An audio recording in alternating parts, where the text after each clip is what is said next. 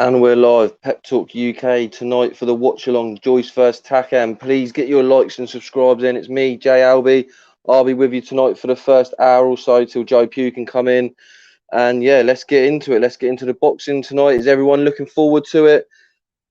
Who you got, people? Get into your comments. Now, Joyce on a great run since he's turned professional. We can't argue how well he's done. He's done absolutely fantastic. And then we've got Carlos Takam. We know him on these shores. He's been over. He's fought AJ. He's fought Derek Chisora. We know what's going to happen in this fight. It's going to be explosive. It's going to be bombs. And let's get into the comments straight away. We got Lewis Waller in tonight. We've got Adar Mahmood. Everyone, thank you for getting in. Please get your comments in. It's going to be a long evening tonight. We're going to watch the BT show, Joyce versus Carlos Takam, and it's going to be an absolute great night. Also, we got the British title on the line. We got Jenkins fighting. It is 1 second. I've got my notes just here. We've got so we've got Jenkins versus Essuman. That's going to be a great fight for the title fight, British title fight. We've also got the European Junior middleweight title, Shiraz fighting. So that's a great one. He's just been ordered to fight Anthony Fowler for the British title. Or British title eliminator fight. So that's a great fight to have out there. Yeah, cheers for the comments there. We just got to 19k. We're looking to get to 20k. That would be fantastic. So everyone, please subscribe to the channel, like the video tonight. That would be fantastic also. And yeah, please get your comments in. Like I said, Joe's going to join us, I think, about 8:15 to 8:30. We'll be right in the thick of it then, getting into the fights. I think the show on BT starts at 7:15. So look, we're just going to ease ourselves in tonight. We're going to have a little chat, have a little debate, get ready for the show to start on BT Sport and see what you guys are saying. We got a comment here. Joyce wins. Yeah, that's what we want to hear. How do you think Joyce is going to win? Let us know. It's a great prediction. Is it going to be a late stoppage, early stoppage, points victory? Carlos Takam, very tough man, but we've seen him get stopped by Derek Chisora. We've seen him lose to AJ. People say it's controversial, that loss. I'm not too sure. I thought AJ was doing the job. I think Takam would have lost on points anyway, but the man could have seen to the end of the fight. So you can see the points there, but he's lost to top quality opponents as Carlos Takam. He's a friend of the show. We've had him on a few times. He done a watch along for us for, I think it was a Derek Chisora Parker fight, which, look, the guy's been in there with both of them. He's lost to both guys. Close fight with Joseph Parker, obviously stopped by Del Boy. He's been in with Povetkin, lost to Povetkin. Haydar Mahmood here says late or points victory for Joyce. So yeah, people, get your comments in. Let us know. Look, I've seen in the comments there, Barry Bird, Takam the winning 7. So look, fantastic stuff. Look, we want people to come in from both sides. We want people to say Joyce is going to win, and people who think Takam's going to win. So look, boxing barrier Saturday night fight night. Let's go. Exactly. Let's go. As Bruce Buffer would say, it's definitely time. And we had Bruce on a few weeks ago, so check the video out on the channel and that. Leighton, Evelyn, thank you, mate. What's up, lads? All good, ready for the boxing tonight. It's been a while since we've done a boxing watch along, a proper boxing fight. I think the last one may have been, don't quote me, it might have been the Mayweather Logan Paul fight. So yeah, so let's get ready for tonight. So Leighton, who are you going for your victory tonight? Joyce or Carlos Takam? Also, we've got Chris Bourke versus James Beech Jr. fighting for the WBC International Featherweight Junior Featherweight title. A few title fights on the card tonight. There's a couple of fights. I don't know what they're going to be starting with on BT. I've got some of my notes down here. Obviously, we've got George Fox fighting Reece Barlow. Don't know if he's a relation to Ken Barlow, but we'll see tonight how good he is. We've got Charles Frankham versus Dean Jones. Sam Noakes versus Michael Isaac Carrera. Michael Shoshinsky versus Michael Sen. Mickey Burke Jr. versus Paul Cummins. And we've got David Adelay versus Manev. And we know with David Adelay, we saw him last time out when we done him on the watch-along. Sokolowski, I think, won that fight. I think we all agree with it. Quite controversial at the time. I was outraged. I think me and Joe done the watch-along for that. I think Joe agreed that Sokolowski won that. Most people think that he did win that. So, look, David Adelay needs to come back tonight with a win. It looks like the guys fighting Manev, a losing record. Let's be fair. They fought after the Sokolowski fight. We cannot take any chances now with David Adelay. We've got to make sure that he's got to get the 10 to 12 fights unbeaten before he can challenge for the British title, I feel. And he was unlucky last time. It should have been a loss, But look, I'm not here to moan or complain about it. We move on. This is a new fight. He's going to do Manev pretty easily, I'd say, by stoppage. Let me know, people. Late in there says Takam got no chance. Look, Takam's a tough man, but look, we've seen him get stopped by Del Boy. So we never know. So we got it, AA boxing and blunts. Joyce by stoppage is my bet, but Takam is tough, but I think Joe can pull it on him. Look, it's a tough fight. Personally, I think Joe Joyce may get a late stoppage or a points victory. Carlos Takam's a good fighter, but looking at his record, if you go through it, to be fair, once he's gone up to top, when I mean top quality, I say top 10 guys, he's lost. I think we've seen it. He's lost to AJ, obviously elite fighter. Derek Chisora, you wouldn't even say he's an elite fighter, but he fights top quality opponents. He doesn't always win.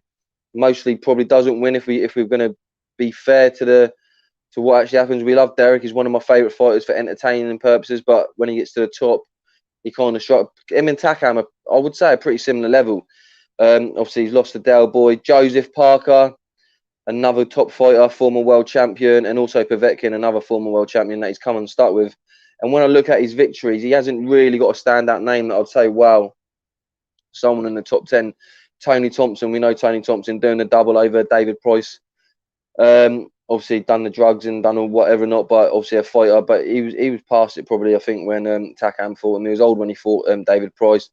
Mike Perez, I remember Mike Perez back in the day. If any of you guys remember Mike Perez, he was a banger. He was giving it some, but look, it's not a big name that you would say on your record that you would go, okay, and a big name. And then Michael Sprott, like Sprott, British level, domestic level at best, British Commonwealth. So you can't say much of that. And also Gashi, who literally stunk the house out with Del Boy. So look, yeah, let's see what happens. But I think I would go Joyce stoppage or a Joyce points win. But look, I wish both guys the very best of luck tonight. I'm going to enjoy the fight. Like I say, we've had Carlos Takam on the show many times. We had him on for a watch along for one of the fights as well earlier in the year. So yeah, let's get back to some of these comments then. We've got Haydar Mahmood in the place saying, watch out, Shiraz is quality. Yeah, Shiraz is a great fighter. We've seen that he's been ordered by the British Board of Boxing controlled for a British title eliminator against Anthony Fowler. To be honest, I don't think that's going to happen. I don't think, we had Frank say the other day that Shiraz doesn't want eliminators. He wants to go straight in for title fights. And I don't think Anthony Fowler is.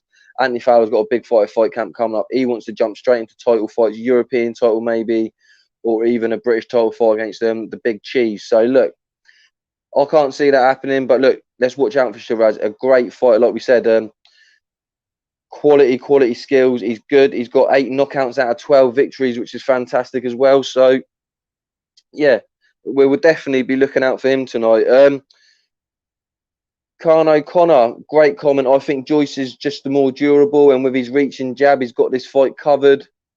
Pretty much for me, Joyce stoppage mid to late rounds. Look, I totally agree. I said that just a moment ago. I think it's going to be a late one for Joyce, or maybe go to points, because Takam's tough. But we've seen it. We've seen it when he was given a beating to Del Boy, and when he was giving Del Boy a beat down, Del Boy pulled one out of the books. And Joyce is, I've been going back over Joyce's career. The guy has got a chin that I've not seen in a long time. I went back and watched the ABA final 2014, Fraser Clark versus Joe Joyce, and I swear down, Joe Joyce was taking some bombs, and this was even before he turned professional, and he was just walking through it, and Fraser Clark was hitting him with some big shots, and he's just gone on from there. If you look at all his professional fights, he takes big shots, because the thing with Joe is, because he can hit him, you think you've got a chance. Daniel Dubois thought that. Daniel Dubois thought the guy can get hit.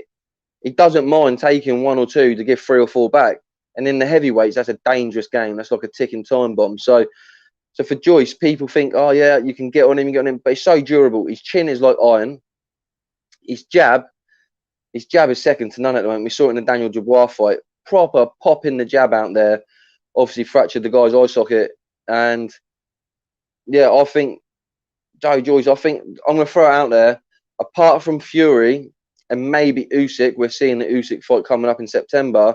I think Joe Joyce could be one of the toughest fights out there for Anthony Joshua. Let me know what you guys think. Obviously, Dillian White's out there. We've seen AJ beat Dillian White. Dillian White's improved, but Joyce for me is one for AJ to look out for. But we've got some more comments coming in here. Joyce beats everyone but the two Brits. Yeah, just quickly said that. I said Joyce is probably up there to be one of the biggest challenges for AJ, certainly, and maybe Fury as well, because he's a big guy. Joyce, big guy. Fury could struggle really to get to him, and yeah, no, I definitely agree with that. And look, it's the number one WBO mandatory position tonight for Carlos Takam and Joyce. So the winner will be in line to fight Anthony Joshua, and you can see with Usyk, these big fights don't always happen. So the mandatories, people might think, oh, they're mandatory, they're going to have to wait behind, they're going to have to wait for this or wait for that. Look, the mandatories look like they're going to be slipping straight in there at the moment. So I would go for Joyce if he wins this to maybe fight AJ next. I wouldn't be surprised. Joyce versus White would be a banger. I think that's been said in the comments. I think that'd be a great fight. I wouldn't like to say who would win. I really wouldn't. I'd leave that until they fought, because I could say pros and cons for both guys. I like Dillian White. I think he's fought the who's of the heavyweight division that he could do. And like I said, Joyce hasn't really put a foot wrong as a pro. And Joyce, you've got to remember, he was an amateur late. He turned pro quite late. Should have won a gold medal and got robbed in that sense. So, yeah, come on, people. Let me know what your predictions for the fight tonight. Please like the video and please subscribe to the channel. Pep Talk UK. It's me, Alby, tonight. I'm going to be joined by Pugh in a little while. Maybe the main man, Pro Beez, may join us for the main event, but we'll see what happens tonight. Everyone, get your comments in. Until then, it's going to be us guys, and even when Joe comes on, it's going to be us guys. You know, I like interacting with the fans. You know that I like getting you lot involved. I love talking in the comments, and just let me know what you think. And we got another comment here. To be fair, Takam actually had time to prepare for this elite fight, unlike his other ones, which were last minute. From Sammy Ali. Great comment there, Sammy Ali. No, I agree. Obviously, he's lost to top elite opponents, but it's always been on short notice or not a full camp. And in the weigh-in, you saw Takam. He's always in fantastic shape. The guy's never not in fantastic shape. And look, he's had a full camp under his belt, but the height difference was big. Joyce, his powerful jab's going to be prodding at Takam. He's going to have to try to get in underneath the big jab and try and get some hooks in there, maybe a couple of uppercuts. But it's going to be difficult tonight for Carlos Takam to get involved and make it a dogfight, because, as I said, we saw the jab in the Dubois fight, and his jab is really on point at the moment, Joyce. So, look, I can't wait for this fight tonight. I've been waiting for a big British fight. Well, I say British fight, obviously Takam is French and African, so I mean British fight on British soil, on BT Sport. We've got Joyce, Carlos Takam, a big fight in the UK. So yeah, let's go. So I'm just going to be getting it up now. BT Sport, because tonight it starts at 8:15, the show. So just getting it ready now, ready for you guys. And yeah, get the action cracking. So what do you guys think about Logan Paul, Anderson Silva? I know that's thrown out there a bit. It's just a question that I want you guys to tell me what you think. We'll debate it later. I want a couple of little topics to talk to you guys in between fights. Something a bit lighthearted, and yeah, that is one of the things I want to throw out there. What do you guys think? Do you think it's a good fight? Do you think it's a bad fight? Do you think that it shouldn't happen at all? But yeah, let's get back to some of these comments for tonight then. So we got Kano Connor, seen him and AJ spar, and again kept walking towards AJ. Granite chin, and unlike AJ, he's naturally bigger than AJ. Look, that's a great comment there from Kano Connor. Absolutely fantastic. I was speaking to Joe about it. I think it was either today, earlier in the day, and I said about Joyce, and he said that they fought in the amateurs. And look, I think that would be a great fight, and to see him come forward, it would be a surprise to see Joyce get floored as a pro, because he's such a big guy, like we said in the comments then. A really big guy. When I saw him at the weigh-in yesterday, probably one of the best physical shapes I've seen him. I know he's an athlete, Joyce. We've seen him with the old backflips and the spins and all that, but his body shape looked pretty good yesterday. He looked slim, looked trim, but in a good way, because like we say, he's got a huge physique. He didn't have any fatty bits. He didn't look like he hadn't put 100% effort into his training camp. I think he's been training a long time. I think the win after Daniel Dubois put a rocket up his arse, not in the sense of that he wasn't professional beforehand. But when you're getting to a number one mandatory position, you've got to stay ready at all times. You can't be having 2 months off, letting your weight build up a little bit and then trying to work back. You've literally got to do like the top athletes, AJ, Canelo's, on the Monday after a fight. If you're not having a week off, obviously have a week off if you want a week off, because everyone deserves that. But some of these athletes are coming back on a Monday morning after a fight, and it might be light training, light work, but they're getting back into the gym and that. So you've got to be ready all the time. So I think Joyce is definitely looking really good, and them spars I bet were wars between AJ and Joyce and Granite Chin. Like I said, Granite Chin, absolutely unique. But what we got going on down here, we got some comments coming in. What a boxing month coming up tonight. Fight count: Warrington, Joshua, Canelo, Fury, Wilder and White by Haydar Mahmood. That's 100% there. Some big fights coming up. So it's good for boxing. It's been a bit quiet for the last couple of weeks. We had the Charlo fight last week, which obviously disgusted me, because I thought Charlo lost that fight. I thought Castano done absolutely fantastic. And it really, really bugs me when I feel like the guy who deserves to win doesn't get the win. And there's a stat out there, I saw that it was the third time in July, PBC main event, it was a draw. So something's going on there, 100%. I don't understand that. We've got some comments here. I'll throw it out there. The Logan Paul, Anderson Silva. I like it. Let Anderson earn the bag. That's by Reed Smith.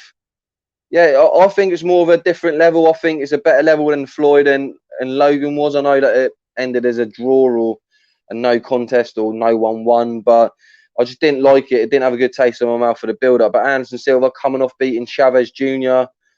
last month or the month before.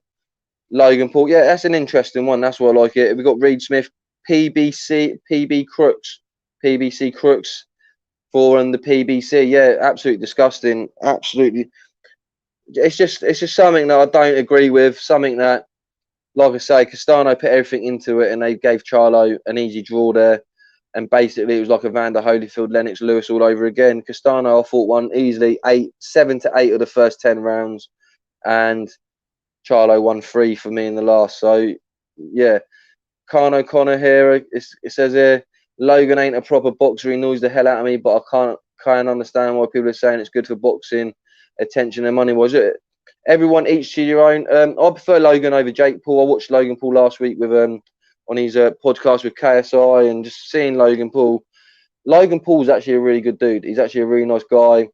He doesn't annoy me. I know you say he annoys you, but if you watch him, he doesn't do any of the shit that Jake gets up to. He doesn't do none of that. He actually tries to respect people, and yeah, I think he's a good guy. I'm just going to throw out there. He doesn't annoy me. Jake Paul, I can't wait for him to get banged out. I'm not going to lie. It's good for boxing, people say, and it's good for and yeah, it is, and it is entertainment. But I just think he disrespects boxing to a different level. I think the way that he talks to fighters gives him no respect at all when he's had 3 or 4 fights, and it just disrespects boxing in general. You got to have respect, and I just don't think he has respect. What time is the fight time? I'd say probably between 10 and half 10, maybe. I'm not 100% sure. I don't know what fight is starting to build tonight. If anyone knows what's starting to build, I've got my notes down here, and I've gone back to George Fox versus Reece Barlow. So I don't know if them fights have happened. When the show's on now, obviously Enzo Macdonelli's on the screen. Once the first fight gets underway, I'll let you know, and I'll work it out when it's going to be. I think David Adelay is going to be on quite soon in the card, so it'd be good to see him, like I said earlier.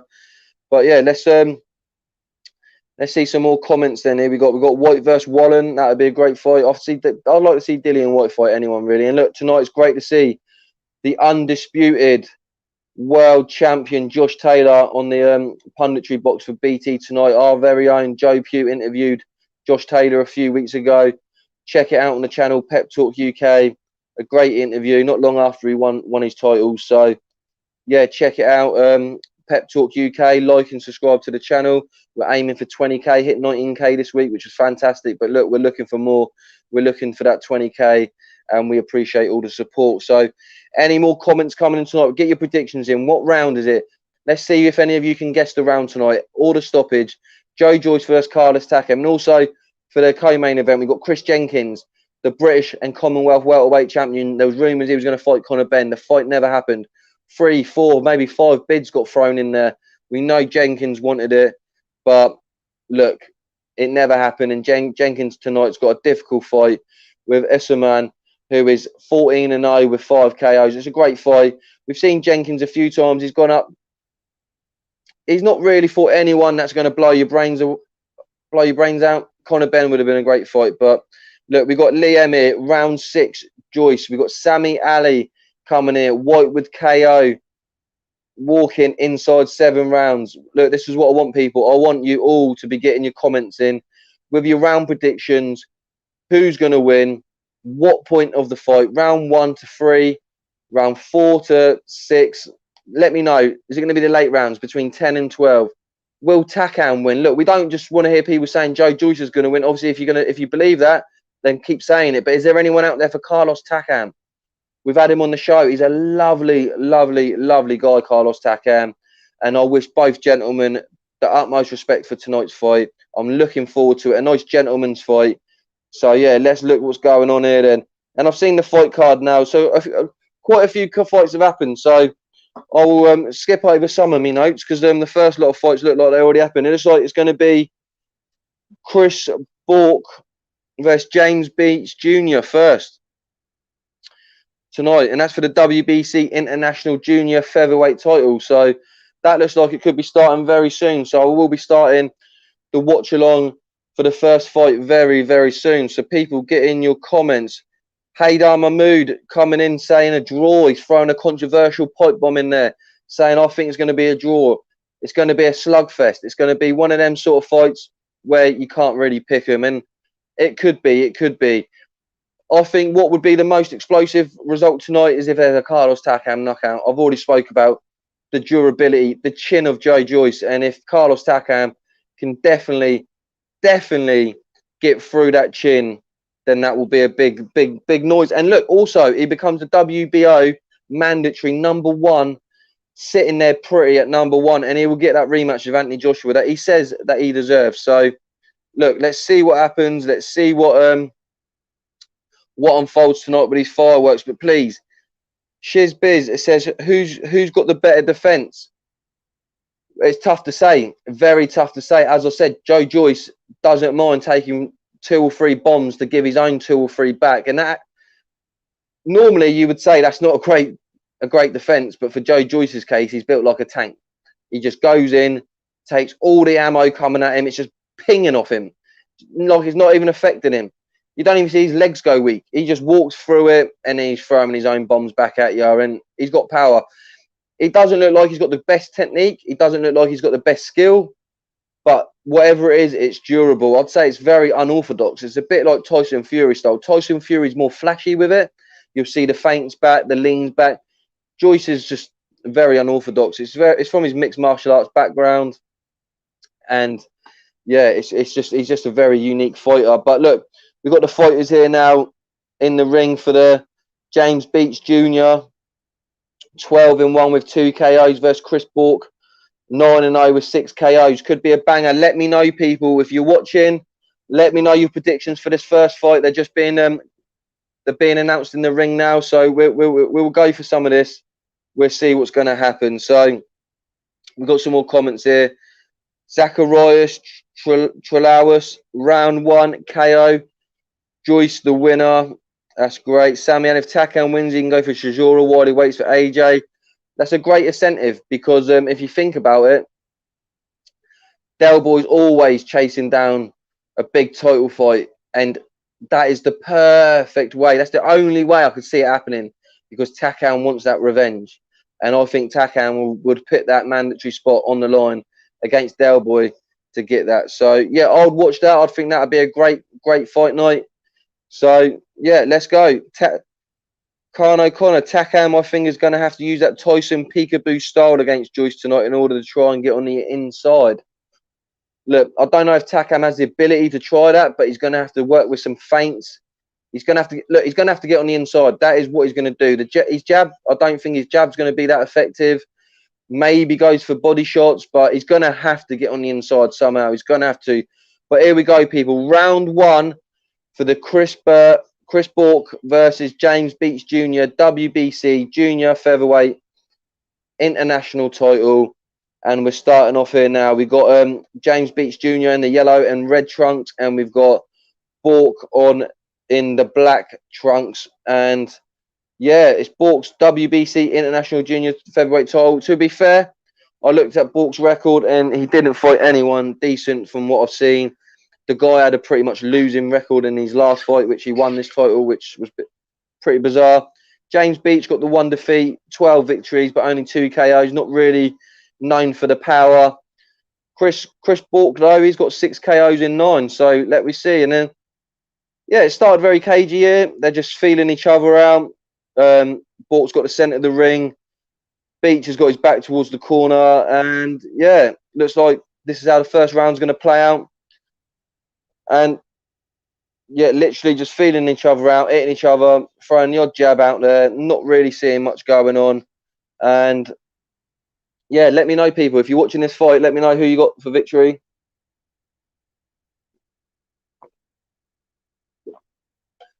Do apologise, just having a drink break. Probably will a few times tonight because it's very warm. And you got to keep yourself hydrated, people. Everyone, keep hydrated in this hot weather and stay safe. So, bit of a trade here by the two guys. Not really much happening, to be quite honest, in this first round. Very technical. Obviously, Bourke is just kept centre of the ring. James Beech Jr. is on the outside, literally feeling themselves in.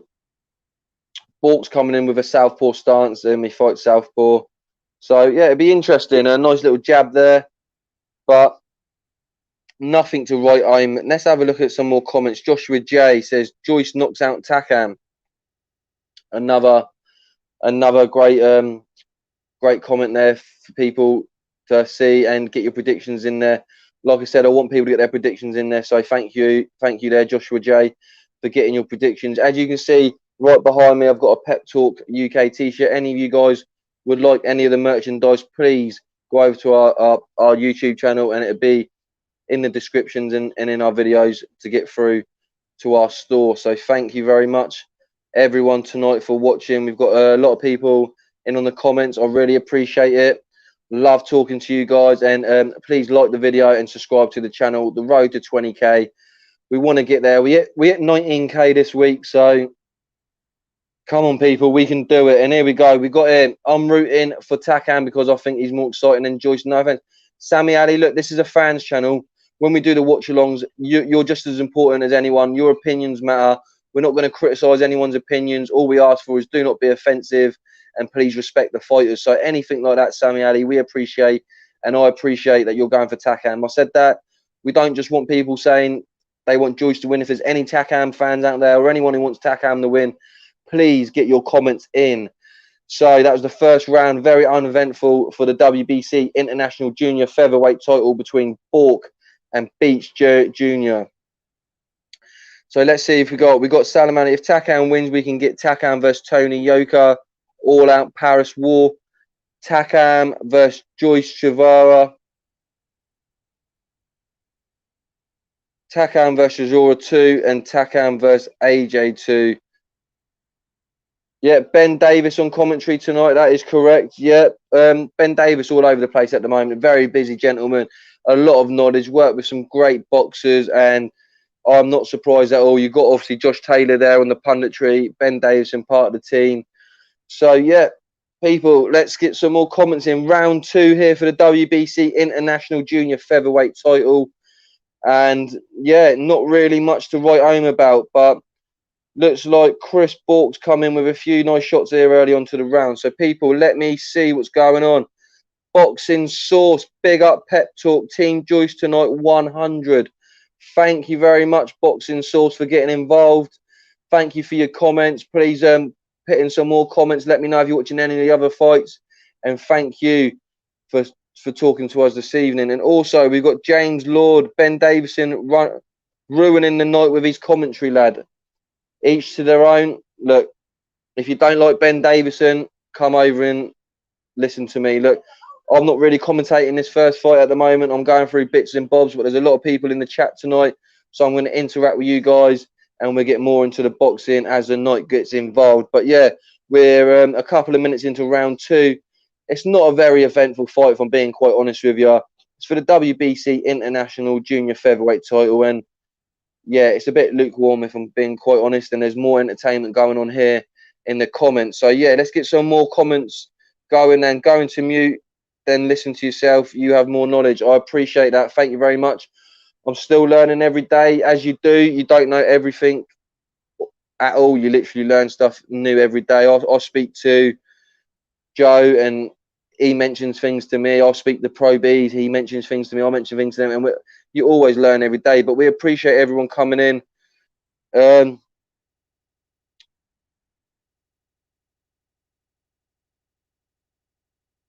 Someone else said Ben IFL every week. David. Oh, okay. So someone's saying that Ben Davis is always on there. Look, I like Ben Davison. I've got not a bad word to say about him. I think he's a great guy, good trainer, and yeah. But people each to their own. Look, if you want to come over and listen to me, like I said, Joe Pugh should be with us about 8:15, maybe 8:30, and then there'll be both of us on here. The Dream Team will be back on. The Dream Team, the Zone missed out on Joe Pugh, Alby, Pep Talk UK, the Pep Talk boys. So yeah, look, all jokes aside, I appreciate everyone coming in tonight. The channel appreciates. Please subscribe to the channel. We're trying to get to 20k. We're going to do it. And then there's looks like a bit of a stumble there for him. James Beech Jr. there, coming up to the last 20 seconds of round number 2. Not much action being done here. I'm not highly invested in this fight, to be honest, just because I knew the styles it was going to be. I thought it was going to be this sort of performance. Obviously, Bourke's got 6 KOs in 9, but the level of opponents he's fought has not been fantastic. And James Beech Jr. has got skills, but his KO record is not very high. So I knew this fight was going to happen. So, but we will still go through the fights as it happens, and I'll be bringing you all the action and all the news. And maybe tomorrow night I might be doing a show to see what the reactions are from all the weekend's actions and some news in that. So look, we're going to try and get some more content to the channel. The guys have done fantastic this week with the interviews. Please check it out. We've had Joe Pugh go down and speak to Mr. Mark Tibbs down in his gym. We found out that he will no longer be working with Billy Joe Saunders anymore. Go down, check it out. It's fun. I think it's on 50k views or more. Give it a like. And yeah, please subscribe to Pep Talk UK. Pro B, some great interviews with Peter Fury, Savannah Marshall, and Huey Fury, doing some great stuff. And let's not forget, today, I don't know what happened. I missed it, but I put a comment out. Pro B's put out a little clip from his interview with Savannah Marshall. I wrote on there, on the hands of, she's got hands, she's got power and skills. To me, she can dominate the women's game. Out of nowhere, the GOAT, as people are saying, of female boxing, Clarissa Shields, comments in there, goes on a massive rant, absolutely massive rant. Luckily, we see it. Joe Pugh showed me it. She's removed the comment now. But look, we're throwing out some big interviews out there, and people are seeing what we're doing. So please, please go and check these videos out. And Clarissa Shields, if you're seeing this, please comment again. I would like to talk to you about it. I would have loved to have given you my response, but you didn't give me a chance. But we appreciate all the love and support and everyone that does comment on our socials and on YouTube. So yeah, look, anything can happen. Pep Talk are trying to make waves. We're trying to make the best content, bring you guys the best interviews that are out there, and just showing you guys what we love and our passion, and that is fighting. So look, let's hear it. Khan O'Connor, Bourke wins round 2 for me cleanly. Yeah, look, I'd agree with you there. I didn't see much happening. I've been watching it every couple of 20, 30 seconds. I'll watch the action and come back to you guys, but there's really not much really happening in this fight. So Haydar Mahmood, aid signed with the Zone. I don't know what's going to what you mean there, my friend. Pep Talk underrated. We appreciate that comment as well. Look, we're trying, guys. We're working. We're grinding. Pro B's working his nuts off, up and down the country, going to the gyms. We've got Shaz working his nuts off, getting interviews, and we've got Joe Pugh. Look, Joe Pugh is a young up and coming talent. He's out there getting the interviews. We saw the Mark Tibbs one this week. He's got another couple of interviews from that day. We saw his one with Mark Tibbs and Johnny Fisher. So look, Pep Talk's trying to get out as much content as we can for you guys. And yeah, look, here we go. Joyce needs knocking out by Ant Jones. Wow. So that's a big statement there. A big statement from Ant Jones. But look, these are the comments that I want. Let's get into these debates. Let's get juicy. Let's get juicy tonight. Let's get involved and let's find out. And got Sammy, Ali. Again, the team at Pep Talk are great people, and you're all invested in giving us the best possible content you can. Look, you guys, as we stated, we're looking to get the best content out there. We're grinding. We're working as hard as we possibly can. And look, we're trying. We're trying to get the big names onto the channel. We're trying to get you the big interviews. We're trying to get you the best content that we possibly can. These watch-alongs, we love doing it. We're just waiting for the shows to open back up. And as you saw this week with Pro Beez going down to see Frank Warren and that, and it's a shame we couldn't get down to the show tonight because of the COVID rules and we couldn't get in there. But with Fight Camp coming up, some big fights in August, some big fights in September. Pep Talk's coming. So everyone, like and subscribe to the channel. Here we go. We've got Charlie who said, Shields will never fight Savannah, in my opinion.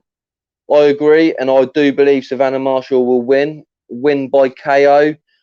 I'm one of her biggest fans. So, Savannah, if you're watching, I'm one of your biggest fans. I'm a massive fan of women's boxing, women's fighting in general, massive advocate for it. And I believe that with that power in the women's division, like Clarissa Shields, like you're fantastic. Your skills cassette, second to none.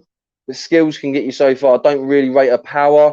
And I feel like if you're coming against a big, powerful fighter like that, the power will overcome. Joe said to me this morning when we spoke about it, I think Clarissa Shields wins for a skill set.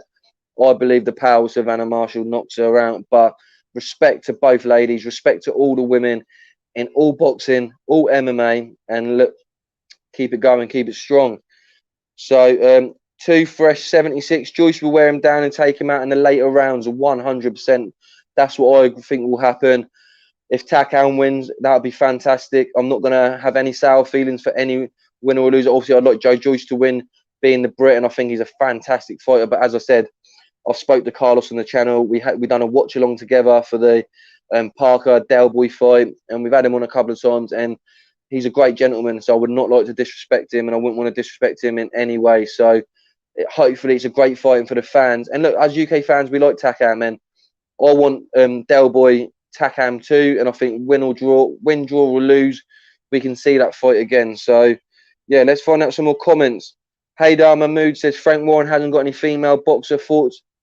That's up to him, but the way that the world's going, you need a high name boxer, and if you can get one that you can push. Look at Matchroom, they've got so many female fighters. Katie Taylor, Savannah Marshall, you've got them all going on there. You've even got Shannon Courtney, you've got Ali, who's coming through with a 258 management.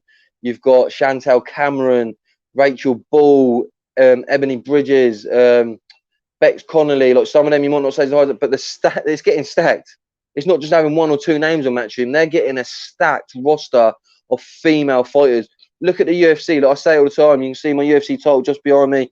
Got it covered up tonight because we're doing the boxing, got the Pep Talk there. But look, the UFC, look at their women roster. Some people say it wouldn't be great, but look, they got at least 20, 30 women there in each weight class that can fight in that.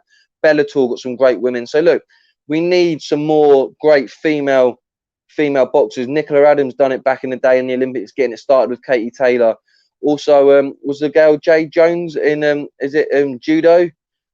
She won Olympics, a couple of Olympic golds. We need these more female athletes to progress and bring it up, and I think BT are missing a trick without a female boxer. A woman card, I would love a women's card personally, but I think at this moment in time it's not that big that they could do a full women's card. I think they will get a lot of stick for it, which I don't think would be rightly deserved, but I would have that. I wouldn't mind on a Friday night have a women's card, just to tease you for the weekend. It's not putting anyone out saying this is the big weekend card. I'd go on a Friday, full women's card, like a next gen, because women are the next gen. Do you know what I mean? I think they're going to take the boxing to the next level. So I'll do a female next gen card on a Friday and go into a Saturday fight night when you can maybe mix it up and then throw some of the guys in there as well. Because look, it's going to cause a lot of conflict, whatever way you do that for a all women's card. So let's see. IB or LB, sorry, LB ain't a great fight, but AJ bought by points. I think. Let me have a look here. Let me go back in some of these comments. Oh, you're having a little chat between yourselves. Okay, that's cool. That's cool. You lot carry on as, like I say, you lot debate in the comments. I'll get involved. I'll jump in as the referee and try and pick apart what you guys are saying. So here we go. I find Joyce boring as well. He has no speed to his shots and he's just like a big wall. That's from LB. Look, LB, mate, a brick wall. It's hard to knock it down. So yeah, his style, I mentioned it earlier. He hasn't got the most like pleasing to the eye style. He's very unorthodox. I said it's like Tyson Fury, but Tyson Fury's more flashy with the feints, with the lean backs, with the Muhammad Ali kind of jerky stance, where basically Joe Joyce is that stance without all the classy bits with it. So yeah, look, you tell me a formula to beat Joe Joyce, and I'd like to see it. We haven't seen it yet. In the amateurs, he mostly lost on points because, like I say, Joe Joyce will take a few to give a few, and that maybe that is the way to beat him. Maybe the way to beat Joe Joyce is just outpoint him. But like I say, in the pro game, he wears you down and he takes you out late on. So yeah, most definitely. So Rams Derby, appreciate that Rams Derby. I support Manchester United. That's my team, but my second team's Derby. My family's all from Derby, so yeah, I've been to a few Derby games in my time, and I big love for Derby. So I do hope that is your name. If it's not, I'm gonna look like a twat. But if it is, big up Derby. Don't think this is the greatest BT card, to be honest. No, it's not. I will agree with you then. But look, boxing's been dead in the UK for about a month, 6 weeks. We ain't had nothing to get our teeth into.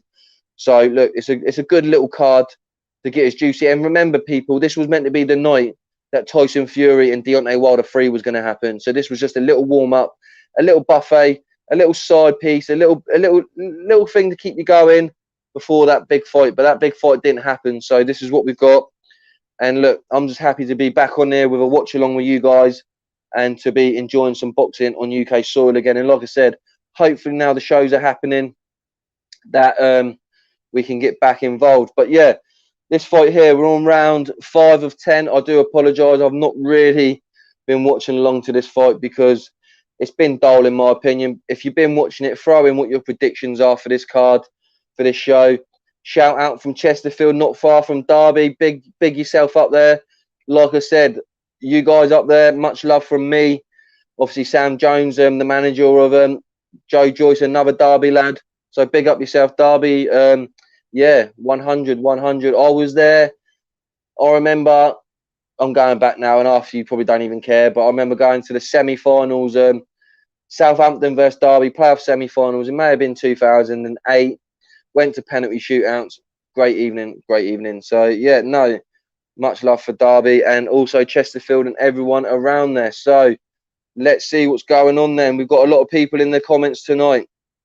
So, yeah, we've got Bourke still ahead by a round or so. Yeah, it's been a very dull fight. Very dull fight. Definitely the judges got to do their work here. But like you say, it looks like Bourke's up by a few rounds. Pep Talk been putting massive work in the past year, starting the show now. Good luck to you lads. Charlie, thank you very much for that comment. We appreciate it. And on that note, please put a like on the video and subscribe to the channel Pep Talk UK. See some great interviews with Pro Beez, Shaz, Joe Pugh, and then you'll catch me also with the lives with the guests on the watch-alongs, doing the punditry, doing the commentary, and getting some great stuff out there. Rams Derby, what do you think of Zach Parker, bro? Zach Parker is a fantastic fighter, a great signing for BT Sport. Obviously mandatory for Canelo, but please give the guy at least 3 or 4 more fights, campaigning at a good level, and then throw him in there to get the guy a payday and also challenge himself with the top fighters. Because let's remember, just remember, you can definitely want to give yourself a great opportunity against Canelo.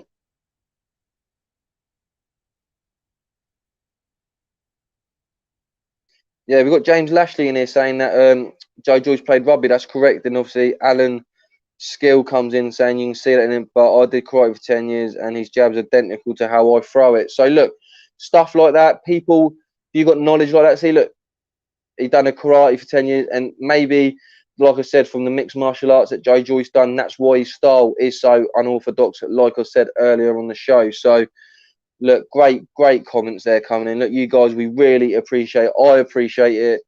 I've only gone solo once before. That was for the UFC 264 Watchalong Conor McGregor, Dustin Poirier a few weeks ago. And it was great talking to you guys. And also this evening, it's great to be talking to you guys before Joe jumps on and joins me later this evening. We've got Lee M here saying Fury's a lying fraud and people need to realise that. Get your comments in, get your debates in. Look, between these fights, obviously we're chatting now for this fight. We're just warming up, people. I'm warming up. I'm getting myself rightfully relaxed, talking to you guys. Next fight will be David Adelay. I'll be fully invested in that fight. And also, we'll be talking boxing. But look, get your comments in about Fury. Tonight was meant to be the night. Fury Wilder 3, the night that was going to change heavyweight boxing again. We were going to get maybe the first step back to that AJ Fury undisputed fight, or AJ Wilder, whatever the outcome. We were going to see the end of that scenario.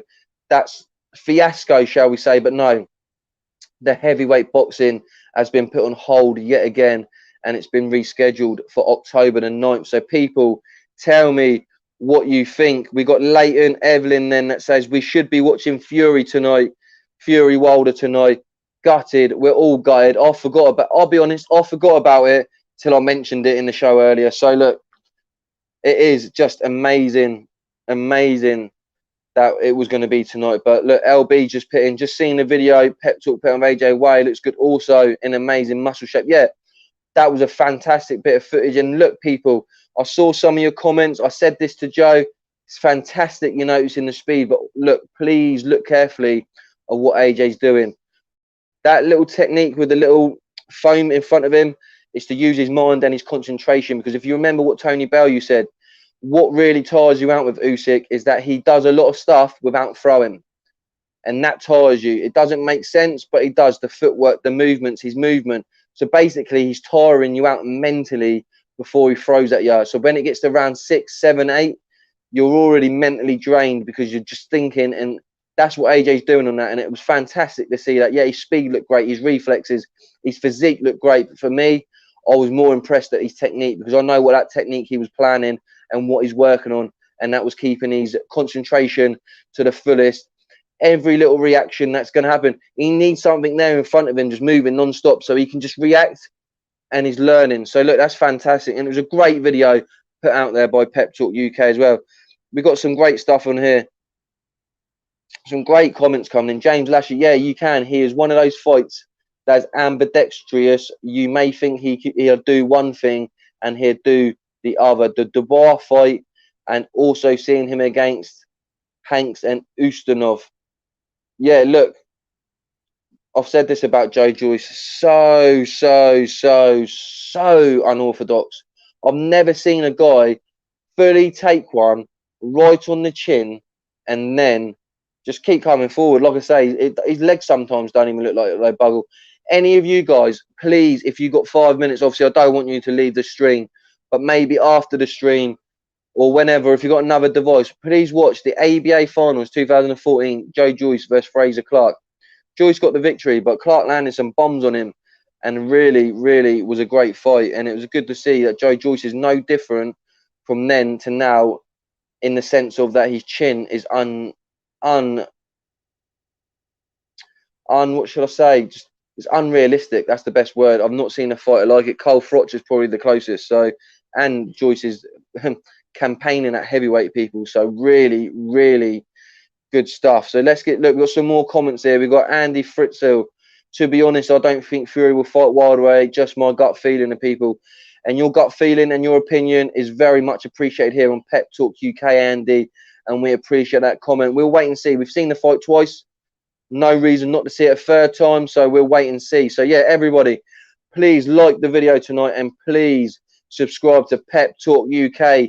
Road to 20k.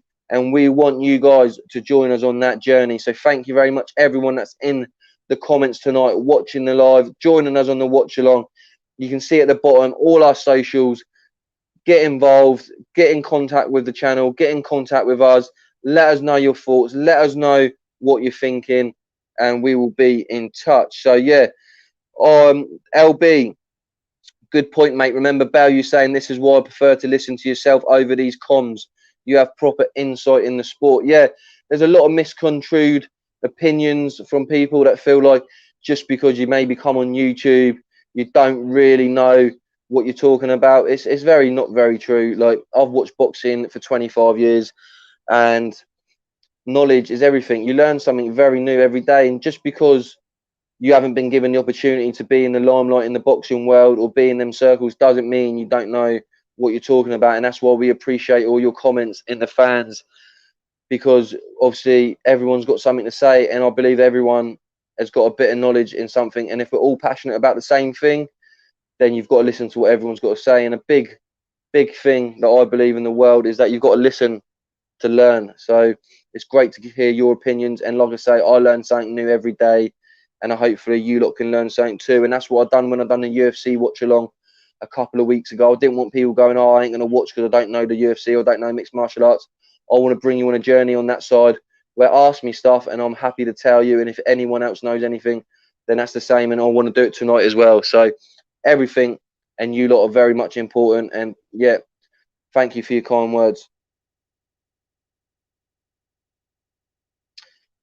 So yeah, what other comments we got? First time caught alive with pep talk for a long time. Joyce's jaw must be lying with the same stuff in Wolverine's hands. Unreal punch resistance. Yeah, he's definitely got, maybe he's got Chuck Norris in his jaw. Do you know what I mean? The guy has got something, an American dad jaw. If you guys know what American dad is, his jaw is unique. It's something that's really, really, really. It just blows my mind. If Takam, that's what I said. The biggest shock tonight will be if Carlos Takam can bang out Joyce tonight. Let me know if you think that Takam will KO Joyce tonight, or do you think the Juggernaut himself will use that big jab and will take out Carlos Takam? Fun Boxing comes in here with Takam as a warrior and will bring action, but Joyce will just keep going. Got him with a KO round 8 or 9. That is a great prediction there, Fun Boxing. My prediction is Joyce later on points. But if Takam comes out with an explosive knockout, then that would be unique. If you want to do a bet, people, I don't want to promote betting in any way, but if you do and you want to win some serious bucks, Carlos Takam by knockout would be a serious bet. So we've got some other comments coming in here. Takam is a warrior, bring action. Joyce will keep going. Got him with KO 8 or 9. I've read that one. I do apologise. We've got loads of people in the comments tonight. This is fantastic, keeping me on my toes. Hey, Mum and Mood. The Joyce vs Clark is the type of fights we need in boxing. Yeah, it's a great fight. Fraser Clark in the Olympics, everyone. Please go over and support our Great Britain team in the Olympics, and also check out the other fighters from around the world. It's not just promoting the UK. Obviously, we like our own, but we're also a fan of boxing in general, and some superstars may be coming out of the Olympics. So let's see what we got here. Well, look, we got people coming in. Hello, people. Welcome. Please put a like to the video and subscribe. So many people in the comments tonight. Fantastic. This is what we want to see. Please join us on this journey. The watch-alongs is probably one of my favourite things that I do on the channel. I won't lie.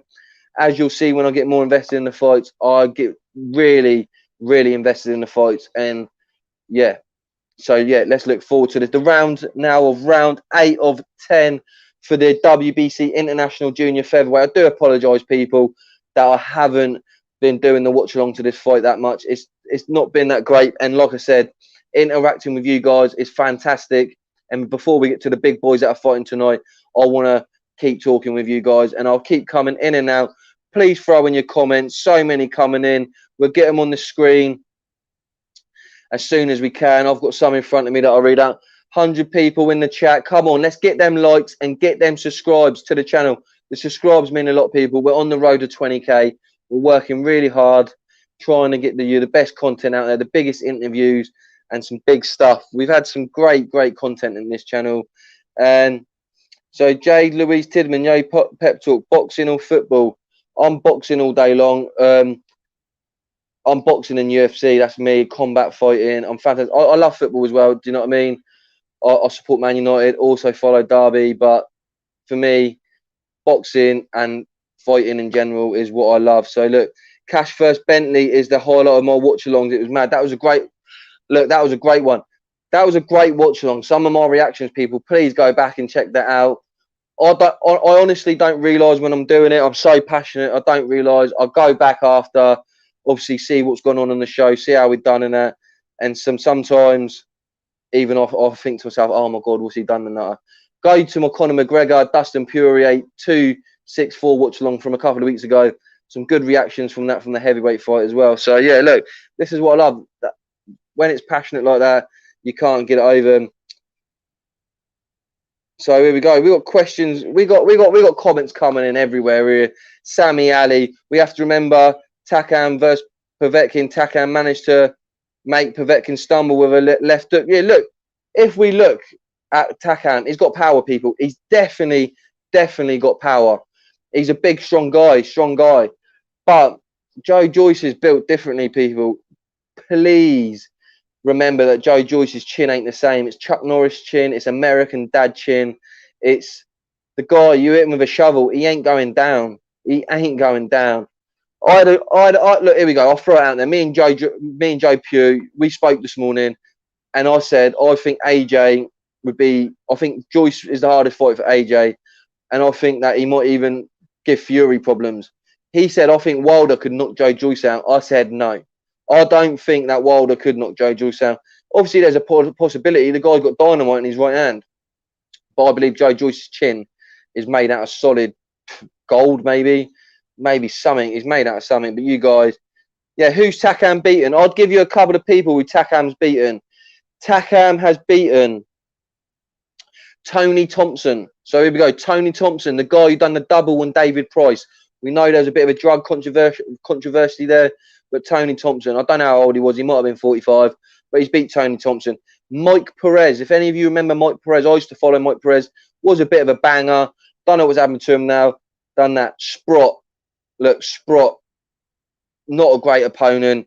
And then we got Gashi. So, look, fair comments. Takam hasn't really beat anyone. And, look, we've got another one from Jade Louise Tidman. Come on, guys. Smash them likes for Pep Talk.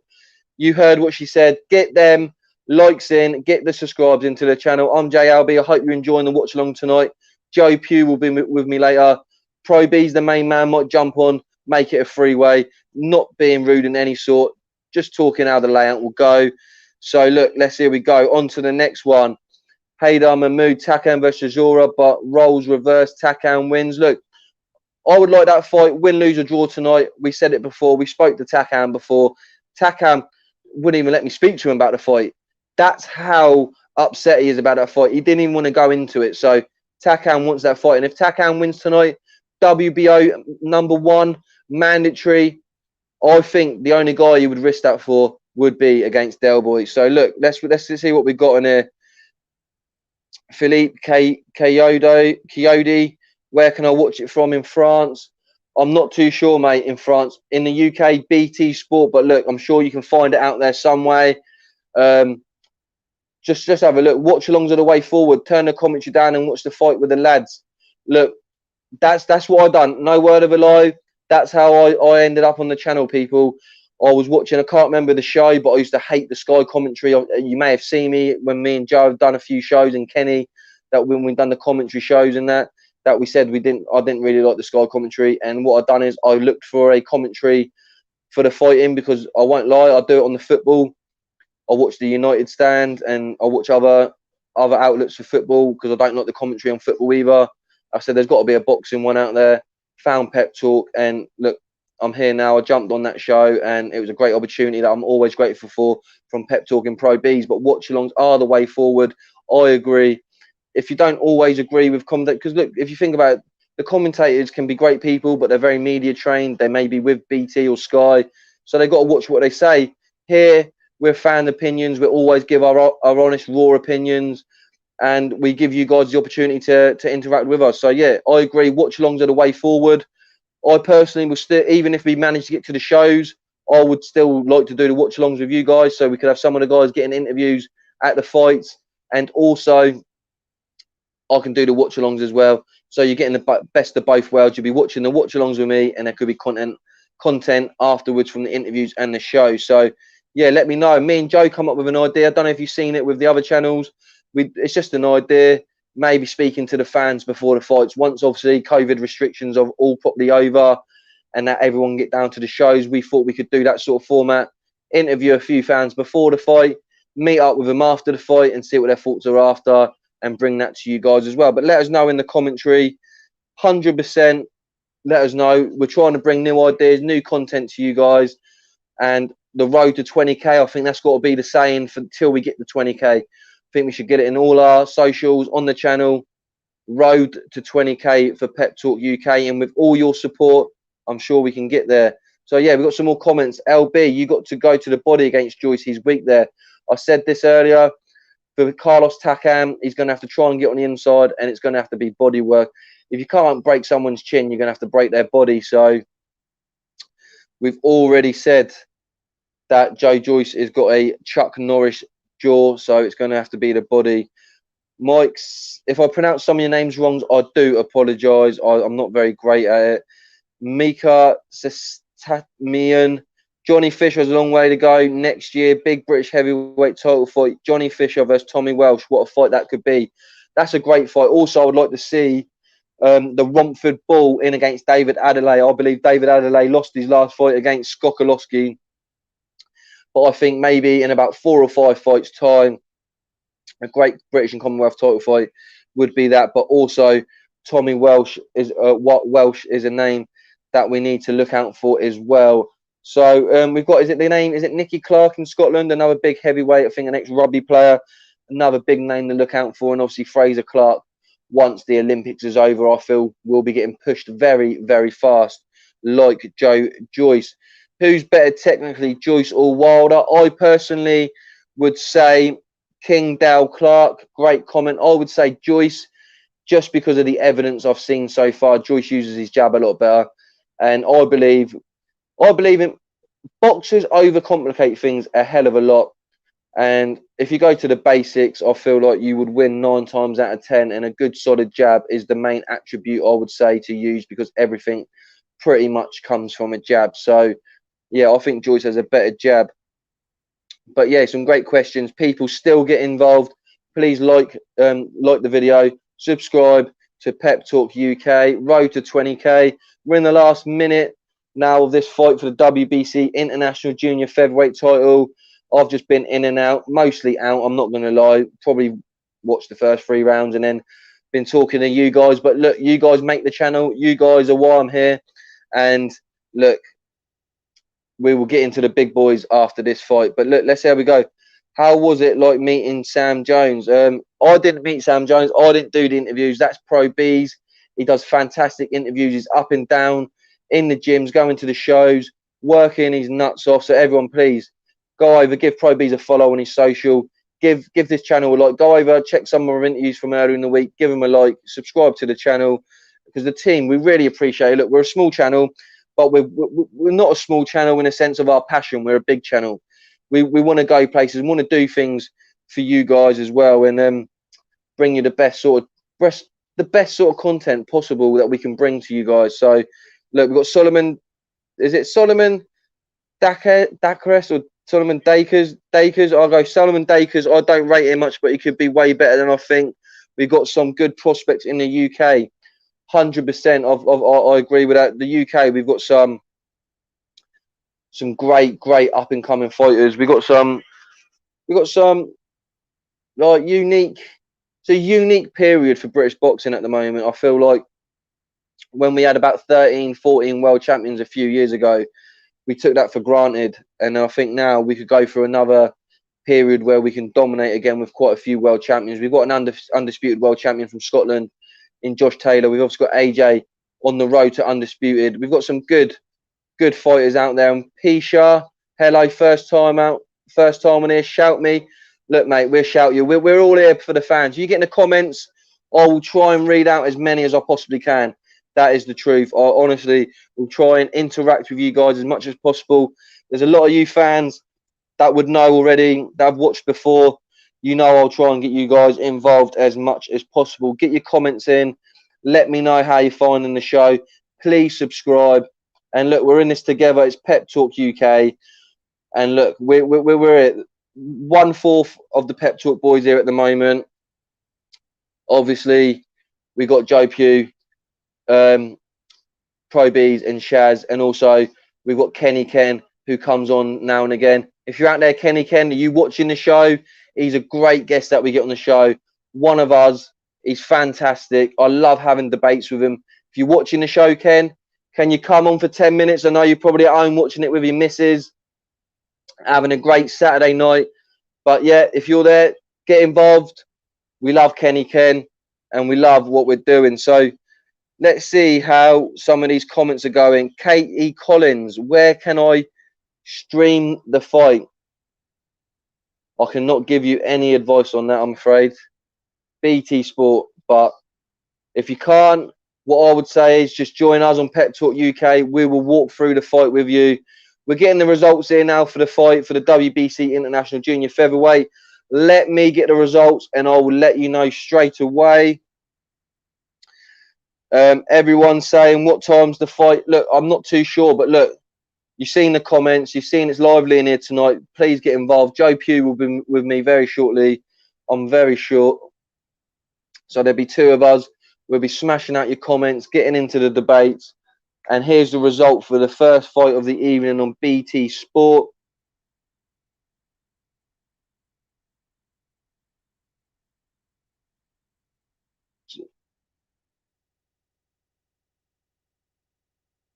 So Bourke wins it.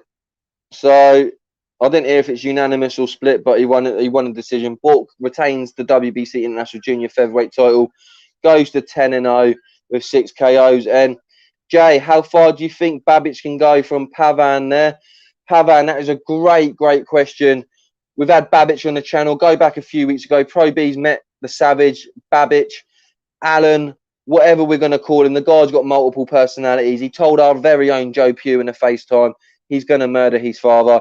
That's the sort of Beech we're going with. Obviously, all light-hearted, bit of banter. Let's not take it too seriously. Joe didn't, so people, please not worry. It's just part of the persona. But he's a great guy. Very entertaining. I personally think he's a bridgerweight or a cruiserweight. But if he's going to go in there and rocks up with some heavyweights and throw bombs, that's what we want. So, yeah, let's go. So let's see what's going on in the comments then. Someone's got Sam Jones is a likeable guy. What did you have for dinner? Where's that comment? Throw that comment back up. Can we get that comment back up? I missed that one. What did you have for dinner before the watch-along? Rate your plate. Well, what I had, people, I had 2 fresh burgers, proper meat burgers, none of that processed stuff. 2 burgers, and I had Mexican-style rice with it. Nice and simple. The weather's hot. I wanted a nice burger. Couldn't be bothered to get the barbecue out. Went round my mum's today with the kids and that. Done that. Got home about 5:30. Whacked a couple of burgers on the lean mean grilling machine, George Foreman style.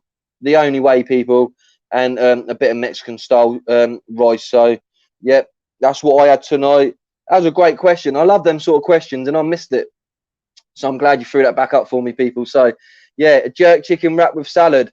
Now, that is what you want in this weather. I love a bit of jerk chicken.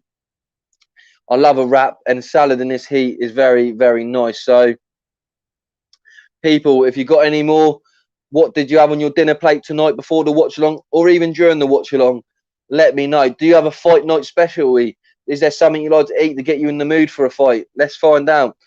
I like watching fights at McDonald's, isn't it? Have you seen them on the fast food ones on YouTube? I say it all the time.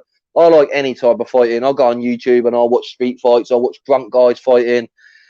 And then ones that you see in the fast food places, wow, some brutal fights. But look, I'm just going off on my own little world there a little bit. And yeah, we'll get ready for the next fight. The next fight's David Adelay. I'm going to be more invested on that. Joe Pugh may be with me on that big fight, so we'll get the commentary game going 100. But trash game today against Derby. I'll be honest, I haven't seen any football news today. When it's fight nights like this and in pre-season, not really highly invested in the football. It really irritates me waiting for the transfers to happen and the pre-season games and that. But when it's fight night, I'm bang on focus fight night. I'm doing this, obviously, the Joyce fight, but then later tonight I'm going to be staying up watching the UFC, TJ Dillashaw versus Corey Sandhagen in the UFC, which is a big fight for me. I'm a big UFC fan, so that's a big fight for me for UFC. So I'll be staying up tonight to watch that fight. So yeah, sorry, I have missed the football, but Stranger Danger, let me know what the result was and who was playing, and I'm happy to talk to you about it. Also, people, while we're waiting for the David Adelay fight, have you seen this Boxstar UK that's going out? James English fighting Beez from the Happy Mondays, fighting Clayton Blackmore, the ex-Man United player. What the hell are we going to see on that? A couple of women fighting, I think, are they from the Real Housewives of Cheshire or something? Wes Brown's wife. Dan Osborne from Towie being trained by Spence Oliver and Johnny Nelson. So, look, what do you think? Is it the guy from Blue, Lee Ryan? Did I hear that he pulled out already because of the mind games? Are you guys up for any of that? Look, I'm a sucker for any type of fight. And I just told you, I can't tell you that I like watching scraps in McDonald's and then tell you that I find that a load of crap, celebrity boxing. I like it all, especially when the level is the same level. I don't like seeing a pro boxer fight a YouTuber, but look, these celebrity fights is all action, and yeah, I wouldn't even mind a tear up on one of them, to be fair. They look quite fun and interesting. But look, I've got in here, Beez will win. Look, I'm sure Beez has gotten a few street fights in his time. I'm sure Beez can give it some. He's from Manchester. Look, I like to see who's training Beez. And Beez, you see this and want to come on Pep Talk UK, promote your fight, we'll happily have you on here, Beez, or anyone that's on that card. We're happy to speak to you and get your opinions on it. Haydar Mahmood, pasta bake. What type of pasta bake was it? Me? I like a tuna pasta bake. But what did you have tonight? And Stranger Dana, trash game today against QPR. Is that Derby you're talking about? There we go. The Pep Talk boys here. Yeah. I support Man United. Joe Pugh, the Mighty Hammers, West Ham. Shaz, Dirty Leeds. Look, Dirty Leeds. If you've got Man United and Leeds working on the same team, you know this team is a united team. And it is definitely a Pep Talk UK team. And we've got Pro Beez down there with Arsenal last. Pretty much, you got that in the right order there, Pro Beez from last season. So that's a good order there. We'll keep Arsenal firmly at the back for the time being. Jokes aside. But, yeah, let me know. David Adelay lost to Sokolowski and should give him the rematch 100%. We've seen Sokolowski go in there with a few people and really upset the apple cart. And I believe that in that fight, 100% that Sokolowski won 5 of the 6 rounds, if I'm correct. So, yeah. Some great comments tonight, people. I'm really appreciate it. Please put a like on the video and subscribe to the channel and get some more comments out there. QPR beat Man United 4-2. Wow. Look, I haven't seen it. Like I said, I've been out with the family today, then done my research on the boxing, and I didn't get to grips with it, which I do apologise. Haven't been on YouTube much. Obviously, I follow the United View with Flex that's on there. Big up Flex, big fan. Obviously, I watch the United Stand. Big up the United Stand. So I haven't got in with the news today because I've been focusing on boxing. But thank you. I appreciate that. Let me know if any of the new players were playing today or anyone looked good for Man United. Obviously, losing 4-2 isn't there. Tuna is my favourite, and I like chicken. Look, some of these dinner ones are coming in. I like them. Anyone? What do you have for your dinner tonight? Ready for the watch along? Was it anything? Khan O'Connor, ouch, we beat Millwall 4-1. Who's we? Let me know who your team is. But that's a good victory over Millwall. Hopefully there was no crowd trouble. You're not Millwall, like always going to be a kick-off and some sort of ruckus going on with the Millwall faithful. But big up Millwall. Big up all the teams. Big up Pep Talk UK. Big up the boxing tonight. Big up everyone in the comments. You're the one that is really making this channel go where it should be going. We've got loads more content to bring out, and we need to get to that 20k. So Marku versus O'Hara Davis is a good fight. And Khan O'Connor, before I move on, he's an Arsenal fan. Good victory for Arsenal today. About time you got a victory. You lost to Hibs the other week. Just want to put it out there. So about time. I've got a soft spot for Arsenal. My late dad, he was an Arsenal fan, so I don't like to rib him too much, but just for the banter and everyone out there, I will rib Arsenal now and again. So, yeah, Markey versus O'Hara Davis is a good fight. It's a great fight. I remember watching O'Hara Davis, Josh Taylor a few years ago on Channel 5. And I stupidly, as the fool that I am, I went in and thought O'Hara Davis was going to win that. He was saying he was the new British Mayweather. He was coming up with all this aggro, coming up with all the banter, coming up with basically just looking an arse to people. I personally like O'Hara Davis, so that's not my thought process now. I'm just saying on how he was behaving on the build-up to the Josh Taylor fight. And Josh Taylor on that night showed levels, and he's gone on to show levels to be the undisputed world champion right now. So, yes, let's go on. Davis is just hype.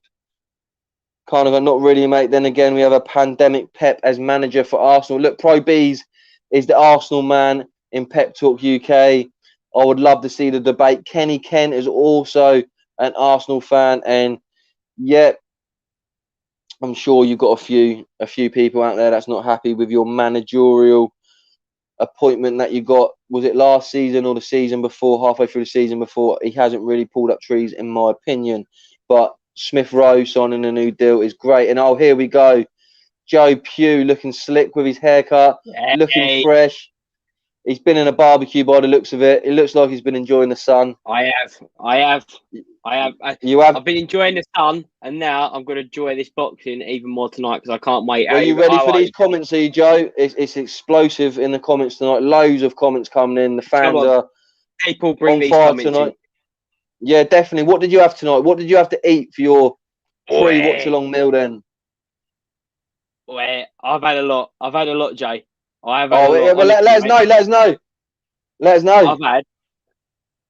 We'll be here all night. It'll be time for Joyce Takam by the time I tell you, but I'll quickly tell you. I've had Go on then, a quick one. 3 sausages. Yeah. 2 chorizo sausages. A burger. A lamb kebab. Wow. A rib. And hang on, what else did I have? I had something else as well. And I had a bit of chicken. Yeah, well, people, if you're just tuning in now, that wasn't everyone in the comments' food that they've had tonight. That is literally what Joe's had tonight at the barbecue. So hopefully he's doing them sit-ups tomorrow, people. And look, if Joe Joyce has gone in with that, if Joe Joyce had that as a pre-fight meal tonight, he may be in trouble. But hopefully he hasn't. But Joe, it's good to see you. Great to have you. Like I said, some great comments in there. Your man Josh Taylor's in the comments at the moment. People saying about his fight with O'Hara Davis and everything like that. Did he quit? Yeah, mate. Did he not? Yeah. It's a big thing. Mate, there's a lot of new people in the comments, which we really appreciate. Like literally, we appreciate everyone coming in tonight. I'm just going to read out this one comment quickly before, and it's literally, who have you got for the UFC lightweight title, Dustin Poirier or Charles Oliveira? I'll quickly just answer that just for 1 second. I think Dustin Poirier will win that fight just because I feel like he's fought better opponents and he's on a great run. Charles Oliveira, great fighter, but Dustin Poirier, the next UFC lightweight champion. So, Joe, David Adelay's out next. The first fight, I'm not going to lie, I wasn't invested. As I said to everyone in the comments, it was just going crazy. And I was enjoying interacting with the fans. So I'm going to watch this one now. Obviously, we're going to bring in That's the Dream Team now. That's a good place to start, though. It's a good place to start. David Adelay, obviously, the Denzel Bentley versus Felix Cash undercard was the last time we saw David Adelay, and he fought Sokolowski, and we was very opinionated that night, wasn't we? So it's a good place to start. And David Adelay looking for a big performance, isn't he, Jay?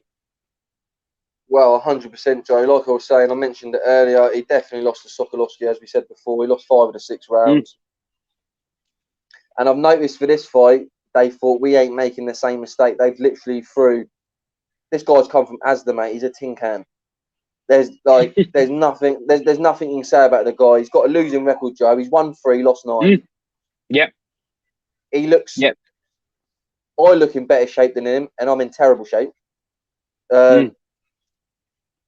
Yeah, no, I'm probably not as in good shape as him after my barbecue, but maybe not. If I was in the Olympics, I'd definitely be in the super heavyweights. But this guy here, Manev, he looks terrible. Frank Warren said we've got to try and get that Sokolowski victory out of the way as soon as possible.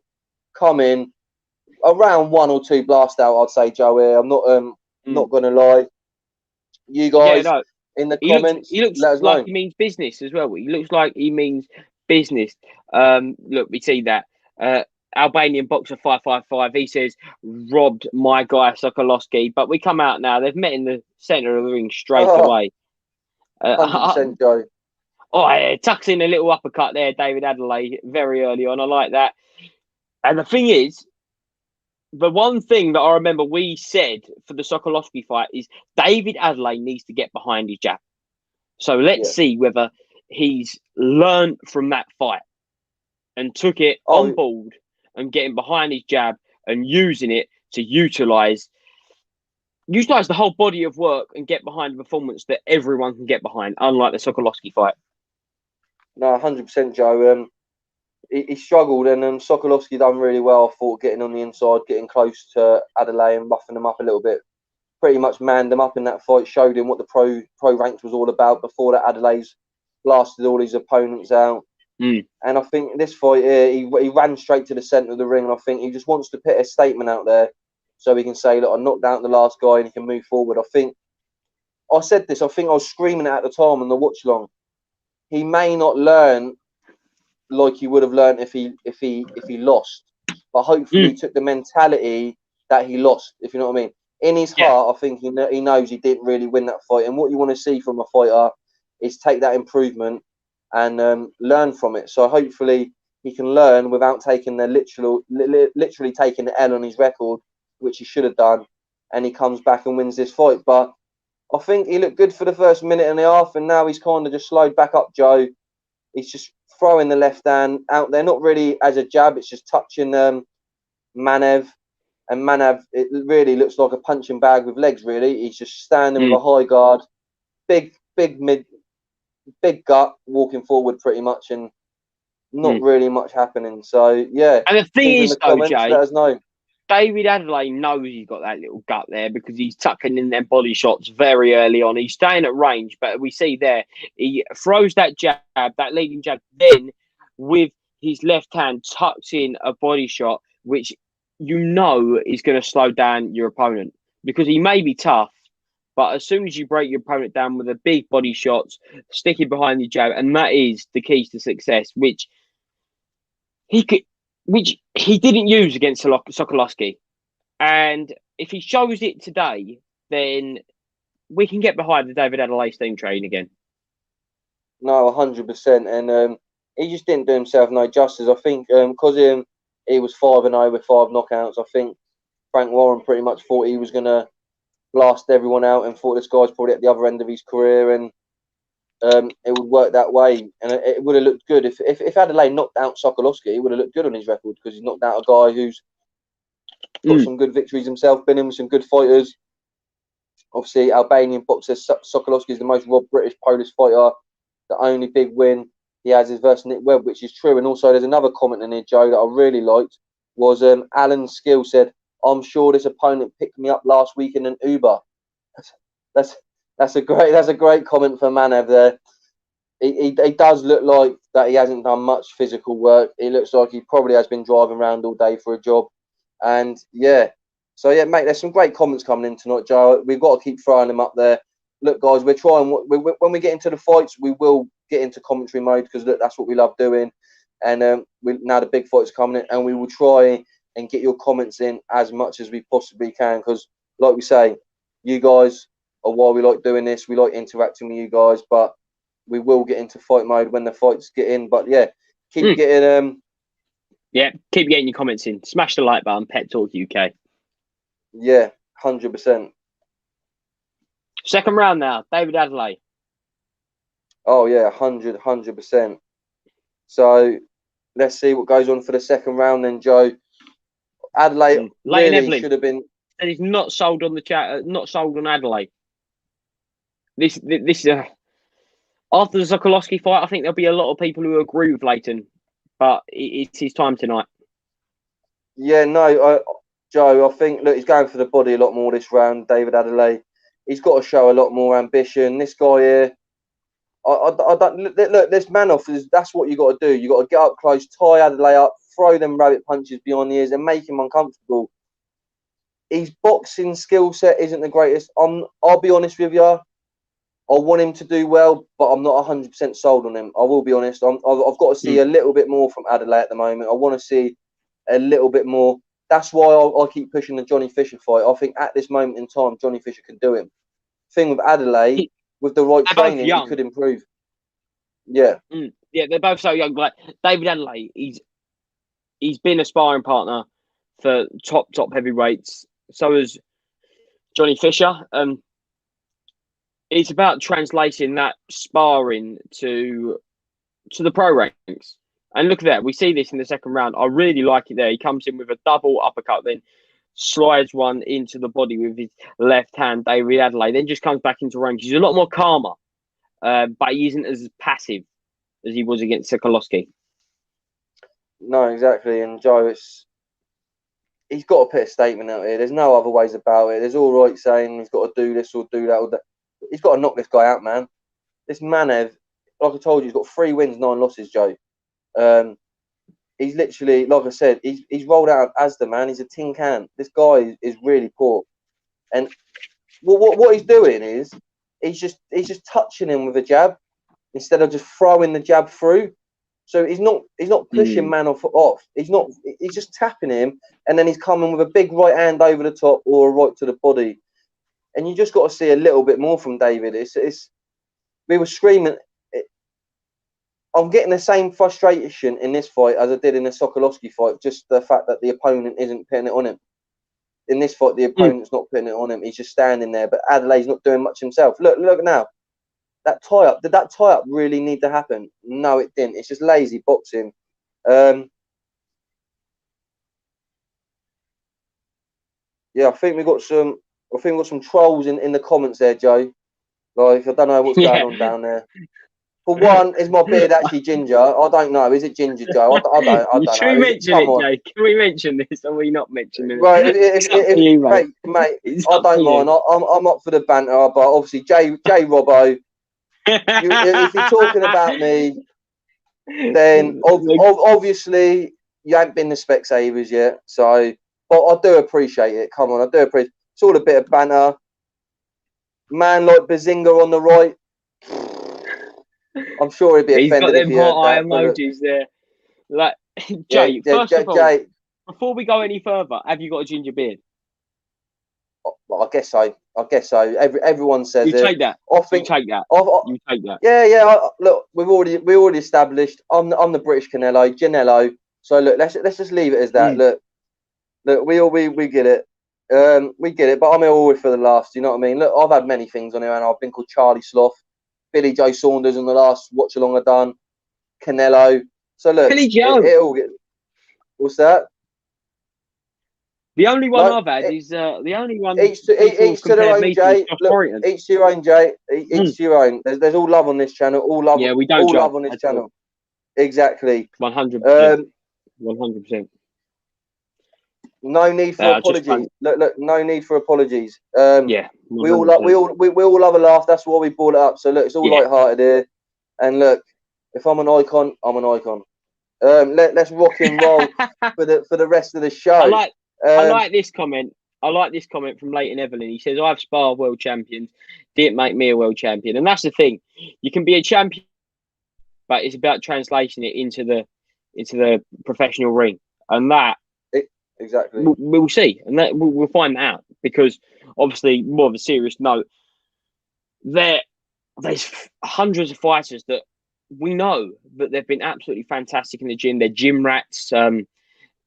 They're the best in sparring, but under the lights on the big stage, on a BT show or a Sky show, it doesn't really matter.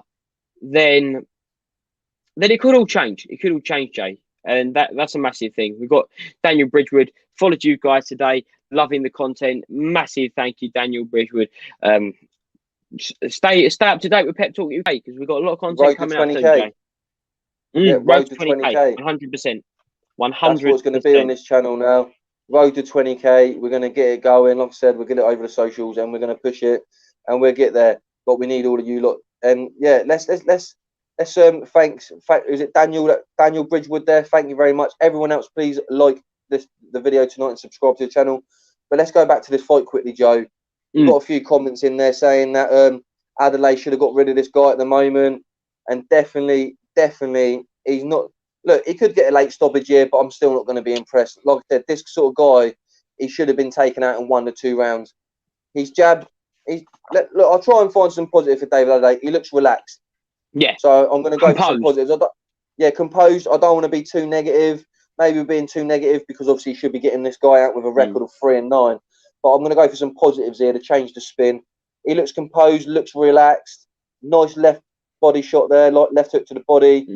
He's thrown he throws good single shots, which really annoys me that if he used the jab to work off it, some good shots could come off that. And I say it all the time. We mention it all the time on here, Joe, that the jab is probably the most effective weapon you can have. And any shot comes off the jab. Yeah. Look, we're seeing here. It's hard to just throw a leaping shot to the body.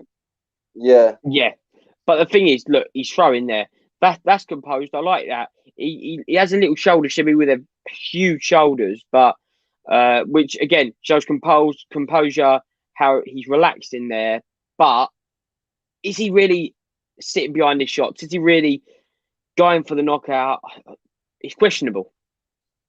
No, it is questionable. And look, there's some comments coming in here. There's people saying that against this type of opponent, he really should be looking as good as he's looking. And look, there's an argument for both sides there. If he was looking like this against a better opponent, you'd say it's pretty good. But I'm liking little bits. But look, he's got Frank Greaves in his corner. He's a good trainer. Maybe he needs to go to a different trainer for a different style. Look, some trainers, just because you say they should move on, doesn't mean you don't think they're good trainers. It's like with football coaches. Certain fighters and certain trainers, they need to gel together in a way. And I think maybe David, it might not even be down to his trainer. It might be down to David. But I would like to see him do a few more things. We saw Daniel Dubois move. Well, he moved quite quickly, didn't he? He went from Martin Bowers to Mark Tibbs, and within a week, then he went to Shane McGuigan. So sometimes in boxing, you've got to make a change to go to that next step. So look, we'll see what happens. David Adelay's winning this fight, no doubts about it. On points, definitely. I wouldn't be surprised if he gets a late stoppage, but obviously, he just needs he needs a big KO. Even now, he needs a big KO. And if he gets a big KO, most of this fight could be forgotten, Joe, because you could say that he was cool, relaxed, and he stopped him in dramatic fashion. So, yeah. And again, we're in round 4 or 6 now. David Adelay, he's kind of Frank Warren's big drive. And Frank Warren, under this BT reign, he's had a drive of heavyweights. It started off with Daniel Dubois because we know the poster boys of BT Sports under. Oh, is that him? Oh, yeah. He's gone down. What's going on? The ref didn't. Wow. Wow, the Manev did not like that. Wow. He nearly took a knee, but did he not? Manev got him with a head there. What happened, Joe? I'll talk you through it. He took a big shot. John needs to take a look at this. Ian John needs to take a look at this. Manev's coming back, though. What happened? He's tying him up. He got hit with a shot, and he signalled to the ref to say it hurt me. Taking him out. I apologise, Jay, for the interruption, but uppercut has just taken him out on the ropes. A fantastic right uppercut. He's got back up. Is Ian John going to let it carry on? Wow. This guy's a nut job, mate. Wow. I'm surprised. It pissed him off. This is a tough man. Him off. What happened? This is a tough man. Ian John Lewis will stop this guy when he takes a few clean punches. He will dive in there. The guy's tired. He's hurt. Finish it now. And Ian John Lewis has finished it in the 4th round, the second half of the 4th round. The fight's over. David Adelay comes back with, in that 4th round, great performance. Honestly, I know we spoke about the 3 rounds prior to that, which we will talk about, but that 3rd round, he looked spiteful in there. Yeah, he looked spiteful then, but the guy was coming back with some shots as well, Joe. What happened there? I'll break it down quickly. I think he took a big shot. He signalled to the ref to kind of say, like, I want a knee. Can you, like, intervene kind of thing? Like, I didn't like the shot. When you turn your back, the ref should get in there and do a standing 8 count. But the ref said no. Ian John Lewis, one of my favourite referees, said no. Carry on, lads. David Adelay said, okay, I'll fight until I'm told not to. Come in with some big shots. Manev didn't like that. Started throwing back first time in the fight. And as you say there, the spiteful side would come out there of David Adelay. He got him out of there. Should have got him out of there earlier, but got him out there nonetheless. Some great shot selection when he had it. And that's what, if he can do that shot selection when he got a guy hurt, why can't he do that? If he works the jab, he can do that beforehand. So, look, great victory for David Adelay. Hopefully see him go up a level now. The guy had a losing record. But, yeah, great victory for him. Onwards and upwards. He's a British fighter. So he got the W. So that's the main thing, Joe. So let's get the reaction from the chat. We've got Khan O'Connor says, well, it wasn't a fight, really. We've got hang on, we've got it. Leighton Avalon again. It's over. Utter garbage. Where do you stand on this, Jay? Because don't forget, this was his 7th professional fight tonight. I think he's a young heavyweight. It's about moving him slowly. It's about getting the right steps on the way, on the path to becoming a champion. Because that's obviously his ambitions to become a world champion. Like most boxers, certainly boxers who are on TV. Small and steady steps, or do you think we shouldn't be having these in boxing? It depends, Joe, really. To be fair, people in the comments, tell me what you think. I believe he would have learnt more from the Sokolowski fight than he did tonight, just because it was a tougher fight. But like I said, tonight was for Frank Warren to get him back in there against someone he was going to win, get a stoppage, build. Look, we don't know beyond the scenes. That last fight could have damaged his confidence a little bit. Like I said, he probably knew that he lost. He had a big backlash after that last fight. And obviously, like I said, I believe Frank Warren threw him in there. Get yourself a knockout win here, David, and we'll push on. So, look, he's going to be in some big heavyweight fights. Don't worry about that. He's going to be in Commonwealth title fights, British title fights. The thing is, though, Joe, we've got a high pool of British prospects that are similar level at the moment. And in the heavyweight division? Yeah, in the heavyweight division. And you can't really keep avoiding them that far apart for that long, because there's not really... Who's going to keep wanting to watch David Adelay versus Manev? Do you know what I mean? Like, no one's going to be wanting to watch these Manev fights. Like, I want to see him versus Johnny Fisher. I want Johnny Fisher to have 4 more fights. Adelay have maybe 2 or something. I think that's a great Commonwealth title fight. You've got Nicky Clark from Scotland coming through. I think he's had 2 or 3 fights. Solomon Dakers. He's another fighter that's up and coming. There's a great pool. Even someone like Babbage, maybe Adelay versus Babbage. How many fights has Babbage had? He's not had over 10 yet, has he? I think he's 8-0. I might be wrong there. Let me have a little. Well, now David Adelay's 7-0 with 6 KO. So why don't we do the big Babbage versus David Adelay? Do you know what I mean? But Babbage has fought a higher caliber of opponents. In all fairness, yeah, but he's got to step up, Joe. He's got to fight someone at the same level. Or look, they're at the same record, Joe. It doesn't matter if they fought higher before or whatnot. That's because Babbage has got balls, mate. Babbage says, I'll fight anyone. Babbage at 7-0 would fight a world champion next. I don't think David Adelay would fight a world champion next. Not saying that either of them should do. I'm just saying their mentalities, that's what would happen. Like I said earlier, I mentioned Babbage because he was in the comments, that what he said to you with his personality, he's a great name in this business, and I believe that would be a great fight. But it's not going to happen. Let's get real. We're in boxing. No. These dream fights that we all talk about, the only good thing about it is we can talk about it. They're not really going to happen. We saw in the comments there about you wouldn't see this in the UFC. It's completely right. In the ranking system, it's completely different. Boxing should be like that. Really, in boxing, you have a ranking system for no reason. It's basically to tell you the number 1 is and number 2 is. Because apart from that, the rest don't really matter. And I think boxing doesn't need to go to one organisation. It just needs to sort out the ranking system. So say if you're in the top 15, you can only fight 15 and above in your next fights going upwards. I think that would be a great rule.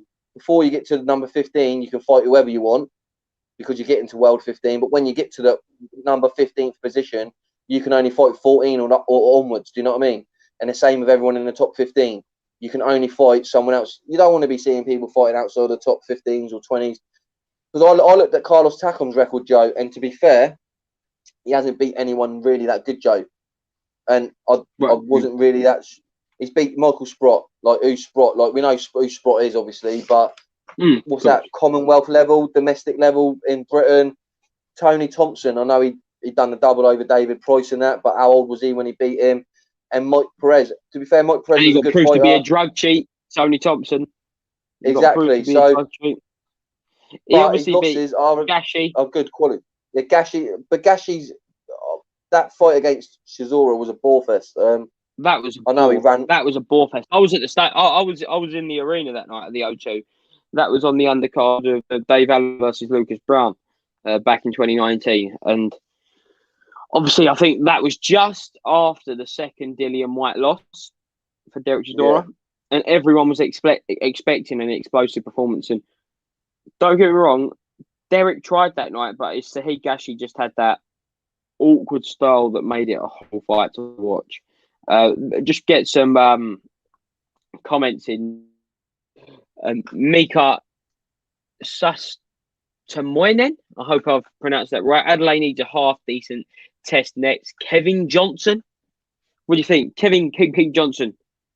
The hardened journeyman, the journeyman of all journeymen. Yeah, but he's been knocked down a peg or two the last few years. Do you know what I mean? I think when AJ got him, he was past it. And I think AJ was probably the last sort of person that he should have fought. And that was how many years ago was that? Also, we got in the comments, Joe, Adelay, Cash Ali. That could be. I think Cash Ali's probably a little bit too far in front for that one, to be honest. Yeah. My personal Cash Ali wants to be looking at big things. You see, like we got with Nick Webb. After Nick Webb's big performance, he kind of got catapulted into this Fabio Wardley fight. Obviously, we know he's been there before. Like, he did lose to Sokolowski. He lost to Dave Allen. He's been there before. But after that win, he's earned that now. After Cash Ali's win, he got a similar style of win. He got the IBF European title on a Fight Zone card. I think it was their second card on Fight Zone in the Sheffield car park. But Cash Ali, I'd like to see him in a big fight, like a bigger fight. For me, if I was Cash Ali, I would want Alan Babic, because it's that big opportunity on a big stage, and Alan Babic he's well known within the boxing crowd. Obviously, he's not mainstream, but if you're a boxing fan, you know Alan Babic. And to fight Cash Ali, for me, I really like that fight, because Cash Ali, watching his last fight out compared to the David Price fight, obviously we know how that ended, but looking prior to how it ended with the biting, Cash Ali looks like he's improved a hell of a lot. A hell of a lot. Oh no, Joe! In the last fight, his jab looked fantastic. His uppercut looked on point, and yeah, I think that's a great fight. And with Cash Ali, we know he's got a temper. And I think one way of beating the Cash Ali is getting under his skin. You saw it with the David Price fight. He's not really got under his skin in the sense of the way that of verbals, but in the fight, he was getting very frustrated. And when he got frustrated, we saw what happened. He started biting, and that happens out of frustration. So I think Babic can do that with the mind games before the fight. Obviously, Babic is a lovely gentleman anyway, but obviously when he goes into full Babic mode, then obviously he's a savage, as the name goes. But I think Cash Ali, for him personally, I would come back and get a redemption fight against David Price.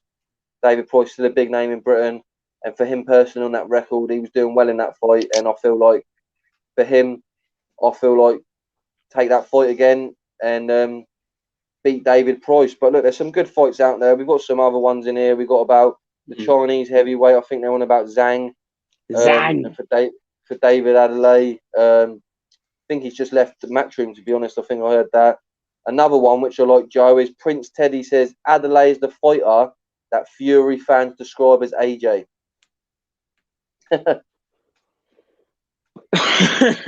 So that's a good one. It's a good one to throw out there. It is. And look, we've got Prince Teddy here. Adelay is not very good. I'd be backing Gorman to beat him, to be honest. Gorman's obviously further along in his career, isn't he? Gorman, although he had the setback against Daniel Dubois, that was, for me, a fantastic performance from Daniel Dubois. Honestly, that night, because I'll be completely honest. I thought Nathan Gorman was going to beat Daniel Dubois. I don't know why. Yeah. I just felt like he could outbox him because Daniel Dubois he didn't use his jab as much before that fight.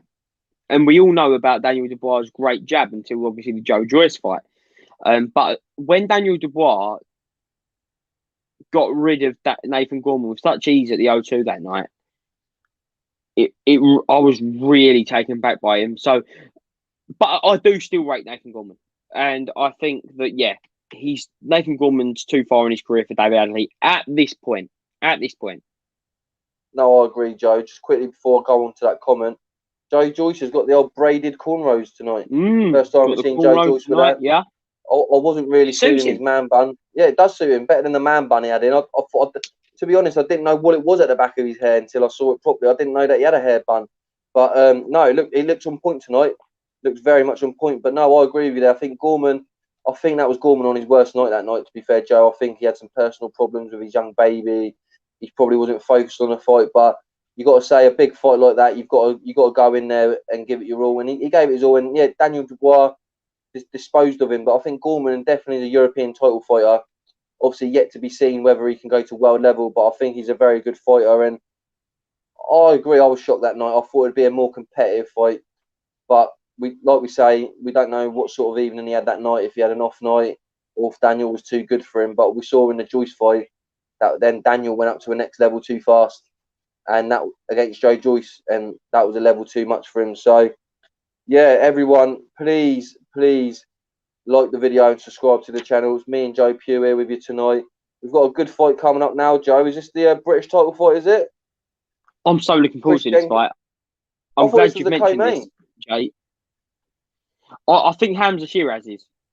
I think Hamza Shiraz is obviously because Hamza Shiraz, big prospect. But I love this fight. Chris Jenkins versus Echo Essuman for the Commonwealth and the British welterweight title. I really wanted Chris Jenkins versus Conor Benn last year at Fight Camp. Eddie Hearn wanted it. Conor Benn wanted it. I think all parties wanted it. It was just one of those things. The deal didn't work out. Frank Warren didn't want it. Frank Warren. That's what Eddie Hearn said. So Chris Jenkins. I've seen Chris Jenkins come out publicly saying he wanted it. So the only person stopping it would have been Frank. I heard 4 bids. I've heard 4 bids winning. Yeah, he's a great fighter. This guy. He's a good fighter. It's going to be a great fight for me. I think this could be fight of the night. This one. I'm going to say this now. Yeah, definitely. So, guys, get your predictions in. Comments. It's a great fight. Echo Essuman versus Chris Jenkins. I think it's gone under the radar for me. It's really gone under the radar. So, guys, look. 32, Chris Jenkins, 22, 3-3, comes in at 5'9" with his trainer, Gary Lockett.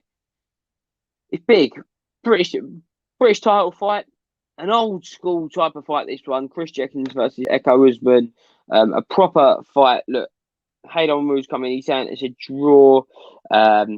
Leighton Evelyn saying, I got to support the Welsh lad. I'm interested. What would you say, Jay? It's an interesting fight. Obviously, we've seen Chris Jenkins a few times. I think he's had a loss and a draw against Tyrone Nurse. But Essuman, he's beaten Nurse. He's just come off, I think, not in maybe his last fight or the fight before. You remember Paynard, who Conor Benn had them brutal fights with early in his career? Yep. The French dude. Yep. He's just beat him. So look, he's on a great roll. So obviously Chris Jenkins should have fought Conor Benn. We knew there's a few bids coming in.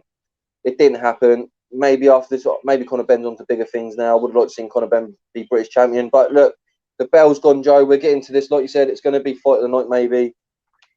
Let's rock and roll. 100%. They've met in the centre ring early on. Bounced up and down a bit, Jenkins, and he lands a lovely uppercut with his leading left hand early on.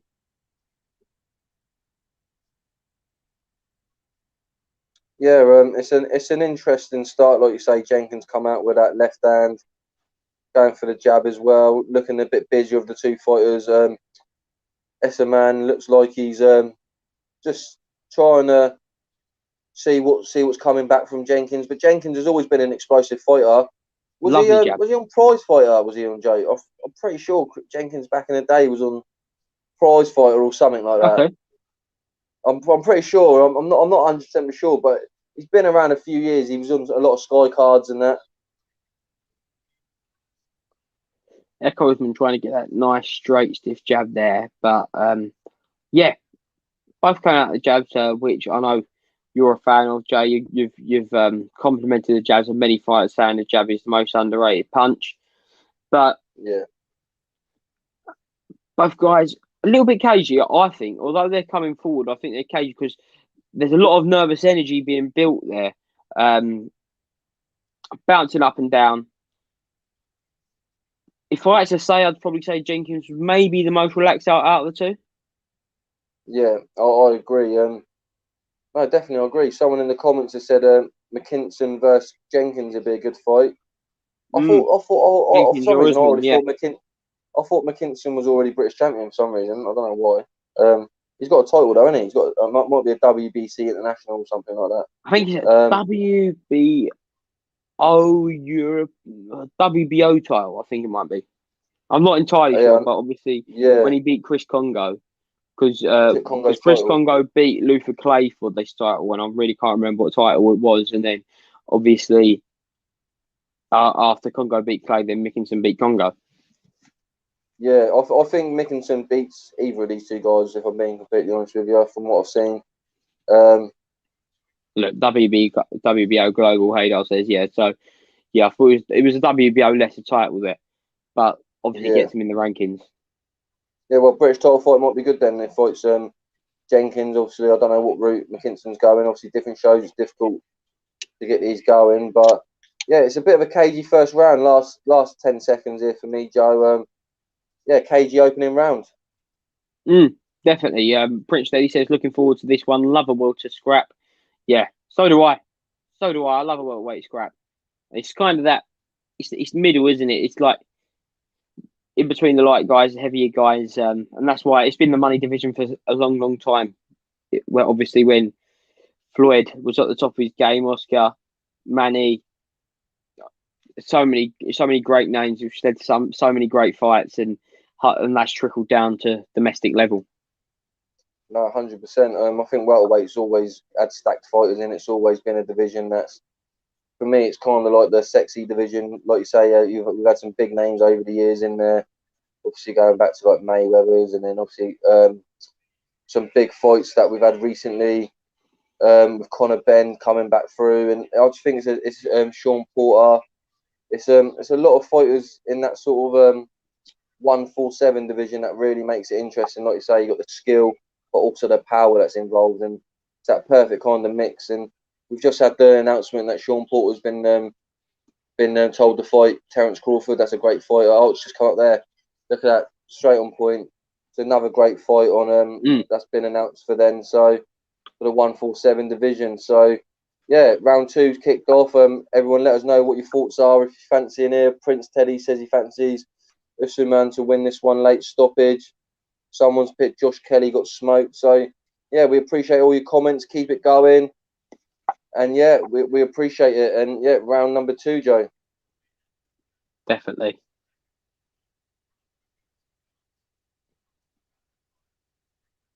Round 2 now. We're in the first minute of the second round. Nice jab landed there from Jenkins. Bit of feinting coming over from the right hand of Jenkins. But yeah, it's a war of the jab so far. War of the jab so far in the first 2 rounds. Yeah, I think they know it could be a 12-round battle, so they're not trying to use too much energy here early on, Joe. The battle of the jabs, as you said, I think I like Essuman's a little bit better, a bit more sterner. Jenkins is throwing it probably more regular, but not really much coming from it. A couple of wild swings from either guy there. Obviously, Mika there says, I don't personally have much interest in divisions below lightweight. Okay, that's personal preference there. Personal preference.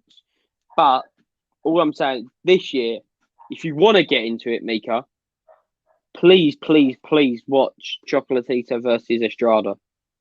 Yeah, and the third one could be coming later this year. Exactly. Yeah, and I think that will boost your opinion of fights below lightweight, because for me that's fight of the year so far. Yeah, Joe, throw up this comment from Nelson. I think this will throw a good. If there's any offers in there, not a man in this chat, I chat, wouldn't spark out in a bare knuckle in Iceland car park. What do you think, Jay? You reckon you could take on Nelson? Well, Nelson, I'm sorry, I'm signed up by Tesco, so I only fight in their car park. We can come to some sort of agreement.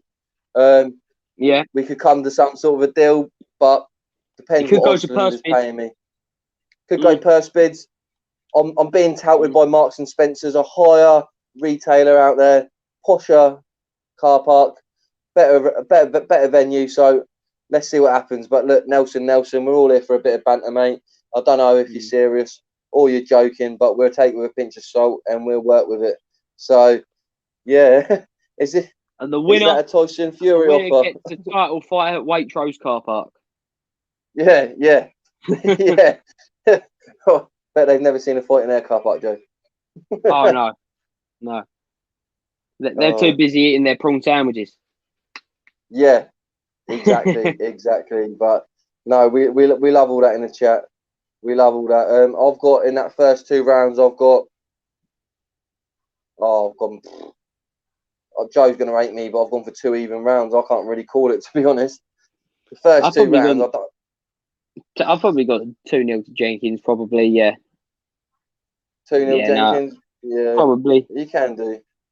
No one's really took the fight to the scruff of the neck for me, so I'll throw it out there. I ain't gone for anyone, but whoever anyone goes for, I'm not really going to argue this early on. I think Jenkins is thrown a bit more, not maybe landed, been a bit busier. Real men only fight outside Aldi or Lidl. Ha ha ha. Look, you probably see more fights outside Aldi or Lidl. And look, as I said earlier, I'll watch a fight anywhere. I'll watch them in McDonald's. I'll watch them when they're in the food fast restaurants. I'll watch any type of fighting. So outside Witherspoons on a Friday night, outside, the best ones. Joe, not even outside, inside Witherspoons, mate. So look, it happens everywhere. So look, let's go. I've literally never seen an Iceland with a car park before. Well, that's a new one for me. I've seen a few. Simon Loveridge, I'm new to this channel. Please subscribe. We appreciate it. Keep commenting, let us know. But yeah, round number 3, people's kicked off for the British title here between Jenkins and Essuman. And let us know how you have it going into round 3. I've gone for 2 even rounds, being Mr. Boring, sitting on the fence. But no one's really said to me, I want this British title. So hopefully the fight. Joe cursed it. Could be fight of the night. I knew he'd done that when he said it. Yeah. Threw the curse on there. So Jenkins, the bigger of the 2 heavyweights. He looks a lot bigger, but he's very mobile as well. And the way he shoots that jab through the middle, which we see lands there in the early stages of round 3, then comes to the body there. It shows a lot, and it just makes him busy for me, which, if it stays like this, wins the rounds. Yeah, no, 100%. Like I said to you then, Joe, no one's really said I want this British title so far this evening. It's a battle of the jabs, but the jabs haven't really been effective. But a nice little sharp right hand there by Essuman, and I think his plan is to try and take Jenkins out late on. Jenkins has been in quite a few wars. You don't want to go in too strong for him, and you got to respect British title level. Obviously, if you're going to blast someone out in a British title fight, you know your level's above British level. But normally, you do get a competitive fight when you start getting to these sort of major titles. So, yeah, respect to both guys. I think in this round, Essuman's done a lot much better. Jenkins hasn't thrown as much, and he's on the back foot a lot more. So, yeah, it's a better 3rd round in my opinion. Let me know. I would probably. I'm not gonna sit on the fence. I'm gonna say that it's 1-1 after the first 2 rounds. I'll give each lad a round each to be fair, and then in this round I'll probably give it to Essuman winning this round so far with 30 seconds to go, Joe. Really? Got some good comments here, Joe. Right. Someone said that they're unbeaten in Feltham. So obviously Feltham. he's in Feltham. So obviously he likes to Where's scrap in the Feltham? car parks in Feltham. I'm not sure myself, Joe, but if Jack Napier can let us know. Let us know, Jack. Let us know. He's Yeah, got an Arsenal badge there. So if it's in London, yeah, let me know. Yep. No, I might that's have to good. take That's you up. good. No, I'm joking. Yeah, I but don't want I've it. I seen don't Joe. want to smoke. Look, I've seen Joe. I've seen him in a spa. He's got some skills, people. No, So I haven't. I've seen. Look. He might put himself down, but look, he reminds me of a young Tyson Fury a little bit. I'll just throw it out there. No, mate, no, not at all. Not at all. If people want to see the footage, let us know. I'm sure we could even put it out on Pep Talk UK. If you want to see Joe Pugh, Most our viewed very video. own, having a spa, let us know, people. Let us know. That could be a good bit of content for the channel, Joe. We could get all the fans to do a spa or something and send their footage in for us, and we could rate their spas. We could do a live show and get the fans to throw in a couple of spa footages, and we could go through it and rate how well they do. I think that could be quite funny, Joe. Look at this. Alan's skill. I've had 18 professional boxing matches, 17 ended by spectacular knockout, and I've won one. That's class. That's class. What we like. It takes a man to get in the ring, though. It takes a proper man to get into that ring, so I respect it. In my opinion, Alan, you won 18 times, mate. Like Joe said, getting in the ring is a victory on its own. But I'm glad that it ended after 18 professional fights. I'm glad you didn't go no further, because we wouldn't want another loss. Him up. Backing Chris Jenkins up, and they're engaging. He's dazed Echo him. now He's coming dazed for the him. body shot from one corner to the other. Echo husband, but now Chris Jenkins has turned him and got behind that jab once again. Now the tables have turned. Echo husband looks incredibly relaxed. Chris Jenkins now plants a body shot in from a 1-2 behind the jab. Another body shot. Bit of momentum in the fourth round, Jay. Look, it's kicking off. Look, it was kicking off in the comments, Joe, and we missed the start of the fourth round. So, look, there's some comments flying in, people. Keep them going in. We might even have to start our own pep talk show, Joe. We've got fights being made left, right, and centre here in the comments.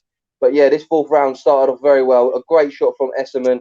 Rocked Jenkins. He stumbled back. His legs look a little bit wobbly now when he's taking a few shots.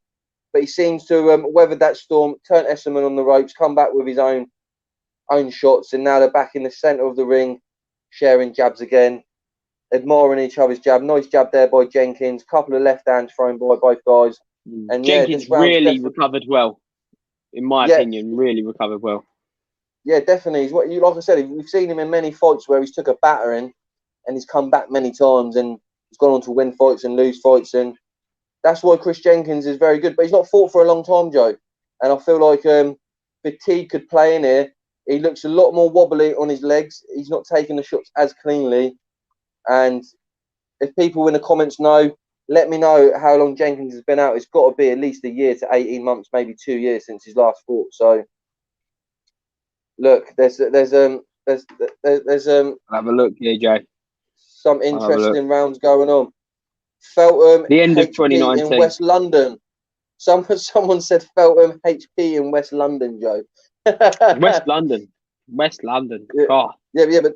but HMP, not even Her Majesty's Prison. So they must be prison fights. So Feltham prison. Yes, of course, Feltham prison. Yeah, so we were slow there. We got Thembeka. When is the main event going to start? I'm not sure. Probably around 10:30. Yeah, not sure. But Jack Napier says unbeaten in Feltham with another comment, Joe.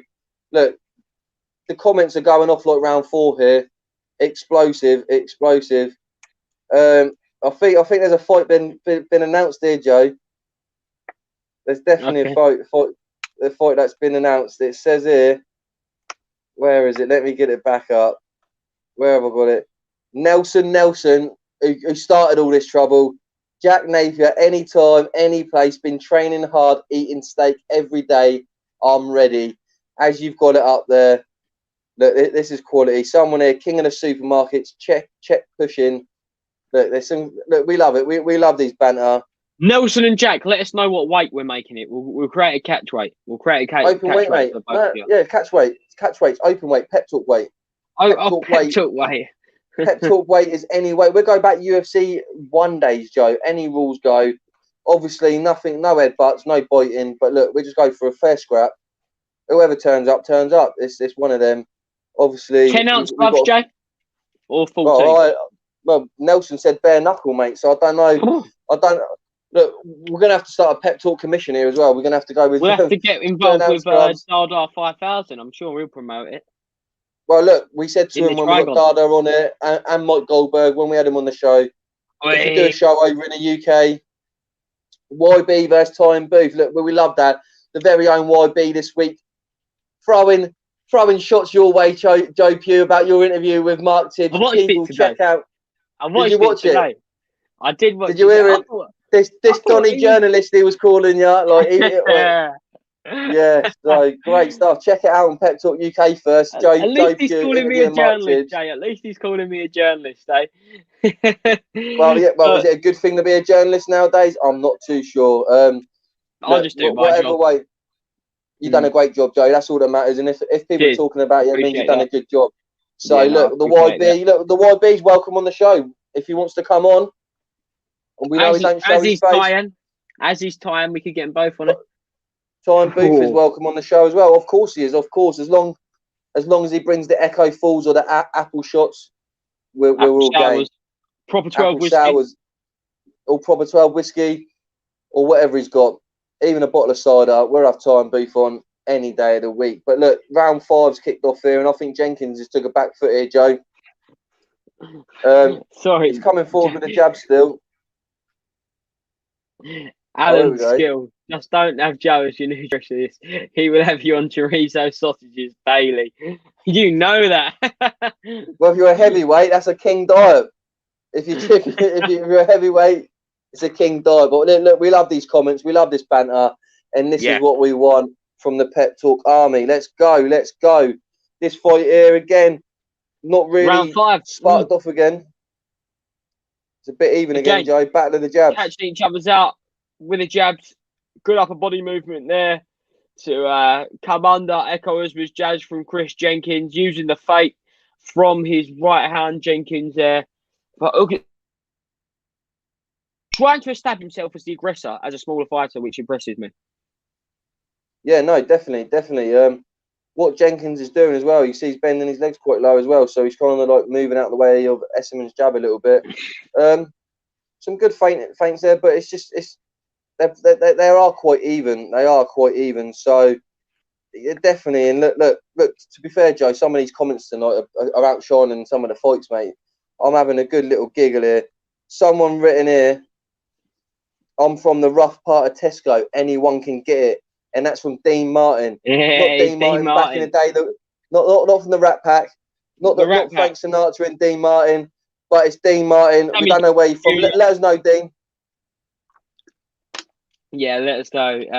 We got some great stuff here. MH. YB's a mug. Farmer gangster from Devon. Talks like an American crip. Lol. Tyan will take his quiff off. That's the fight I'd like to see. YB or Tyan? I mentioned it earlier. Of course, Tyan. Look, Tyan has got a mixed boxing record, but I thought he had great boxing skills. I've spoke to you many times, Joe, about it on the phone. I really appreciate the way Time Booth fought. And look, if you watch him against Chris Eubank Jr., he fought a great fight that fight. Unluckily, he got to the last round and obviously got stopped in that, but he fought well out there. But YB, I don't think he's got a chance against Time Booth. Let's be real. Here we go. Otter Carmen, White Lightning, and it all kicks off in Deptford Market. That's what we like to see. Look, that's what we like to see. Look, if we can get some of these shows going and we get some promotions, we get some sponsors here, Joe. We could get some branding going on, sponsored by White Lightning. Could be interesting. But round 6 is just commenced and Jenkins started with some fast combinations. Get your combos in. Not your combos, your comments in. Chris Jenkins, get your combos in on Essuman. Yeah, combo of comments. A combo of comment, mate. There's some flying out here, Joe. Honestly, I'm reading these comments and look, that's what we like. It's a fan channel.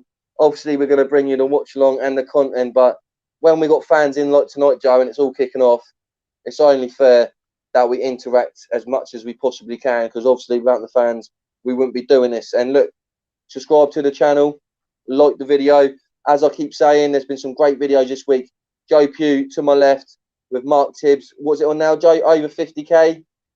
Just approaching 50k. Just approaching 50k. We want 50k by tomorrow, because after this, you guys are going to go and watch the interview. It's a fantastic interview. Pro Beez's interview with Peter Fury just hit 20k. Great stuff. And Joe, I mentioned earlier, Savannah Marshall, great interview. Clarissa Shields jumping into my comment on Instagram, having her say. I wanted a debate with her, but obviously deleted her comment. But this is where Pep Talk's going at the moment, people. We're getting everyone involved, everyone talking. Like I said earlier, the Box UK celebrity boxing in there. Get your opinions in. What's your opinions in James English fighting? All them we want to know. And some of these fights, Ty and Booth versus the YB, should that be added to the card? Look, there's some great stuff out there to talk about. But at the moment, we've got 1 minute 15 left. Nice counter jab from Chris Jenkins. Definitely for the British and Commonwealth title, Joe. So, yeah, it's a couple of nice titles on the line tonight. Who do you think should establish the lead, if anyone, in the opening 6 rounds? They've been pretty even, Joe. It's just the battle of the jabs. They stood there. They're both probably throwing similar jabs. How are you scoring this fight? Because I'm not scoring this one. Nah, because I've not really scored it. And it's going to go to one of them where it's going to go, what's your favourite style? James English versus Darren G. Darren G, great fight. Look, I'm up for some of that. Look, I heard that apparently James English put it on that Lee Ryan from Blue, and Lee Ryan's pulled out. Really? I heard, if you watch James English's interview, he done the interview, and he says that they're looking for a new opponent for him, because he said that obviously he wanted to do the full experience, so he thought he'd do a bit of banter online or whatever. And apparently Lee Ryan has mental health issues or something like that. I'm not too sure. Yeah, he has. And the fans got involved, and he apparently doesn't want to fight now. So maybe if it's for his mental health, it isn't right for him to go in there. But if he's got a new opponent, let's find out who's on there. We see Dapper Laughs. If you lot know Dapper Laughs, he was commenting on there saying, why has he not got a scrap? He would like an opponent. Jay Alby, as usual, I threw my hat in there. I said, Dapper Laughs, you know where I am. Pep Talk UK. I'm up for it. Who would you like to see Dapper Laughs against? Look, all this stuff. Coogan Cassius. Who would you like Big Coogan to get in there with? Is there anyone from Pep Talk? Pro Beez. Would you like to see our man, Pro Beez, step in the ring? Pro Beez versus Coogan. Look, Joe Poo versus Umar. We could have a battle of the platforms here. We could get me versus Rob Tebbert. Let's get it going. I can see it, Joe. That's the next boxing. I couldn't fight Umar. I couldn't fight Umar. Could you fight him with a left-right uppercut? I'm sure you're going to fight him when he... He wouldn't. Well, look, people, what do you think? The battle of the boxing platforms. Who would you have? What fights? CP89. Coogan versus Prince Patel. You're going to have a weight class for that one. They've made up, yeah. I'm more saying Prince Patel versus our very own. Who would Sonny Edwards? That's a great fight. I'm going more domestic there. I say Dennis McCann versus Prince Patel is the fight I would love to see. I'll tell you who I'd like to see slap Prince Patel up. Barry Jones. The very own Barry Jones. For the disrespectful things Prince Patel said, I think Barry Jones should be allowed in the ring to slap him up. But that's for another day. We're on to round number 7 of the British title fight, Joe. Essuman's come out strong first 30 seconds. But, yeah, let me know what you're thinking of this round so far. Yeah, look, again, Echo Essuman comes there. He lands a really nice right hand, actually, and then comes with a looping left. A lot more volume punching in this 7th round. Again, being the aggressor, on the front foot, applying pressure. And I think, look, he gets countered with that jab down the straight there. But I think Usman's realised that if he applies that pressure, then he can find success. But he can't apply that amount of pressure like he did for the first 30 seconds of the 7th round for the full fight. No, 100%. I think, look, who threw out there for a draw? Was it Haydar Mahmood? Look, it's probably. I wouldn't be surprised the way that this is going. It could be a draw. It's been pretty even up until that point where we saw Jenkins get rocked. Not really been too much explosion. Like I said, you cursed this, Joe, before it started when you said this could be fight of the night. When them famous words come out, it's normally going to be one of these type of fights. So yeah, I apologise for that. Yeah, it could kick off. It could kick off. Look, there's still plenty of the fight left, and anything can happen in fighting. But look, definitely, I would not be surprised if it's a draw. Kenny Ken versus Coogan. Look, we love Kenny Ken. I asked Kenny Ken earlier. I'll give him a shout out. We know he watches these with his missus, but I said if you could get on before the main event. Who do you think would win that, Jay? Kenny Ken or Cougs? I'm not too sure. I don't know if Cougs got much in it about him, but we never know. You never know. Kenny Ken looks strong. You know, no one wears a vest better than Kenny Ken. So he likes having the guns out. He loves having the guns out. So I'd go Kenny Ken. Guns are out. LB's picked Lady Shan versus Kenny Ken. Look, LB. Let's do Lady Shan versus another female. Let's make it even. We don't condone men versus women. So LB. Ali Drew, yeah. LB, throw another one. Lady Shan versus Michelle Joy Phelps. How about that? That's a battle for you there. That is a battle. I'd love to see that. That's a little scrap. So, seeing Joyce there, skipping in his dressing room, preparing for the main event tonight. It looks slick with that hairdo. Looks slick. WBO mandatory challenger for the winner of Anthony Joshua versus Alexander Usyk that takes place on the 25th of September at Tottenham Hotspur Stadium. Wow. The heavyweight scene is changed a lot. Go on, Jay. Buzzing for that heavyweight scene. Buzzing. And like I said earlier, tonight was meant to be Fury Wilder 3, Joe. I forgot about it until I come on the live show tonight. And it was devastating. But look, we've got some big things here.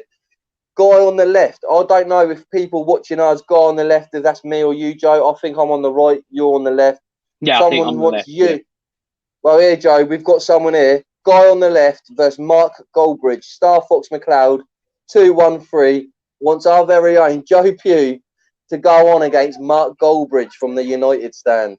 West Ham versus Manchester. West Ham versus Man U.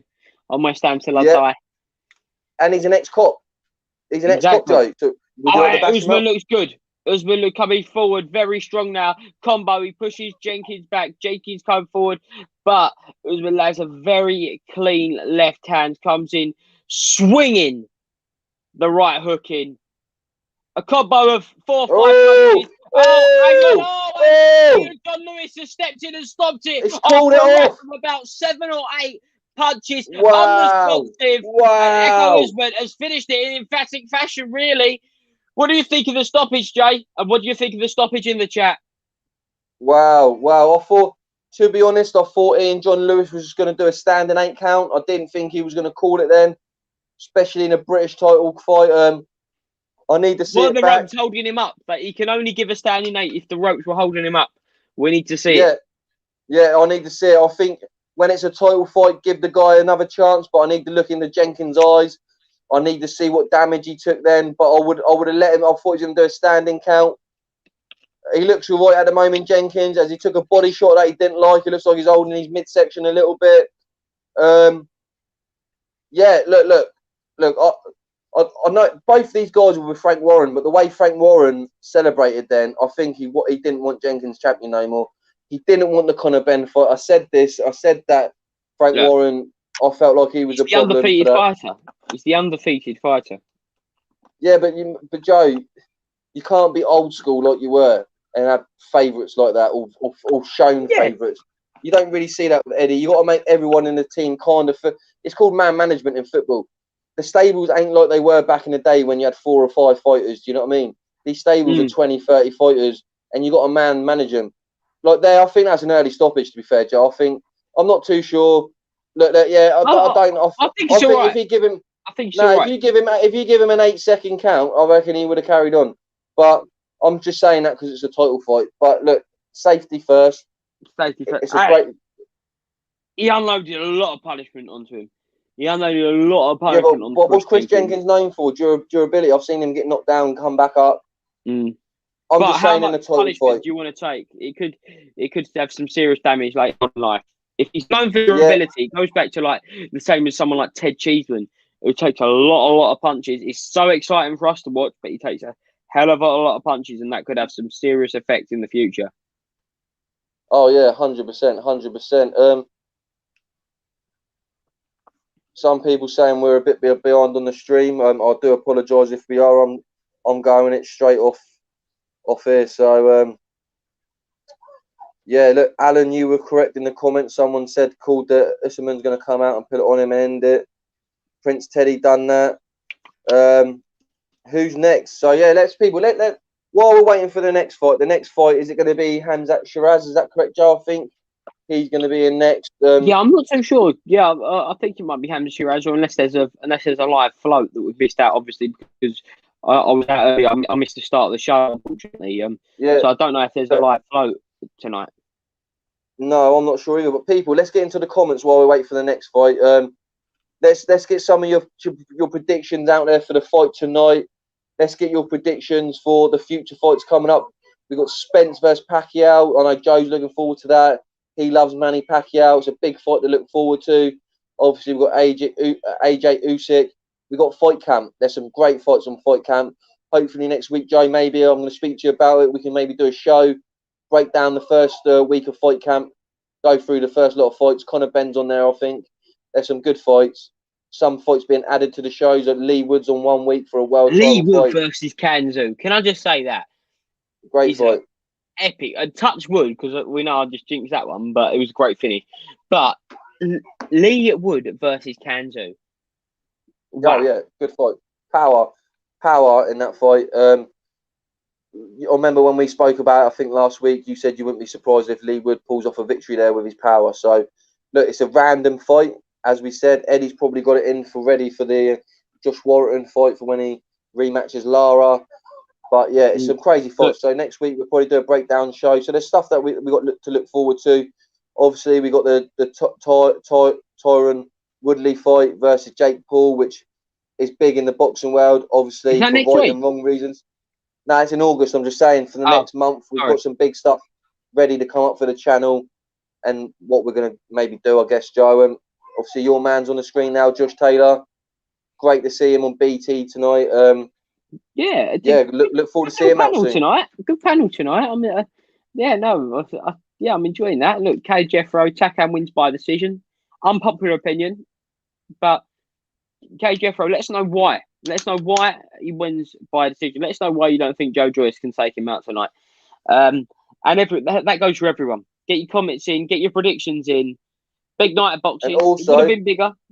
Go on, Joe. Also, let us know your fantasy fights. I was loving that a minute ago. Let us know who you want to see fight out there, whatever way it is. Professional fights, YouTube fights, celebrity fights, even fights in the comments. We've had call-outs in Tesco car park tonight, Iceland car park. We've got unbeaten fighters, Waitrose. We've got unbeaten fighters from Feltham. Like we've got it all going on. So look, just get it all in there. Throw it all in there. Look, there's people in here, Joe. Look, they got their look. You lot have me in stitches. Honestly, I'm cracking up at some of the things you're saying. So please like the channel, like the video, subscribe. People get involved because, like we say, we like it when you lot get involved. Not often we get to talk to you guys as much as we do on a watch along. So look, everyone get involved. And like I said, I personally like you guys to do some sparring, get some fight footage in, and send it in to us. I would love that. Obviously, like as long as it's safe, we can't. If we get over 200 likes on the channel, we'll release Joe Pugh's sparring footage. And if we get likes on tonight's show, what we on now? I don't know what we're on now. Can you see, Joe, how many likes we're on now? Yeah, I'll up it if we're close, but I don't know how many likes we're on. I'll have a look. I'll have a look. We'll have a look. Yeah, I'm saying, I'll do this deal, people. We're on 93 likes. Nelson is offered. Where do we send it to? We'll go on Instagram. If you want to pull it up on Instagram, you can DM us it, or you can tag us in it, tag Pep Talk in it, and when we'll have a look at it and we can throw it on a video. We'll do something. And look, we appreciate it. We just want to interact with the fans. It's something good. But how many likes are we on, Joe? We're on 93. So 93. We won't do the 200 likes thing. I'll do everyone a deal. I'll give you a bit of background. This isn't sparring. This is just a little move around with a friend of mine in and a he garden moves like Tyson Fury. On a night out. Remember, I said he's like a young Fury. So when he says he's moving around, it's slick. No. I get caught once or twice. But but if we get to 20k subscribers by the 1st of August, it's a big ask. That's not leaving much time, Joe. All right. I'll say if we get it'd be unreleased footage then if that happened. By the end of August. By the end of August, then I'll release the footage. I'll release that footage for your satisfaction, there, Joe. Yeah, no, definitely. Look, a bit of incentive for the channel, a bit of a laugh, bit of banter. We're Fry Joe Pugh having a spar on a Friday night, I think. Him and his pals are having a bit of a spar. Look, there's some skills on show. Look, at one point, Joe's fighting in flip-flops and he says, I've had enough of this. Let's get rid of the flip-flops. He goes barefoot. So it's not bare knuckle fighting, it's barefoot fighting. So it's barefoot fighting, in essence, with Joe Pugh. Look, I could sell it all day, Joe. I could sell it all day. Flashes of young Tyson Fury. In disguise there. You're already young Tyson. Yeah, look, we've got Kane O'Connor says, I'm the unified Greg the Baker's Park Plaza Hotel and the International Hotel of CIS Security Welterweight Champion. So hey. Look, we've got a champion there. That's a recognised champion there, Joe. And well, we've got the barbecue champion tonight. Who's the mandatory challenger for that one? You're the current Southern barbecue champion tonight with what you had on that barbecue. You're definitely the Southern barbecue champion going in tonight. But look, there's definitely something to go on there. And like Nelson, he seems a bit of a goer, Joe. I don't know about you. He seems pretty lively and he wants to send some footage in pretty quick. So I want to see what the guys what's he got in his artillery, really, to be quite fair. Heinz Beans says, I'll fight anyone in this chat in a one-on-one fight outside my local Tesco Express. Well, with a name like Heinz that ain't Beans, a big enough car park. That could be a small car park, that one, though. Hopefully, he's not a tin can, though. That's poor. That's poor. I'm here all night, people. I'm here all night, just for you lot. I'm here all night. So, no, it was quick on my feet. I was thinking fast. What do you guys think about our new promotion, bare feet boxing? You've got no footwear on. You're on the grass. If it's wet, you're in trouble. Do you know what I mean? So look at this. Let us know. Let us know. Promotion for this big card. The next big, it is the next big Frank Warren card. We've got Anthony Yard. We've got Kakashi versus Woodstock. We've got.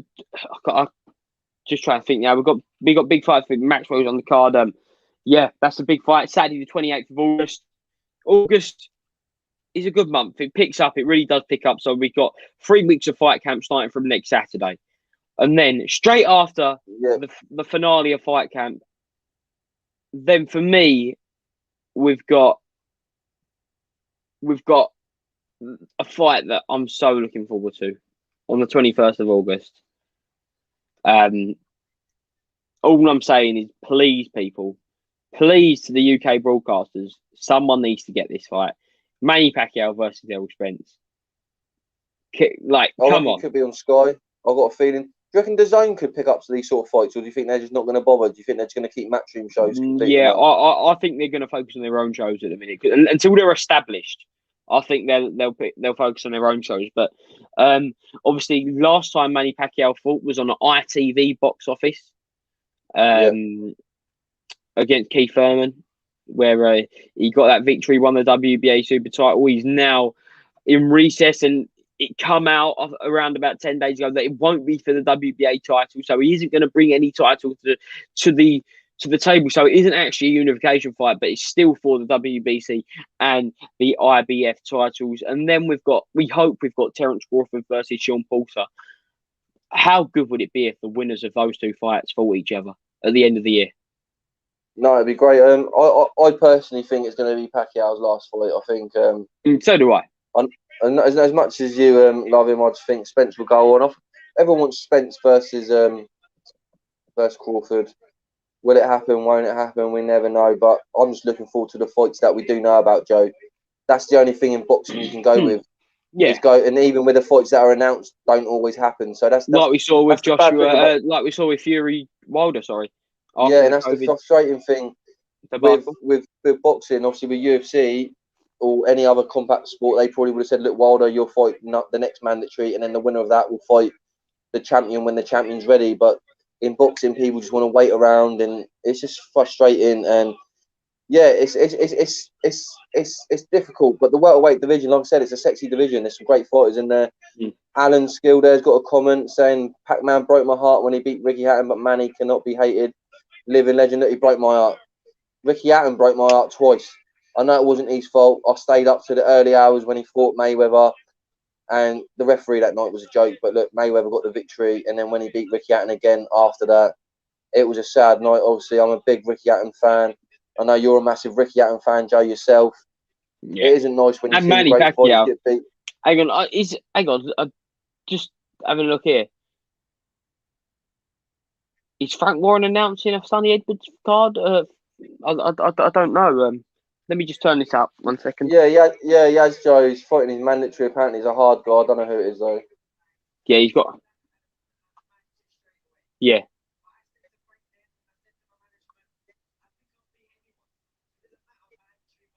So yeah, Edwards versus Mama, Saturday the 11th of September. My birthday weekend. That one.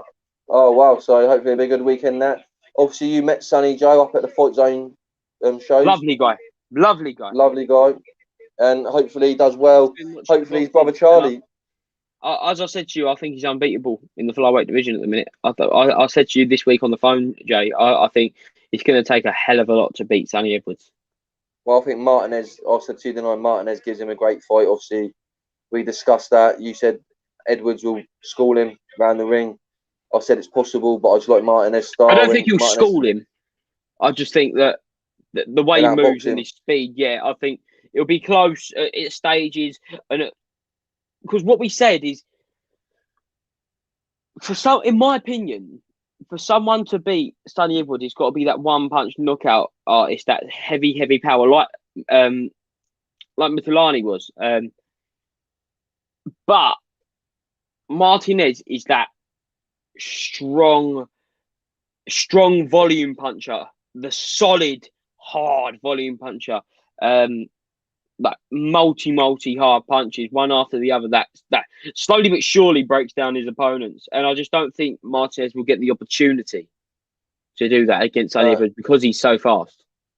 That's the beauty of this sport, Joe. One way to find out. Let's get him in there, isn't there? So after this fight, if Edwards gets through this, let's make the unified title fight and find out, because styles make fights, and we can say all day long why I think Martinez will win, and you think Sonny will win. The beauty of it is that we get to enjoy it if the fight comes about, and I think if they keep doing this, it's going to come to that point where they want to unify it and see what happens. But look, Sonny Edwards, fantastic fighter, absolutely beautiful fighter, great for the UK to have a fighter like that. And look, he's going in there with his mandatory, and all the best to Sonny Edwards on September the 11th. Let's see how it's going. Just realised that, Jay. So we've got first weekend of September. We've got Josh Taylor versus Lara, the rematch. Then we've got Edwards in his mandatory defence. And then fingers crossed, the next weekend will be Canelo versus Caleb Plant, or Canelo in a fight. And the weekend after that will be AJ versus Usyk. So September, what a month. Mate, it's a great month. Absolutely great months. Look at that. Jack Napier, Fury's a fraud. I've had it with his endless BS, in all honesty. Let us know, people. Fury, we've spoken about him a lot on this channel. Is he a fraud? Is he not? we've got it coming. Look, is it Sam Noakes next? I think it might be Sam Noakes next. So that's got to be a floater coming in because that was scheduled for earlier in the night against Michael Isaac Carrero. So I had that down as good third prospect. down on the card earlier. So yeah, he's a floater there, Joe. Yeah, good prospect. 6-0. Oh mate, Joe, there's something kicking off in the comments here, mate. Nelson. Don't know if he's related to Billy Nelson, but he's definitely or Johnny Nelson. It could be Johnny Nelson himself. Could be raring up for a fight here. But he said, "That's it at Jack Napier. You're getting it now." So I'm not too sure what's been said here. I'll have a little look about what's gone on. Let us know, Nelson. What has Jack Napier said to you to get you going? Get your sparring footage out there, Nelson. We want to see that. Throw that back out there. People, what do you think of the fights coming up at Fight Camp? We've been asked here, are we doing watch-alongs? I think we may be doing watch-alongs, Joe. Maybe we're going to go down to the shows as well. See what happens, people. Look, people, fingers crossed. We'll see what happens and we'll let you know. And whatever content we will get you. Don't you worry about that. Also, like I said, I'll speak to Joe. We'll see what next week. I'm sure we'll probably do a breakdown show next week for the first week of Fight Camp. Go through each of the fights. Get Kenny Ken on. Get some debates going. If anyone else wants to come on and throw your comments in there and join us on that show, that would be much appreciated. Joe, there's fights going all over the place here. Now we've got Prince Teddy going, let's go at Heinz Beans. We got a full card. We've got a full card. Get involved, people. We've got a full card. Obviously, the main event is going to be Joe Pugh versus Mark Goldbridge. We've got that for the main event. We've got some big fights. We've got some big fights. Joe, I really believe that we could do that. That could be a big card, big event. I personally like the thought of the boxing content creators having a charity boxing event. I think there could be some great fights. For charity, let's take us out in the mix for charity and that. But like Rob Tebbett versus Umar or something, or Coogan. Rob Tebbett versus Coogan. I would love that. Rob Tebbett versus Coogan. For me, let us know, people. Though? What's the height difference? Like, we need to know what height and weight differences are going on. I think they're both coming in at heavyweight. I think Coogan's taller than Rob. Coogan's a lot taller than Rob, but yeah, I'd like to see Umar versus Andy Porro. Could have. Yeah, that'd be a great fight. Andy McCarr, if he could get in there, we know he's got some hands. I've seen him doing a bit of pad work with James English. I think he could give someone a good tear up. Yeah, I think there'd be some great fights out there. There's some good people out there. Even the American people, Showbiz the adult. I know he thinks he's got hands. Come over here, give Coogan Cassius a fight. There's loads of people out there. So, yeah, Joe, that could be something going on there. Like I said, anyone from Pep Talk you guys want to throw in there? We saw Pro Beez doing the workout in Peter Fury's gym. I'm sure he'll go as well. So look, what we got going in here.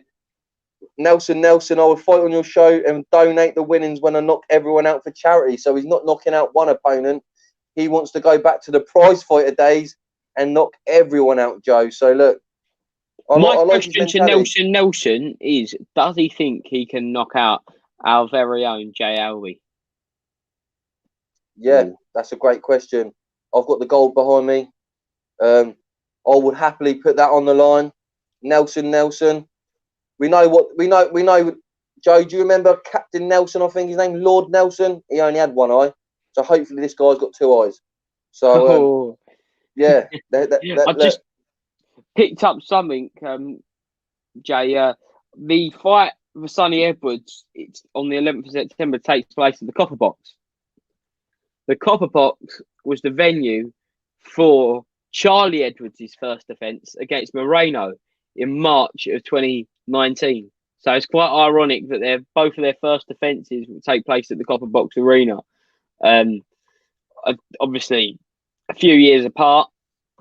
I think, so 2019, 2021. So about 2.5 years apart, and I think there's a 2.5 year age gap between them. That card. I think you had Bawatsi versus Liam Conroy and Lawrence Okoli versus Wadi Camacho on that card as well. Good card, solid card at the Copper Box in I think it's March 2019. I've never actually been to the Copper Box. I've never Oh, you're actually not. been to the Copper Box. I've not No. been there either, but there's been some great fights there over the years, domestically for British titles, Commonwealth titles, and that. Definitely a great place that we've got. We've got some comments here. Rob, AJ won't fight Usyk. Tebet lost all my respect. So I guess Rob Tebet was saying AJ wouldn't fight Usyk. Look, as we say on this channel, everyone has their own opinions. As long as you're not offensive or disrespectful too far for people, we'll obviously always respect you. So if that's your opinions on Rob, that's fantastic. But I think Rob does a great job. But like we say, all to your own, each to your own. And look, there's some in here. I don't know what people are saying, but Kane O'Connor says answer equals easy work. Is that me versus Nelson? Or is that you versus Nelson? Heinz Beans, don't get too cocky. RKO you with a haymaker. Joe, the beef starting here. We like this. We like this. So we like everyone getting involved in the comments, sharing your opinions, following us tonight. Get your likes to the video. Subscribe to the channel, Pep Talk UK. You're here with the Pep Talk boys tonight. Joe Pugh, Jay Alby. We've got a floater and Aljo, Kevin and Perry style. Floater coming on now. Sam Notes. Prospect. Yes. 6-0, 6 knockouts. Is that we got Smith in his corner.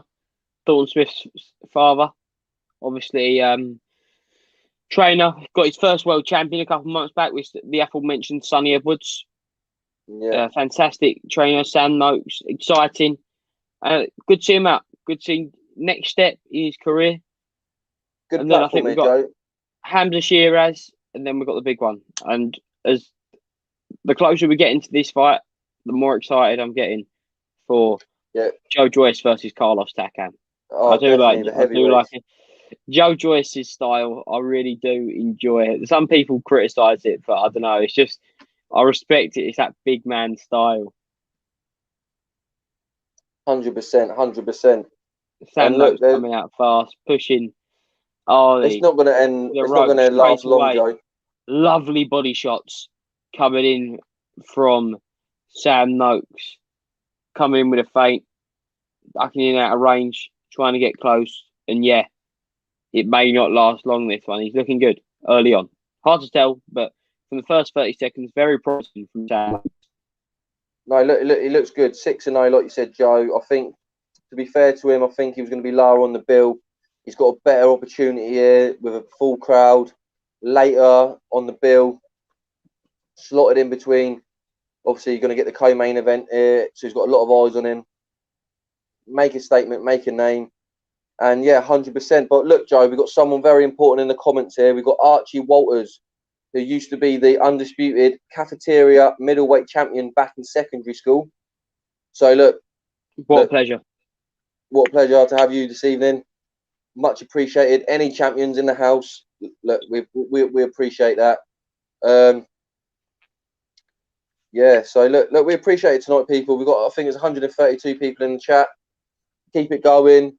Keep it rolling. Me and Joe are enjoying it. We're enjoying the watch along tonight. We love the watch along.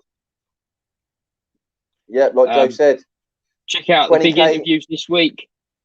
Just having a look. This week, we've got some great interviews. We've got Huey Fury, Savannah Marshall, Sam Jones, Joe Joyce, Frank Warren, Mark Tibbs and Johnny Fisher, Peter Fury, Mark Tibbs, Joe Joyce again, Carlos Takam. Then we go back to Bruce Buffer. That's a great lineup of interviews. So make sure you get stuck into those. Sam Noakes applying the pressure. He's got Arlie in the corner. He steps back. He looks composed. He looks relaxed. And he looks experienced in there. I'm really liking the look of him. No, definitely as well. But if you could pick the comment up, Joe, there from Prince Teddy, said that the guys had 2 wins and 70 losses. So the record of the guy is the most hardened of journeymans only could have 68 losses. You need those great journeymans. It's a true skill to be a journeyman. And he's never been stopped, Joe.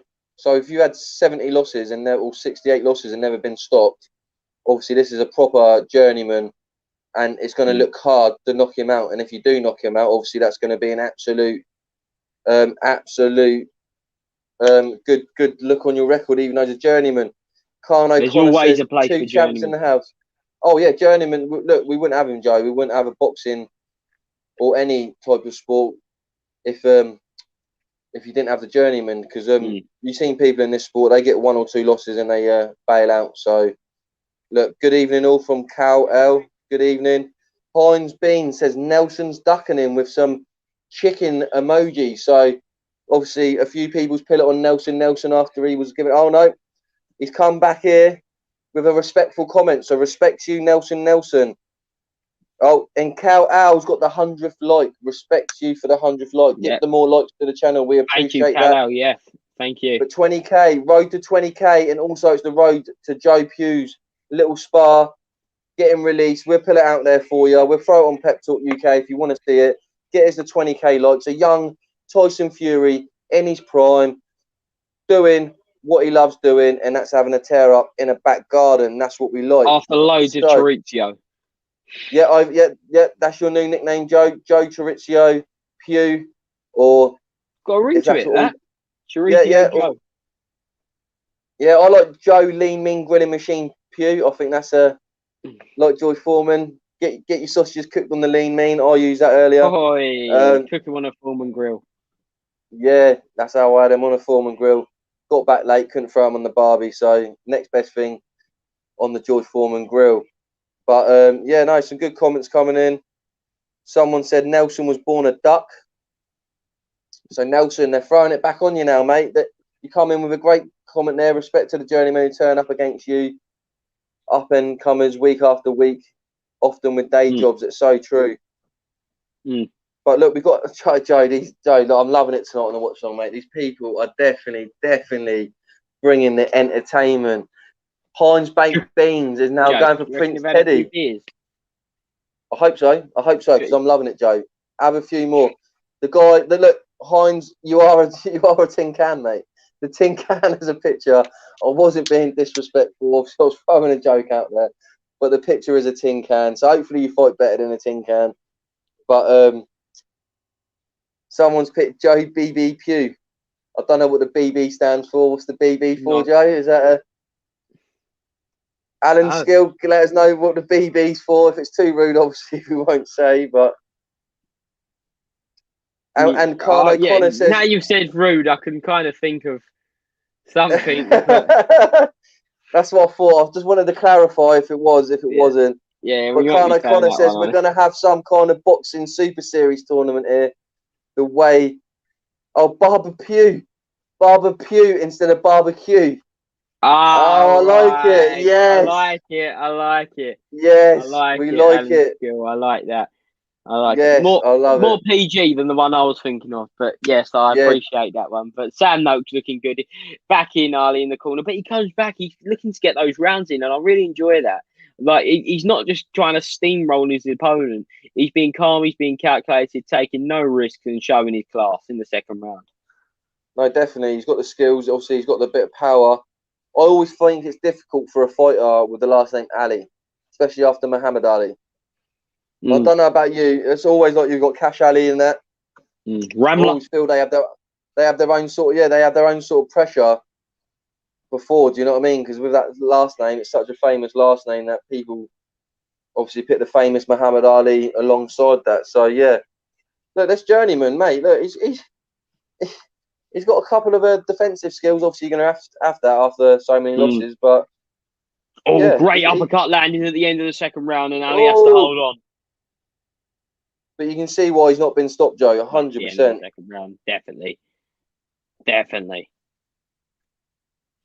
We got Prince Teddy. I will knock you out quicker than you can open a can of beans. Wow, yeah. Look, I'm loving this. Dada 5000. Then we got Heinz Beez.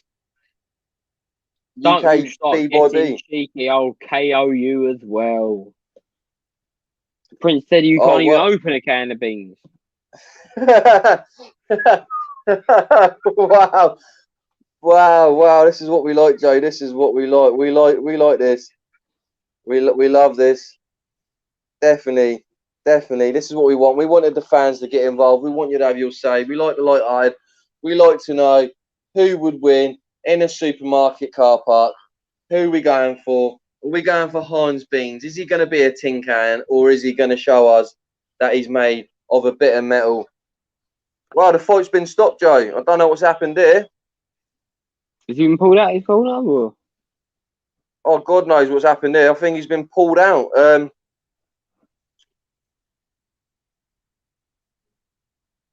We'll have a look. We'll get that for you guys. We'll get that for you.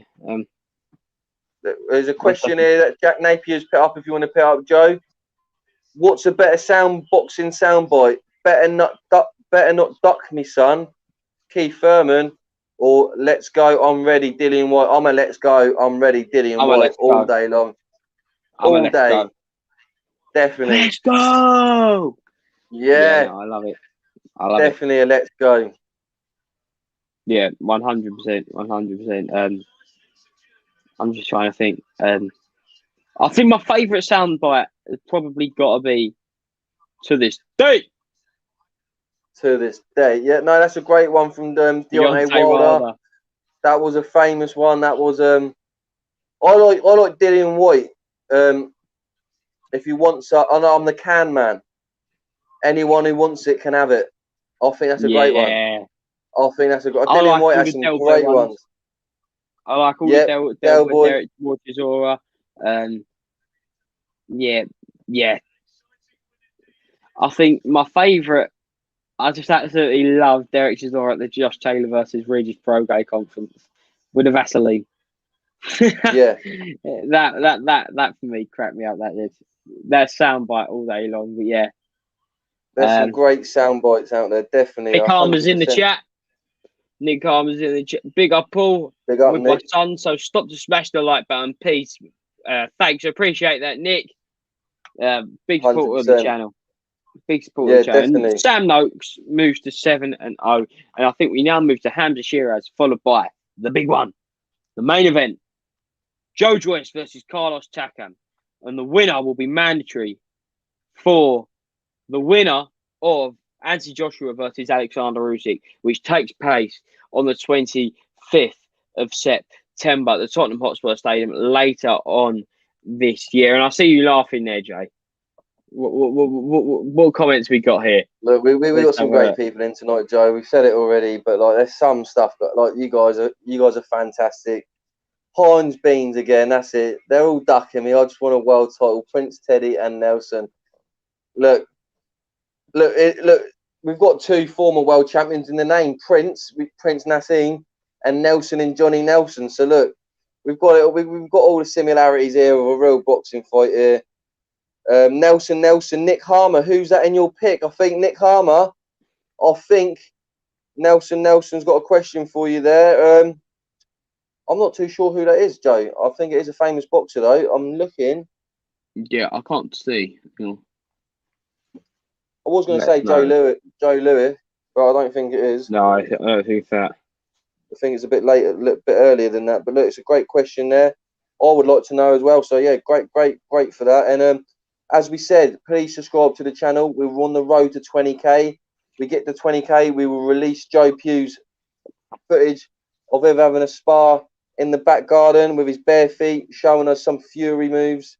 And yeah, we would like it. So look, we've got a few people saying Takam can pull an upset tonight, Joe. Mr. Biggles. Oh no, Mr. Big Jiggle. Sorry, yeah, we've Mr. got Biggles. a couple of people. We've got a couple of people saying that. We got.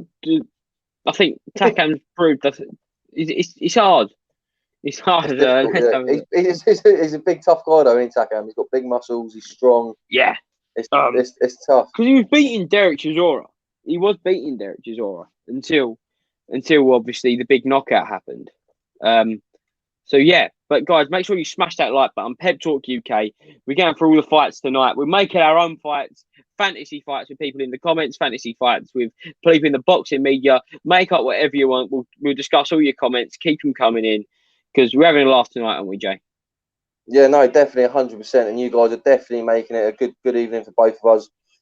Like you say, makes the night more interesting, and getting you guys involved is definitely why we like doing these watch-alongs. Obviously, when we do a large with a guest, it's difficult to interact with all the fans, because obviously Joe might be asking questions, or I might be asking questions, or obviously with interviews it's difficult to interact with the fans. So this is a great opportunity for us to speak to you guys. Look behind me, Pep Talk t-shirt. You can find it in the description to the links in our videos and on Pep Talk. If you like them, get involved. There's hoodies, masks, t-shirts. So yeah, get involved, subscribe to the channel, and look, we're on the road to 20k. We want to get there. And look, we look, Joe. Look, there's some great people. Like you said, we mentioned Nelson, who's probably been the most outspoken tonight. He's wanting to fight everyone. At Heinz Beans, you don't deserve a fight with me. You eat beans, I'm eating steak. What a comeback that is! Look, that would be a great line for a build up to a fight. If we had an press conference, Joe, on here. Heinz Beans, you don't deserve a fight with me. You're eating beans while I'm eating steak. That's a great one. I do love that. Who can talk the talk? Beans versus Prince Teddy for the vacant Smack Talk Championship. Look, we're getting events here, and we're getting titles being made. So look, we love it. Some more people in the comments. How's it going, guys? Love you all. Love, hope you're all well. Let's get it on. That's great stuff. Also, I think there was someone, Joe, I don't know if you can see it. It was in, I think they said they're in America trying to find out how to get the channel. Yeah, Mr. Bill, I live in the States. What channel? It's a little further up. Mr. Bill was the guy who commented. What channel does the Joyce fight air on, and what time, please? In America, I presume it might be ESPN, maybe, because I know BT work with them. I'm not sure. Yeah, I'm not sure though. You're gonna have to type it in. You're gonna have to find out online. Go on Google. Just type in the US what channel is it. ESPN in the US has been put in the comments. So there you go, Mr. Bill. ESPN or Fight TV. Hey there, Mahmood. What is it, my friend? You're coming in here. You're giving us 2 channels. What is it? Let us know. So let us know what it is. Someone said if you type Joe Joyce in on YouTube, you get the Gypsy guy fighting. That's correct. There's a famous Gypsy fighter on there who does fight on there. So just type in Joyce, I guess, pro boxer. You might get what you're getting. When's the main event? Did I miss it? No, the main event's not happened. The co-main event's not happened. So you got another couple of hours with us here, people. It's going to be a late one tonight. It's going to be a late one. Just tuned in. Look, I'm doing the UFC tonight. Let me know if you want me to do the UFC later. I can do a couple of fights on there. Don't worry, Joe. Don't look too worried. I know you might be asleep then. Don't worry. But I'm just saying, if you want it, let me know in the comments, and I'll come back on later. If we get a high demand, we'll see what happens. If not, we'll wait for another day for that one. But I'm here all night. Joe's here all night. And let us know what you're saying. Fight TV on his story, apparently. So, yeah, Fight TV, I think, in America, if you want to get this fight, if you're out in America. So, yeah, let us know. Road to 20k, Joe. We want to get there by the end of August. 100%. We can do it. We can do it. We've had a great week this week for the channel. Putting out some big interviews. Big content. Going well tonight, obviously, crowned off by... It could have been crowned by a WBC heavyweight title fight in Tyson Fury versus Deontay Wilder. I was very much looking forward to it. Obviously, it hasn't happened. It's now on the 9th of October. But we still do get Joe Joyce versus Carlos Takam. Yeah, no, 100%. It's going to be a great fight. I was saying it at the beginning of the show, Joe. It's about time in the UK. We've had a big fight in the UK to get our teeth in. It's been about 4 to 6 weeks, I think, since we maybe done a proper boxing watch-along. I can't even remember who it was. Was it Ramirez versus Taylor? It may have been Ramirez versus Taylor, because I'm not including Mayweather, Logan Paul as a proper boxing watch-along. So, yeah. Yeah, Ramirez Taylor in May, and we're now in a while. No. Let us know, people. If any of you lot know in there, obviously you guys watch us. Yeah, have a look. I think it might have been. Obviously, let's not count, like Joe said, the Mayweather Logan Paul fight. It's got to be that fight. It's got to be. Yeah, it's been that for long, and we enjoyed watching. No, Joe, we started off doing watch-along. Haney Linares. What date was that though? That was the week after. Ramirez Taylor. That was the week after. Yeah, that was. Hang on. What date was that? Let's have a look. That was the 30th of May. The 30th of May. So yeah, so Wow. it was all in succession when we had Taylor Ramirez, Haney Linares, and then Logan Paul versus Floyd Mayweather. Yeah, we got crazy. Victorious champion Takam, unanimous decision, 100%. Let's have a look. It's good. It's good to see that, Joe. I said it at the beginning of the show. We do want Takam fans to come in and people to say if they want Takam to win. We don't Friend want of the channel as well. Yep. We've got Alby. AJ will have to defend his other titles before Joyce. This just sad promo to get Joyce some clout. Well, it is. Joyce won't be fighting AJ. He won't be ordered to fight him for a while yet. But it's a fight I would love to see. No, 100%. I said it. I think apart from maybe Fury, Joyce could be AJ's biggest test. Obviously, you've got Usyk. Yeah, I think Usyk's a big test for AJ coming up. But until obviously that fight happens, we won't know, and we don't really know what Usyk is at heavyweight. Obviously, if we go by the resume at cruiserweight, obviously he's a world class fighter. So he is a world class fighter. Usyk, a former gold medalist at the Olympics, like AJ, he was an undisputed world champion at cruiserweight, which is a great feat. And we'll see what he's like. But I do believe Joe Joyce is that chin, Joe. I said he's got a Chuck Norris chin, an American dad style chin, and big old chins. Not in an offensive way. I just mean his chin is solid. He's like Cole Froch is probably the next other boxer I would say who had a chin like him. I know Froch got dropped a couple of times, but obviously he bounced back up and won. But he took some big bombs on his chin, Cole Froch, and he was known for having a durability in that sense. And like I said, we spoke on the phone this morning. I've never seen anyone like Joe Joyce willing to take 2 or 3 to give 2 or 3 back. But his punches seem to affect the other guy more than how he gets affected. It's a crazy. There will be a point in his career where someone will, at heavyweight, obviously connect. You said you think Wilder would knock him out. I said I'm not too sure.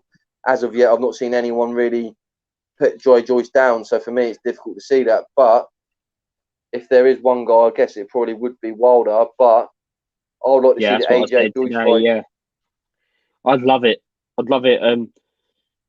Obviously, 2012 gold medalist versus 2016 silver medalist, and many people think he should have been the gold medalist in 2016.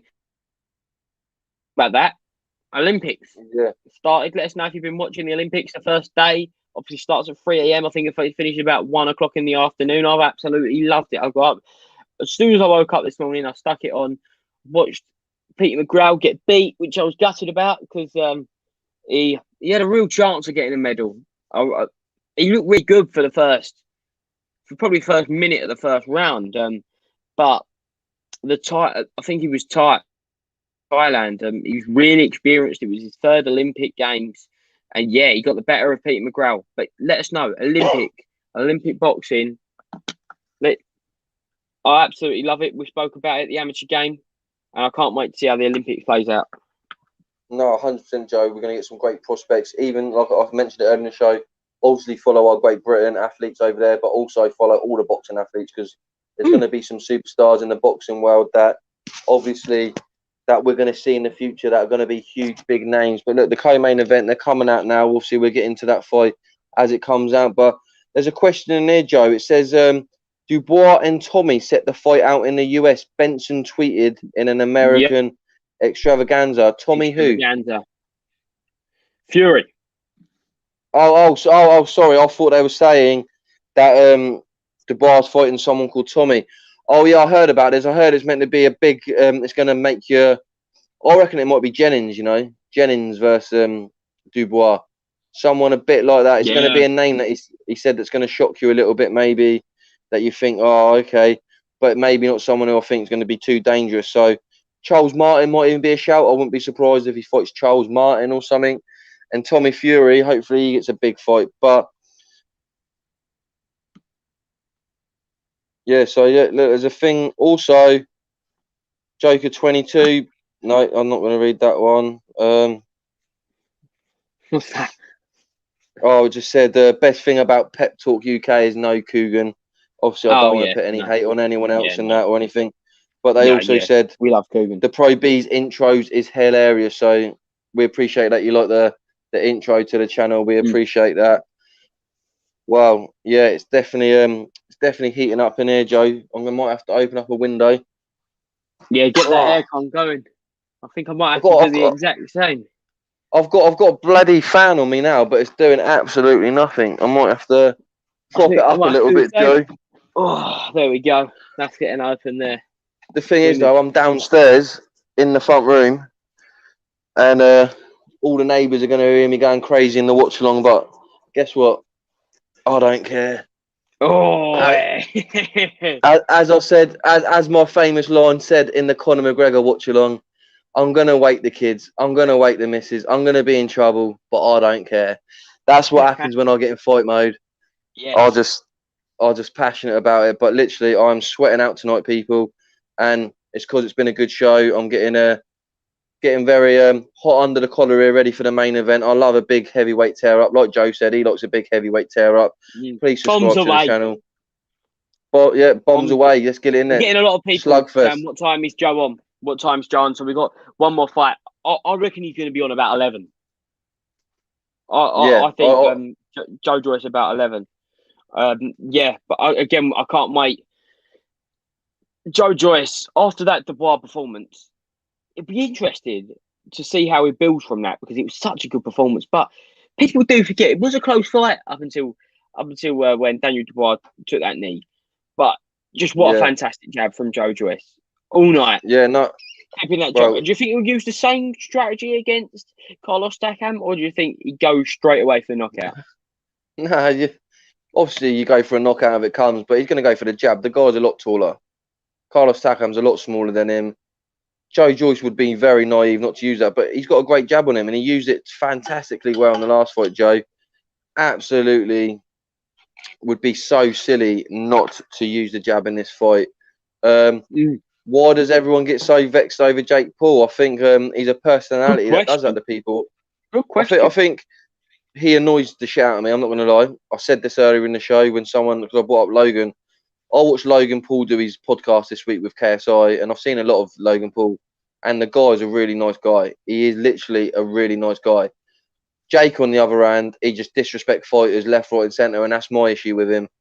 He doesn't respect people that he should respect. I know the way that he's doing it is his tactic. He needs to come in, make a lot of noise or whatever. But look, his brother is fighting big names, bigger names than him.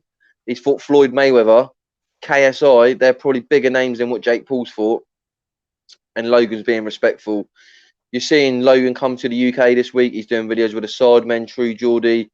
That's because he's got the respect of the people over here. So look, Logan's good. But Jake, I hope Tyron Woodley knocks him clean out. But you can see why he rolls people up the wrong way, Joe, 100%. We got Declan Murphy. Takam can't handle the juggernaut. Joe the Juggernaut Joyce. I'm looking forward to seeing what he's attire tonight as well. Yeah. Joe Joyce. I always like his short. We're seeing Hamza Shearer's there coming out in the new Arsenal colours, the new strip there. I don't know. What do you think of that? What do you think of that new one with the blue stripes there? Yeah, I don't mind it, Joe. To be honest, I think I've always liked the Arsenal kits. I think Arsenal normally have quite nice. Yeah, I think their away kits. No, they've come out with some moody colours and some styles before, but their home kit, I like that style there where the majority is red and then it's just white on the arms. Reminds me of the olden style Arsenal kits. So yeah. Where it's not my team, I'm not too fussed, but yeah, it's okay. I'm sure the Arsenal fans are like it, and Kenny Kent and Pro Beez will be liking that. Definitely. Before we get to that comment, I've just got to quickly make a comment on the new Man U kit. Very quickly, I think it's absolutely beautiful. But you being serious or joking? No, I'm being serious. I'm being absolutely serious. I think that new home kit. I actually love it. I just think that sponsor on the top has actually just ruined what could be a beautiful kit. I've got to be honest there. Yeah, no, it's definitely a nice kit. I like it with the black socks. I always like United when they have the red shirt, white and then the black socks. Yeah, it's a nice kit. I don't like the sponsor on the front, Joe. That's why I thought, were you joking? That's what's put me off the shirt, is the sponsor on it. But yeah, it is a nice shirt. Yeah, so yeah, no, We've got it's not a Joker bad 22. shirt. Sorry, Jay. What's Sorry, he saying? No, you read that comment out, Joe. Don't mean to be controversial, guys, but what's your opinion on Ty Booth? I know the stuff he comes out with is not good, but he is funny sometimes. We speak about Ty Booth quite a bit off air, Jay, don't we? And Saka number 7, sorry. Hamza Shiraz got Saka. It's a sign of respect. Definitely. Obviously, yeah. I assume that's a stand against the abuse that Saka's received online after missing the penalty in the Euros you know that final. I didn't condone that, Joe. The day after that, I put a message out on Instagram, which people can come and see on my Instagram if you want to see it, or on Pep Talk UK. I think Pro Beez throw it back out there. We don't condone it, especially on this channel. And no, I like that from Shiraz, that he's done that. He looks focused. Apparently, people in the comments are saying that he's could get to Canelo's level. So, yeah, look, I'm very interested in this fight, Joe. Think it could be another fight. I saw a comment in there. Someone said IFL versus Pep Talk, or Pep Talk versus IFL. People are really pushing that, Joe. I think they want a boxing card for that. So, yeah. What do you think of Ty Booth, though? Let's go back to Ty Booth. I love him. I think he's fantastic. I know what he says, I personally wouldn't say or necessarily agree with. Obviously, with his comments about females and women and stuff like that. Look, I've got young daughters and that. I wouldn't say it personally, but if I'm watching it with a pinch of salt, which I do, and I know what his sense of humour is going to be like, then look, he does his thing, and I enjoy watching it. But some of the things that he does say, I can see why people would take it offensive. I don't want people to think that I agree with that, because I'm saying that I like watching him. But like I said, I like his boxing style, his records. Obviously, people would want to say, oh, he's got this record. I don't care, mate. Like we said, we need journeyman in boxing. He wasn't a journeyman, but he had some skills. But going on his content, he makes me laugh. I'll be honest, he makes me laugh. And if he can make me laugh, then that's okay with me, because obviously laughter's good. But I can see why some people would take it the wrong way, Joe. 100%. I can see both sides. I don't mean to sit on the fence at all, but like I can understand why people love him. I can understand why people hate him. He's such a controversial character, but he's found a niche. And he's doing his thing. But guys, make sure you smash that like button, smash the subscribe button. Pep Talk UK, road to 20k subscribers, and we're about to go into the co-feature with highly touted prospect Hamza Shiraz, 12-0, 8 knockouts, and he's huge at the weight. He's ranked number 13 by the WBO. Is coming up here, and he's in a great division. Obviously, he's just been ordered to fight Anthony Fowler. His fight, personally, I don't actually think that will happen, but if it did, that'd be a great fight, Jay. Yeah, look, it would be a great fight, and I read in the comments apparently he's managed by Amir Khan's uncle. Okay. Yeah, he got ordered by the British Border Control, obviously, for a final eliminator with Anthony Fowler, as you say. I think they're both going to avoid that. I think both guys would fight each other. I've always said that. I think Matchroom, if obviously the hype about Shiraz is as it seems, then I don't think he would take that fight. Pro Beez, hello. Evening, gents. How are you? All good, all good. Mate. Yeah, busy. How are you, mate? Busy in the chat. Busy in the chat. We got very being made left, right, and centre here. Yeah, I've got to say. Can't complain though. Wembley Arena looks lively. I've got to say that, it looks like a good night of boxing. Definitely. It does, and we just kicking off in the first round. Yeah, he is massive for 154 fighter. Shiraz. He's massive. Wow. How can he make that weight? How literally when you look at someone like Ted Cheeseman, who's slightly shorter at the weight, he's short, a bit more stocky weight, come under. That'd be a hell of a fight. Styles clashing there, because Shiraz, rangy fighter, kind of sensible Shiraz, and I'm sure we both agree that as much as we love Ted Cheeseman, he's probably the opposite of sensible. Yeah, one thing about Shiraz is, he's got a lot of people backing him, behind him. You see ex-world champions talking about how good this guy's going to be, like the best talent in Great Britain. But also, when we get back to normal service in the stadiums, he'll be a good ticket seller as well. Because at the presser this week, he had an army. He had his whole team there, and there was quite a few of them. And I know from his previous fights, when he's fighting, he brings a lot of people to come and watch him. All from Ilford. East London. Not far from you. Yeah. Not too far from me at all. No. I think because he was training, I think, in the Edge gym for his last fight out. Oh, Edge. Yeah. Yeah, I'm pretty sure he was training in the Edge gym last time out again on the undercard. I think, what undercard was that? I think that was on the undercard of Dubai Joyce. That might have even been. It might have even been Dubai Joyce. I might be wrong there. But yeah, Hamza looking good. Coming out with that nice Good jab. love for you in the comments there, Pro. Alan Skill is putting a nice comment there for you. Adam Still. The UK Holy Trinity of Watchalongs has arrived. Boss night so far. So smash the like button, guys. Smash the like button. Subscribers up to 19,107. Let's make it 19,200 by the end of the fight night. How about that? Yeah. Have you seen the challenge that's gone out there, Joe? Pro, we said it will release Joe Pugh sparring footage if we get the 20k. I've got some sparring footage of Joe. The fans want to see it. So, and look, we started a promotion tonight. I don't know if you've seen it. There's comments flying everywhere in that. It's been a great night. The fans are loving it. So yeah, it's been good. No, definitely. That's Frank Warren versus Eddie Hearn. Who wins in a charity boxing match? Yeah. Well, you'd have to do Frank Warren's son. Yeah. You'll have to do Frank Warren's son, really. Frank always finds a way. Frank versus Barry. You got to remember Eddie Hearn's amateur record, his amateur fights. We want to see the footage of that. We do. Wow, definitely. If you get, I reckon. Yeah.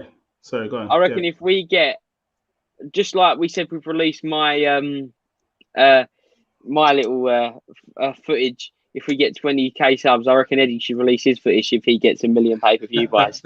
I think. What I would say about Eddie Hearn is, I did see an IFL video a little while ago when he was hitting the bag, and he hit the bag like he actually knew what he was doing. You can see that he knows, huh? I've seen him drop Frank Smith with a body shot in the matchroom offices as well. I've seen him there having a little spar and he dropped him in that. So yeah, I think he can go some, Eddie. Yeah, definitely. You can see that he's definitely being brought up in a boxing gym. Right. For sure. You know boxing content creators better than us. We were doing a fantasy earlier, like Rob Tebbett versus Umar. What ones would you like to see? Because obviously you've seen them more than what we have, size wise and better. Who would you align them up against? Coogan versus Kenny Ken was a big one. Oh, what in boxing match? Yeah, charity boxing match. Yeah, because I threw it out there and it's gone massive in the comments. Everyone's loving it. They think there should be a boxing content charity fight going on now. A good card. I suppose Umar and Rob Tebbett are similar heights. I think Rob's a little bit shorter. So I said Umar and Andy Porro. I think they're about the same dimension. Yeah, exactly. Umar and Andy Porro. I said Pro Beez versus Andy McCart, innit?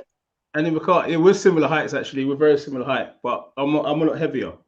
But we got a catch weight. It's called Anyweight. So yeah. Anyway, Coogan's obviously very, very tall. He's very tall. Well, that's why we said Kenny Ken in the comments. Everyone wanted Coogan versus Kenny Ken. And I said, if anyone can wear a vest like Kenny Ken, I'll put my money on Kenny Ken. Mate, when you see Kenny Ken in real life, you see how wide his back is, mate. Then you'll say, I reckon it is. I've seen him on the show. His arms look huge, and that's no joke. There's no joke. I'm being serious. I would put him. He would do Coogan in 3 rounds. 3 rounds. Wow. Yeah, Kenny Ken's like a Carlos Takam. You seen this? He's building that. He's massive. Powerful, He's man. massive. Powerful, He's yeah. But I think we had some good comments about that in the show and that, and also supermarket car parks. We've had who would come to Iceland car park, Tesco car park. I'm waiting for the big boys, Marks and Spencers. No one's offered me out for that one, pro. So I'm all right there. But no, it's great with the comments. It's all fun and games, definitely. But big up IFL TV, big 100%. Up Boxing Social, big up Seconds Out. Big up all the other guys. You know what I mean? Because and if they want to do a boxing event, we're in with them, pro. Hey, if the money's right. Money talks. Money talks 100%. 100%. But don't start on Nelson in the comments, bro. He's looking for a fight tonight. He's the one who started this. Okay, he said that. He's offered a few people out tonight, and also Heinz Beans. He's up for it as well. All right, maybe we could sort out like a Royal Rumble. Ooh, top rope stuff. Last man standing. Yeah, last man. I'm up for that. Yeah. Joe said, "What should be the weight glove size?" I said, "Didn't you hear it at the beginning?" He said, "Bare knuckle." that are 5,000s. Yeah. Well, I said if he called us for a UK show, well, look, we got fights here all night long. Me and Joe have got a card already for him. So definitely end of the second round. Hamza Shiraz looking really rangy. It's very, very tall and rangy. Picking that jab, light jab. Yeah. I don't think he's as vicious as Callum Smith, but I think he's very calculated. I think he's got that skill. He's got that upper movement, and he calculates distance incredibly well. Do you know what? You mentioned Callum Smith. I do see a lot of resemblance there. Yeah, the style, like the way they're fighting, the way he uses his jab as well, his left hook. I can see that all day long. In the comments, they were saying they think Shiraz could get to Canelo's level, but I think Canelo, no offense, that's a level that's hard to get to. Yes, hard to judge a fighter at this level. Prince Teddy's put up a very good point. Sebastian Fedora, right? He is very tall. I saw him on a card last year, and that's who I was thinking straight away. I was thinking, hold on, Shiraz is very similar to Fedora, very similar in terms of how they're built. 100%. What worries me is what about Shiraz versus Fowler? Fowler's an animal. Fowler's an absolute animal. We saw against Adam Harper last year when he fought under Shane McGuigan. The improvements immense. Oh, 100%. The way he's putting his feet the way he's putting his shots together with his feet coordinated. Yeah. Very different. And he's out next weekend. There you go. We'll try and get him on the show. For a world title next year. And the next year, he'll be fighting for a world title, Andy Fowler. But you know what? In some ways, I want that rematch of Scott Fitzgerald. That's what I want to see, the first fight. I love that fight. Do you know what I mean? You know what I mean, Joe? Love that fight. Literally. Sorry, I missed that. Fitzgerald Fowler too. Fitzy. That was literally that fight. I've got no appetite for that at the moment. I'm going to be an absolute... No offence to Fitzy, but obviously he's had his personal issues, but his stock's gone down dramatically. People in the comments, let us know if you think differently, but at the time, Fitzy had everything to go on a roll, and I feel like at the moment, Fowler's gone 2 or 3 levels above, and Fitzy's gone down a level. It's just the way that boxing happens sometimes. The guy who lost went on quicker. It's like with James DeGale and George Groves. James DeGale lost that fight. He won a world title quicker, got to whatever. Sometimes a loss in a big domestic fight, sometimes they go further than the winner, and I feel like Fitzy needs to get... When are they going to fight? Let's put it out there. Fitzy's not had a proper fight in ages. Fowler's on a roll, so when's the right time to throw Fitzy back in there? There's probably not really... I can't see that happening at the moment. The only time they fight is if it's a world title in the future, 2 years down the line, Fitzy's got to a mandatory or got to a world title, and Fowler's got a world title maybe. I don't know. Or if Fowler fought Shiraz, beat Shiraz, Eddie Hearn would like to line it up so the two fight for the European. That's a great show. with no COVID settings. Yeah. Oh, mate, that'd be a great show to go to. Imagine that in Liverpool, Shiraz versus Fowler. That'd be a great show for the European title. 2 big followings. But yeah, I just think I'd like to see Cheeseman Fowler. I think that's a war. Yeah, because that was being spoke about before Fowler Fitzgerald if they was going to get through it. But obviously, it was when Cheeseman lost to Garcia and Fowler lost to Fitzy. But back in obviously throughout 2019 and then into 2020, that 154 domestic division was on fire. Literally, you had Fowler versus Fitzgerald. Then later on that year, you had Fitzgerald versus Cheeseman. In between that, you had Cheeseman versus Conway. And then the first big show back after lockdown fight camp, you had Cheeseman versus Eggington. I want another one of them. I want another one of those 154 domestic fights because they were just pure entertainment. Well, Eddie needs to start doing tournaments. If you've done a tournament format, I think the fans would love that. I think if you've done over a 6-month period, you had 8 fighters and over 8, you've done different cards building up. I reckon you would definitely get the fans involved in that. I think, especially when Eddie's got most of them and he's stable, it can easily be done. Imagine a first round of Shiraz versus Fowler, Cheeseman versus, I don't know, Conway again, or any of them. Sissoko's in that mix at the moment, isn't he? Yeah, isn't he in that weight? Kieran Conway is a good fighter. Very good. Kieran Conway, Northampton, is a good fighter. Sissoko just fought Conway, who's a great fighter with 258 management. Yeah, there's a great little tournament you can pick. I love a tournament format. I really love that. Eggington Eggington. Tear up. Yeah. You see, Brian Rose is fighting Martinez. Brian Rose. That's what, crazy. Fighting Sergio Martinez? Yeah. Okay. Wow, I thought he was retired. No, but Brian Rose. Yeah, I'm pretty sure. Literally, let me just quickly make sure I don't want to just chat. I remember Brian Rose years ago. Yeah, I thought he was done, but I guess not. Let me just check that. But yeah, no, he said big opportunity. Obviously, former world champion. 1 second. All right. So Shiraz, what are you guys on in the 4th round? Yeah, 4th round. There's some comments coming in here saying that he's a hype job, can't beat an average opponent. Just to let you know that this opponent is 13-1, so he's not a tin can. He's not someone with a losing record like we saw earlier with David Adelay. The guy's got an okay record, so mate, it's for the European Junior Middleweight title as well, WBO European Junior Middleweight title. So look, it's going to be difficult for him. To me, he looks a bit drained at the weight, so I think Shiraz would be a beast even at the next weight up. So, all right. Camille, Pep Talk UK, Pro Biz. Yes, Camille Wozniak. Okay, that sounds like a Polish name. Cześć in Polish. Hello. I know a bit of Polish. I've got some Polish mates. All right. So when the Godfather of Pep Talk comes out, they come out, Pro Beez. When you come out. Hey, from Poland, welcome all the people from Poland. Welcome the people from London, Southampton, Portsmouth, the Northeast, wherever. Yeah. It's all over. Wales, Scotland, all around the world. Midlands.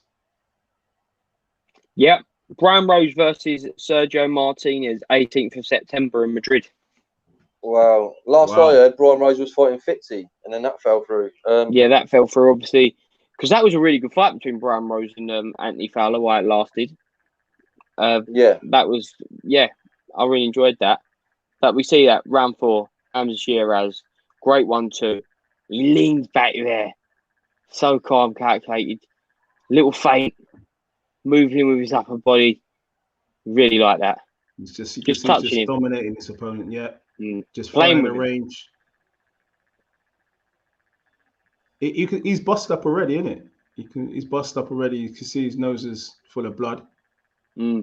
Puts a bit of splat in that right hand there in the final seconds of round 4. It's just his length. Finish out with a combo. And reach is obviously going to be a massive factor at this weight. But I'd like to see what his engine's like later on in a 12-round fight, because obviously he's not struggling to make weight, but obviously at that height he's got to be some sort of diet he's on to get down to that weight. Yeah, definitely, 100%. Even Callum Smith, when he was making super middle, you're like, this guy's massive. How's he making super middle all this time? And it's only right that he moved up to 175 because it's a big man. Chisora in the definitely. house. Chisora in the house. Boy. Chisora's in Wembley, yeah? Yeah, Chisora's in the house. Just see him in the shot with Ali Drew. Yeah, he's down the road. Oh, there's Takam in the back. I've done Takam, look at Beez. His physical shape is unbelievable. Hey. He's chiseled. Mate, he is the dog pound. Chisora. It's down the road for them, isn't it? It's down the road for Chisora. Yeah. I was going to say, Wembley, I bet Chisora was always going to be there. But also, Chisora, he's very respectful. That's what I like him. And win or lose, he respects the opponents he's fought. And obviously, he's fought Carlos Takam. And we had Carlos Takam on the show. And imagine this, Pro Beez. Carlos Takam beats Joyce to become the mandatory WBO number one. Del Boy, that's the only opportunity he's going to get a mandatory in it. Because we know how much it hurt Carlos Takam. And I know the only fight he'd probably risk that mandatory for would be against Chisora. So I'm telling you. And if Chisora beats Takam, then he's number one for AJ. And we know AJ would give Chisora that chance. For a fact, AJ would say, out of everyone, I would give Chisora that chance. I know it for a fact. We've heard AJ say it, haven't we? He said he would love to give Chisora a chance. I've always thought that was going to happen.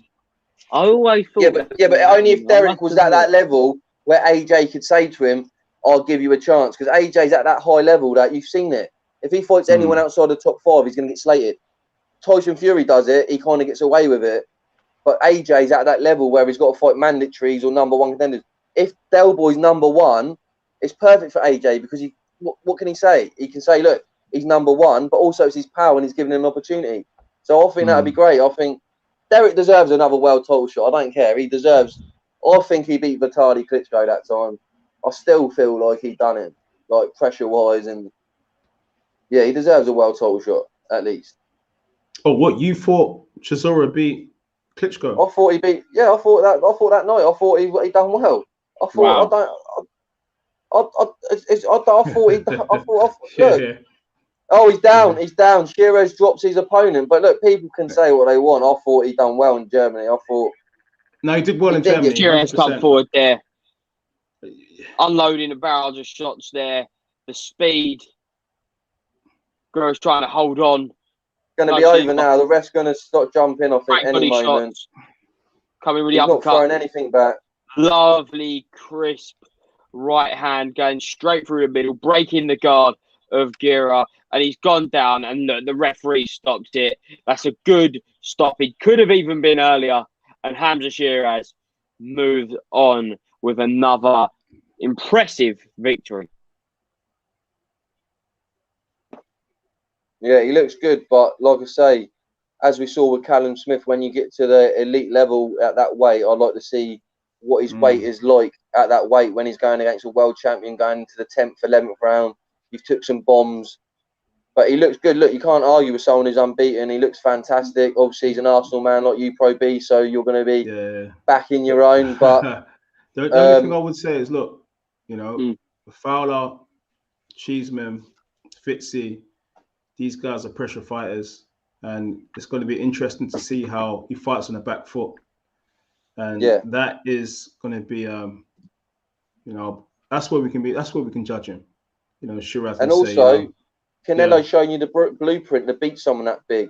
Hit his arms. You don't need to hit someone's face. Take the jab away. Yeah, take the jab away. Because obviously just hit them in their arms. Fire. Yeah. He's showing you the blueprint. That's what I mean. Basic stuff. Like, people seem to forget it after a fight happens. You're going to fight Shiraz.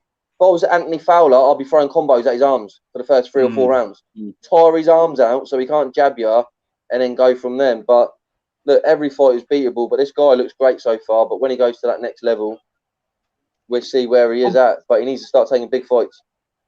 Obviously, we just see an undisputed fight in the 154 division with Charlo Castano. Yeah. Obviously, we didn't get neither fighter got crowned undisputed, but someone, obviously, the world class fights. If Hamza Shiraz can carry on through the levels, maintain that weight, keep that weight division, and keep progressing at the rate he is, he could have a chance of getting to that level. No doubt. Big words, Anything's big possible. words there, Joe. No doubt. No, I'm not saying he will. Yeah. I'm just saying that he's progressing at a great rate at the minute, and it's just hard for any 154 fighter because they've got to try and break away from that domestic scene because there's such a hunger for these domestic fights. But yeah, but sometimes you got to lose a fight, Joe. Like, look at Anthony Fowler. He had a tough fight against Fitzgerald, put it on the line. He lost, but he's come back stronger. You'd rather do that than go straight to world level. Shiraz doesn't have a tough fight till he gets to world level. We could get undone. Look at Anthony Yard. He needed 1 or 2 more fights. He would have beat Kovalev. It's just that timing. You need to get them. You need to get them tough fights in there. Like, you need to, even if you lose. Like I say, a loss is not a loss unless you quit. A loss is an L is a learning curve. So look, fights like tonight, he's not going to go in and beat a Castano or a Charlo. No way about it. There's no way. You need a big fight before that. So of course. I think he could get there. He's got the attributes. I just need to see that acid test, which he hasn't had yet. When you get the acid test fight, you'll see. You'll see most what fighters, you're going to get. Like most fighters, most young fighters, they need that breakthrough fight, which actually shows that they're the real deal. Prince said he said Nelson's go back to the top. No doubt, Team Shiraz. You got Jack Napier says Shiraz will be another Kalyafa when he steps up. And well, Kaya fight actually 2022. We got interjected that Kaya fight actually was a world champion. He was a world champion for a long time. So he was Britain's longest reigning world champion when he got. What was said about him? He got taken out by Chocolatito, who is an amazing fighter. You know, elite. We fight of the year this year, in my opinion, with Estrada. Exactly. You see what I mean? Yeah. So no shame in that. There's world class and there's elite. And if you lose to an elite fighter, there's absolutely no shame in that. No, definitely not. Definitely not. There's nothing wrong with losing a fight anyway. Boxing needs to get out of this mentality. We've seen it like when we spoke about UFC. Loss isn't a loss. Like, people like the comeback stories just as much as they like the beginning of a story. Like, I love that AJ now says he's two-time. You wouldn't be able to say that unless he lost. Do you know what I mean? You can take a positive from a negative. It's whatever way you want to go with it. It's the mindset. It is the mindset. Look at Conor McGregor. Broke his leg. I've seen him on Instagram having selfies with Justin Bieber. The guy's still enjoying life. Like, it's the mentality of a fighter. He was in the octagon with a broken leg with Joe Rogan interviewing him in the cage. When are you going to see that? He was promoting with a broken leg. It showed you every other fighter in UFC who's had a broken leg. They're getting carted out on a stretcher. Conor McGregor's throwing promos out there with a broken leg. These are the sort of fighters that we love. Do you know what I mean? This is what I love. I just think that, boxing really needs to just next month's going to be big. Like we said, we've missed out on a few watch-alongs because there ain't been many shows. The show done great this week. Pep Talk, we were saying, me and Joe were saying, some great interviews from both of you guys this week. A nice watch-along for everyone. I hope everyone's enjoying it. It's been a fantastic week. And then on to next week, build up for Fight Camp. Some great stuff for the channel, bro. Okay. Yeah. Tips. MCG. Pep, how are you, my friend? You should have been on all night. Well, you know what? Jay and Joe have done a fabulous job. And, we'll see you later, Pro. Joe, we'll go now, mate. We've held the fort. We'll let Pro do the rest. Yeah, do you know what? It's crazy because you know what? This is why you need a team. You know what I mean? Whereas Joe and I might be running around getting interviews. You know, you've got Jack on the lives. You know, you've got Shaz chipping in with the Zooms as well. This is why you need a team because we all have other obligations. We're actually not full time on this, you know. So that's why we need you guys to subscribe. Let's get the numbers up. And get the merch. I've got the merch behind us. Get the merch, t-shirts, hoodies. Look, we're here for you guys. We've got you. We've got you. That's it. And just to add to that, I couldn't come live anyway. You know, I would have been with my kids. So my kids would have been on the live too. I don't think you want that. No, definitely. 100%. Coming in, main event, gonna smash it. Main event. Joyce versus Carlos Takam. Get those predictions in. Get the predictions in for Joyce versus Carlos Takam, because there's a lot of people in the comments tonight that believe Carlos Takam will pull off an upset. Oh right, yeah, there's some good comments for that. Hold on. Yeah, I mean, how you guys seen this fight? I mean, for me, I think it's a well-matched fight for Joyce. Obviously, Takam is at the end of his career, but he always gives whoever he fights a tough night at the office. And I think 100%. It's a fight to try and make Joyce look good. It's a good name on his record as well. And hopefully we see Joyce in some mega fights afterwards, but it's not going to be easy because Takam is anyone he fights, he gives them a hard night. Anyone he fights. Yeah, so that's true. I think Mark Joyce Williams says Joyce animal. in 6. So good, Jay. Sorry. Joyce in 6. Okay, yeah. I just think since he beat Daniel Dubois, I think the shape he's come in this fight, Joyce, he looked fantastic on the scales. He looks like he's been in the gym as soon as that fight ended, realised I'm #1 mandatory. I'm going to have to keep working, and I think he looks a different beast now. I think you saw his jab in the Dubois fight was better than his jab in his other fights that he's had. And his chin, I'll just keep going on about it. The guy's chin. The guy is unbelievable. I've never seen a man like it. I was going through his fights from amateur through his pro career today, and I've never seen anyone. His defence is shocking. Let's not beat around the bush. Joyce's defence is shocking, but his defence is, my chin is like Chuck Norris, hard as fuck. Like, he does not mind literally taking 3 haymakers to give 2 or 3 back because he knows when he lands, it's going to do more damage. Honestly, I'll go back to it. I watched Fraser Clark versus Joyce ABA finals. Yeah. And Fraser Clark was laying some shots on him. And you just saw, as each round went on, Fraser Clark thought, what the hell have I got to do to even wobble this guy? And Joyce, was in the end, he was just coming through him and then just wobbling Fraser Clark all over the place. But there wasn't no shame on Fraser Clark. It was just literally, for the first round and a half, 2 rounds, I couldn't do no more. I was just hitting him left, right, and centre. And what can you do after that? You're tired, fatigued, and then it must be mentally draining. 100%. You got Kal-El saying Joyce via TKO before 6. Then we got Prince Teddy, another gooner to get the win tonight. DJ in 1. Takam does deserve a big win, to be honest. Boy, he's a 1 says I got Joyce round 7. Anna Skill says, bloody hell, Joyce's chin and Babbage's chin after sparring sessions deserve medals. Oh, I would love to have seen that, mate. Yeah. I'm telling you. That was amazing. Did you guys see that spar? I didn't. I didn't see IFL released it, didn't they? Coogan. Oh, wow, that was poor. I think they took it down now. Wow. Oh, why they took it down? Okay. I think so. I went to look for it again today. I couldn't see it on there. It might be on there. I did look, but they were throwing bombs. Literally, I'm surprised they allowed that in sparring. But they're the type of guys that go out. Obviously, you met Babbage, and Joe had the pleasure of a face call from Babbage, so we know he's a nice gentleman. Yeah, great chins for both of them. Like someone said there, I think someone said in the comments, Joyce's chin demoralises opponents. That's what it does. Like, honestly, like Triple G, Yes, he can't be knocked out. These guys can't be knocked out. Paul Frotch, another one.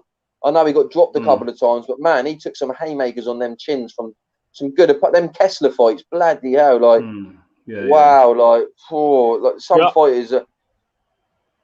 Do you think Wilder would knock out Joyce though? This is what me and Joe had a debate about this morning. I don't think he will. I think he could. I think his chin can withstand that. I really do. Yeah. It's tough. I think Joyce's chin is built differently, and because I'm saying all this, Takam's going to knock him out now, isn't he?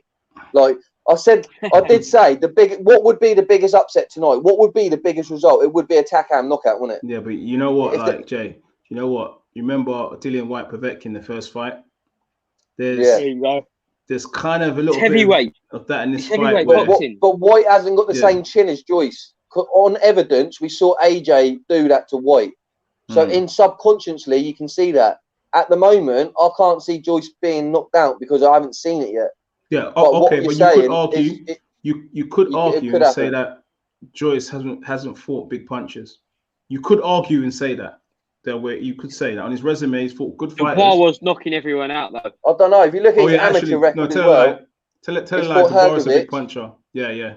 Dubois is a big puncher. If you look at even his amateur, Fraser Clark's a big puncher. I know it's amateur. They had no headgear on though. He's fought Usyk. I know he's not known for power, but he has.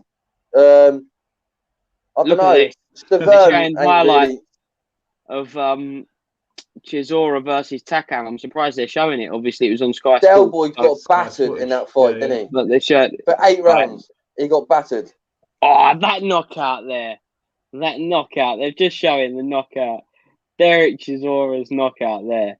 He just walks on to it. That was beautiful. I remember that. I was on holiday for that fight.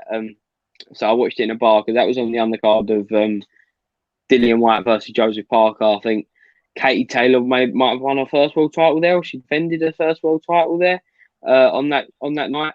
But that was just a great show. That was a really good show. It was, yeah, no, too. That guy training Carlos Takam, he does MMA. He does like Francis Ngannou and that. See the guy on the pads and that. I've seen him. Like he helps Francis Ngannou in that training as well. That was a big overhand right, Chisora. Massive. Massive. That's war. That's war right there. I remember speaking to Don Charles. He was saying during that fight, that was part of the game plan, to lure Takam onto them. I know on that night watching that fight, it didn't seem like, it was the conventional thing to do, but apparently that was part of the game plan. Just let him come and eventually, throw that overhand right to get the big knockout win. Risky, but it worked. It was risky, because some refs might have stopped, didn't you? You even saw some of the footage there. The ref was close to looking at Chisora. Another ref might say, you've had enough, you've had a lot of wars. The risky tactic to do, we call it the Rocky Balboa tactic, isn't it? What he done in the film where he let his opponent, Drago. Against Clubber Lang as well. Yeah, Clubber Lang as well. Personally, I believe in hitting people and not getting hit. But again, so do I. And as we know, Joe, everyone will see that Joe likes that style when we release his sparring footage when we hit 20k. Everyone, road to 20k, all the socials, that's going to be our saying going forward. Road to 20k, and we see the young Joe Fury Pugh at it. Honestly, Pro Beez, there's actually skills in there. What we'll do is, if we get to 20k, right, we'll get Joe to do 50 press-ups, right? Not a chance. On a live. Have you heard what he had for his dinner tonight? 50, Bro, did you hear what he had for his dinner tonight? What did we have? Joe, read out your dinner list again tonight. When you threw out the dinner thing, what did everyone's pre-match fight dinner was? Listen to what Joe Pugh had. I thought he's reading out the list on the comments of what people had. I had a barbecue today. And there was a lot of meat. I probably had, I think it was 3 sausages, 2 chorizos, a burger, a pork loin, a rib kebab, and a lamb kebab. Wow. And that was started. And you're not asleep yet. If I had that, I'd be asleep right now. Yeah. Oh, wow. Yeah, it was beautiful, though. It was absolutely beautiful. All right. So the comments are coming in for the big main event. Joyce versus Joe Takam. Barbecue. Joe Barbecue's got to be my favourite. That's got to be my favourite one today. No one can take the heat. No one can take. That is quality. That is absolutely fantastic. That's what we love in the comments. We love stuff like that. Season. Yes. All right. What's Elijah Adelay saying? Joyce versus Chisora would be interesting. It's interesting, but pointless. No, nothing really at stake, though, isn't it? Nothing really at stake. But if you put a fight like that in a fight camp or an undercard to kind of beef it up, people are going to like it, though. No, I think they're at different levels now. I'm not feeling that. No? No, I felt it. When David Hayes with Joe Joyce. When David Hayes with Joe Joyce, I thought that was a perfect time for him to fight him. I feel now that Del Boy, it's difficult. I just feel like the jab and the chin will just. It'd probably be a points victory for Joyce if I'm being serious. I think. I don't know. It could be a good fight. I think it'd be a great fight because that was on the old Matchroom versus Queensbury poster, wasn't it? It was, I think it was Dubois versus White at the time, Joyce versus Chisora. You know, last year when Frank hold on. Kenny Ken in the building. Kenny Ken. Kenny. Oh, here we go. Here we go. Big Papa Pump. Kenny Ken Yeah, Steiner. Kenny, I'm disappointed. Why are you not in a vest? I've been bigging you up in a vest all night. Nah, not at all. Not at all. And you come fully chested. Yeah. Well, the thing about it is that everything's in the wash at the moment because of I didn't go for a run today. So normally, if I've gone for a big run, long one, and other stuff, it'd be thing. And you know what? I'm like, it's like getting to vest, having a shower afterwards because you can't be smelling in this weather, and then trying to come do for you guys. It's a bit late at night. It's a bit chilly as well. We've had this fantastic weather over the last few days. And now the weather's kind of cooling off. I need to start again probably next week. But what do you think? You were popular in the chats, Ken, tonight. You were very popular in the chats. I wasn't even there. Cassius. No, but we spoke about you, and everyone was talking about fantasy boxing matches. You versus Cougar Cassius. Well, it's funny you say that because Heavy D. God bless you, so Heavy D was like R.I.P. Heavy D. He wanted a boxing match with everyone. He wanted one with DT. Yeah, he wanted one from Cougars and Cassius, and actually took it very seriously.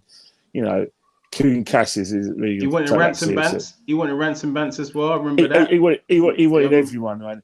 I mean, every to go and see. Sounds like my type of man. Yeah, he was. That's what I like. He was a fighting man. He was a fighter. Yes. Yeah. Heavy D. Didn't you fight Lucky from Towie? Lucky from Towie fought? No, you fought. What's the tall guy? Someone from Towie. Lewis Bloor.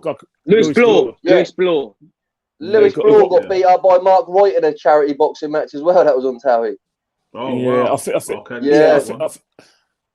But I think what's happened is that Heavy D's he had more enthusiasm than he had fitness, and I think that's the thing. If he had his fitness, his thing, and I think, I just like to think that he was highly thought of, but I did think that certain people weren't taking him serious enough than he deserved. That's just my opinion. You know what I mean? Massive person. I followed him when he was back on the Storage Hunters. Back in them days, Big Brother. So I've known about him for years. UK.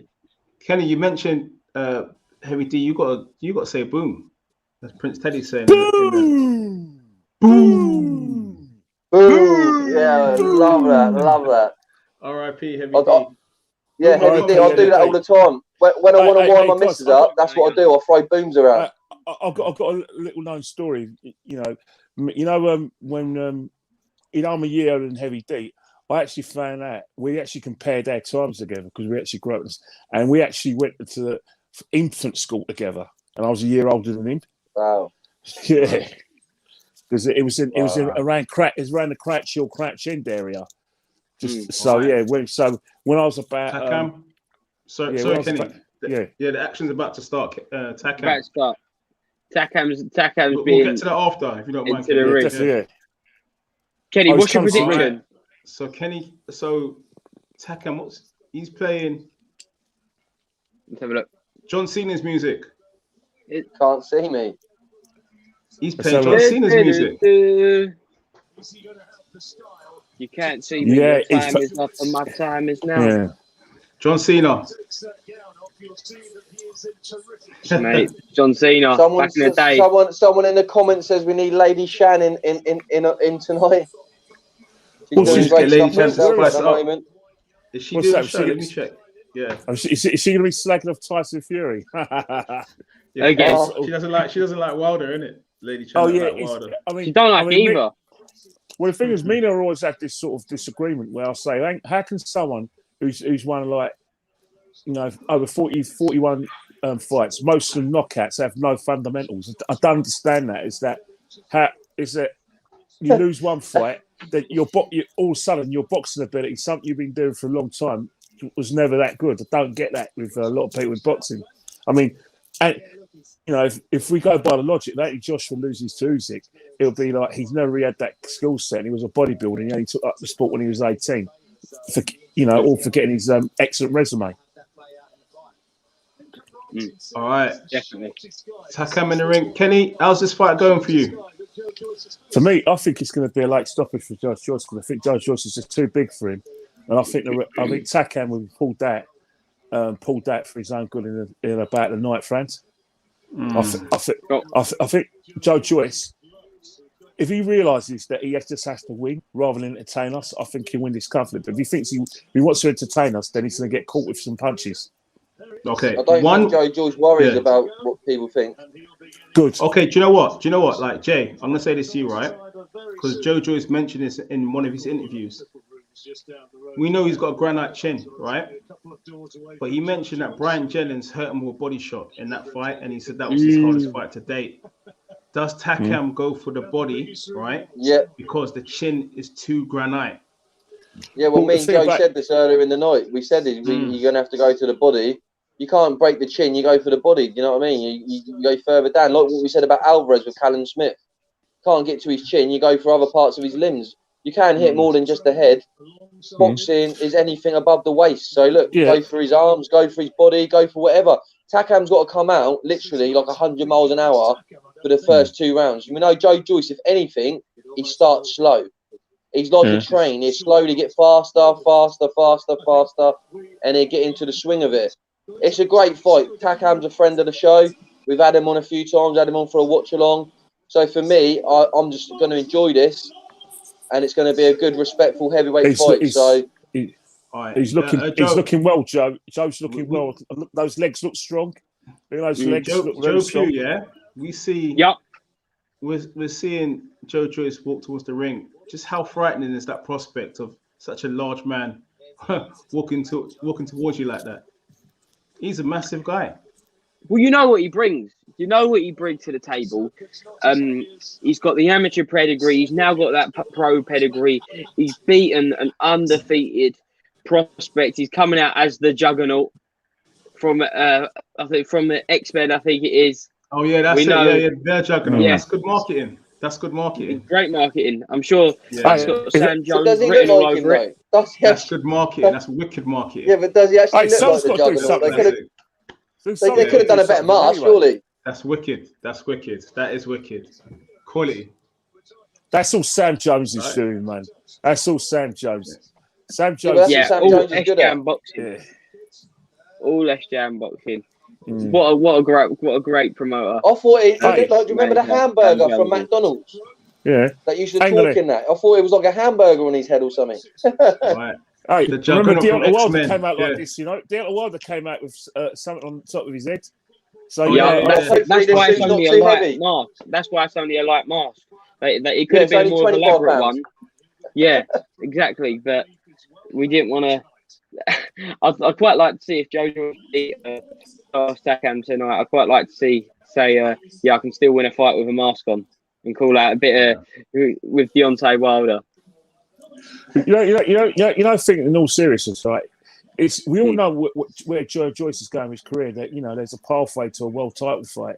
Like I think the silliness of the Tyson Fury and Joshua saga is over. That there's actually a pathway that Joe Joyce can fight the winner of Usyk, and Joshua can win tonight. Yeah. But the thing is, you need to ask yourself: is how hungry is Carlos Takam? What does he want for his career? Because this fight is going to define whether he's actually someone who actually wants to go fight for the world title again, or just be a gatekeeper like the man we're just looking at right now, who's again is managed to gate crash a massive event. I won't name him, but you know what I'm talking about.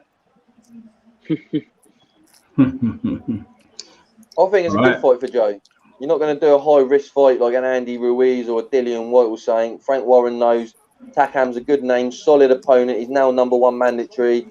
Gives him more time after this fight to wait for AJ early next year, maybe end of the year. See what happens with the undisputed. You never know. What I will find interesting, like I said to you, if Carlos Takam wins this, I don't know if there's a rematch clause, but I guarantee he will fight Del and Del will get a chance to be mandatory for the world heavyweight title. That's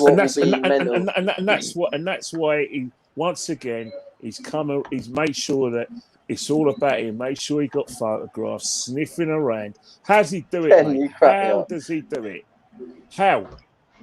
how is it possible? Kenny's at a boxing event and he's a boxer. He's going to get clipped there, mate. I don't think Del Boy's gone there because he knows he's going to get clipped up. He's gone there because he's supporting boxing. It's supporting boxing. He's gone there to try and actually gate crash, steal the show, make a wazzick of himself. Well, he hasn't because he's only been seen once in the whole show, Ken.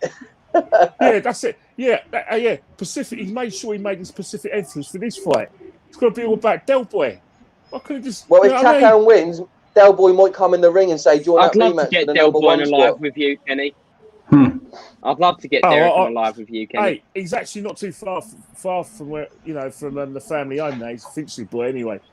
But we're both the same height. But it's not personal. It's just that I want to know what I want someone who's serious about going far in this sport, not just there. All right, I understand it's prize fighting. I understand he's got to make a career himself, and to get on TV, you have to have a bit of a personality. But sometimes I want winners. I deal with winners. That's all I deal with. Get to a point where you get to a point where it's a bit different, and Del Boy's at the point where it's about making money for him. So if he gets an opportunity, respect to that. Yeah, so it's the big fights. He looks focused, Takam. Well, yeah, he's 40 years old, isn't he? Is he 40? He says he's 40. He's 40. Yeah, he's 40. Yeah, I think he's 40. He's 40. Obviously, Joyce is 35, but he turned pro very late. 18 stone 11, Joyce. Wow. Takam. How can you be that? How can you be that big at Joyce and then be that athletic? Wow. Yeah, it's nature, man. Yeah, the thing is, he was an athlete at school anyway, so he's had that sort of athletic background. So it's not. You could be a big lad, but if you had an athletic background where you've done a bit of running, done a bit of crossroad running as a kid, then you'll maintain that sort of, kind of know-how. Your barbecue joke. Yeah, that's it. Been to my barbecue. So where's everyone on the stream before the round starts? Where is everyone so we know where everyone's at? Better start. Yeah. I'm on BT Sport. I'm on no stream.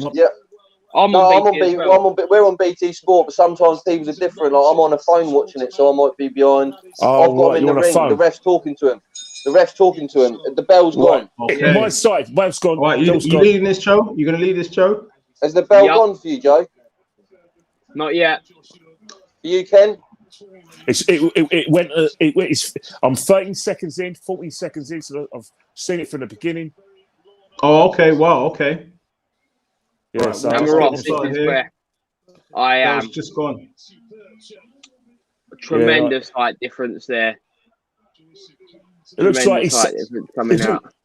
He looks proactive, doesn't he? Like he's like, he's got his hands up. Takam, I think you've seen Takam. You see the right hand, the overhand right.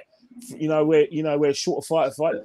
That's going to be his signature punch all night, and that's the sort of fight he's going to be looking for. He's looking for the not so much around the chin, but around the side of the ears and the temple. That's the one that he feels that's going to win him the fight, Takam. But Joe Joyce standing upright, he sees front and left. Joe Joyce will see it coming. Yeah, you know what I mean. Yeah, he's going to try and move in and out of range, try and close the distance down, but. I think this is the most active I've seen Joe Joyce in the early stages of a round, probably throughout his whole career, because he got a bit of criticism for being static early on in his career. But no, he's pumping out that jab, being a bit quick, moving forward, looking light on his feet. We said about how agile he is, but he did get big right by Takam.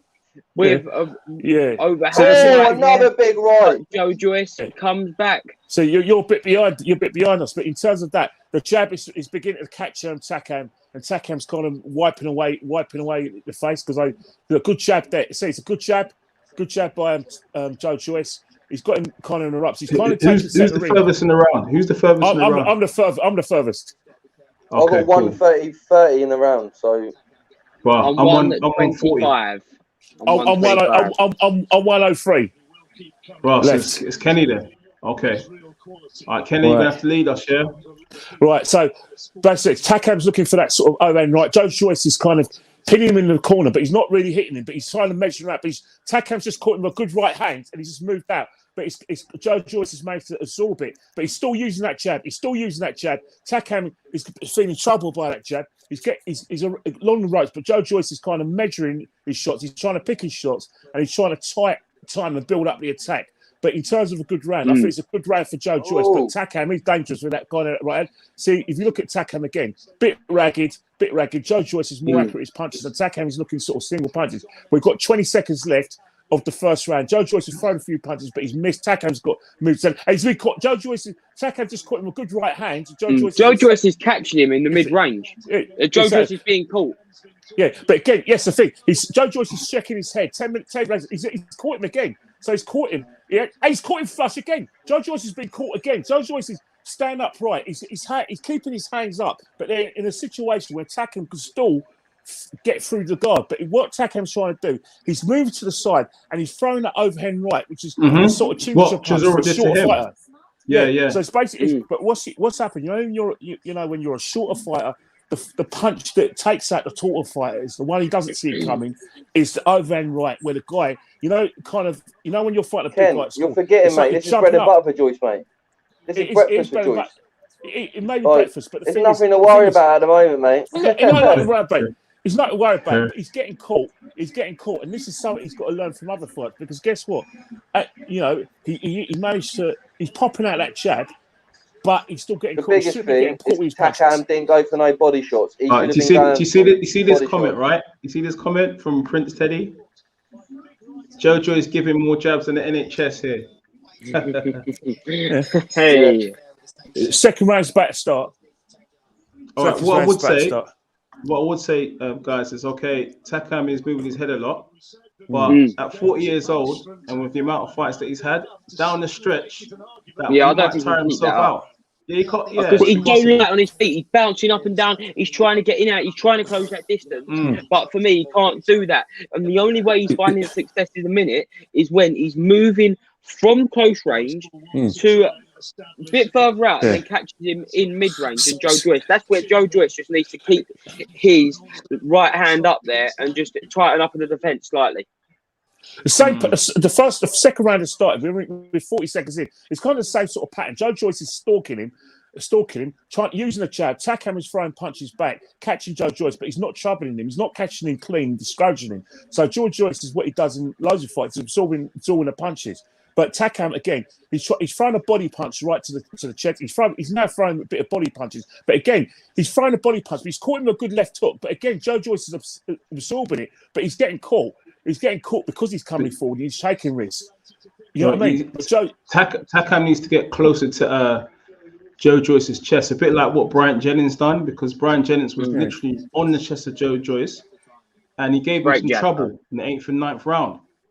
Joe Joyce is a strong boy. Joe Joyce is not going to be pushed around like that. So I think sometimes you say get on his chest, but you have to have the physical strength to be able to do that, and like the body strength, and that's where your conditioning works out. Because these are big men. Men of over 18 stone. In terms of design, it's nice to sort of say, right, stand top of them. But inside, it's quite difficult. But Takam's throwing some good punches.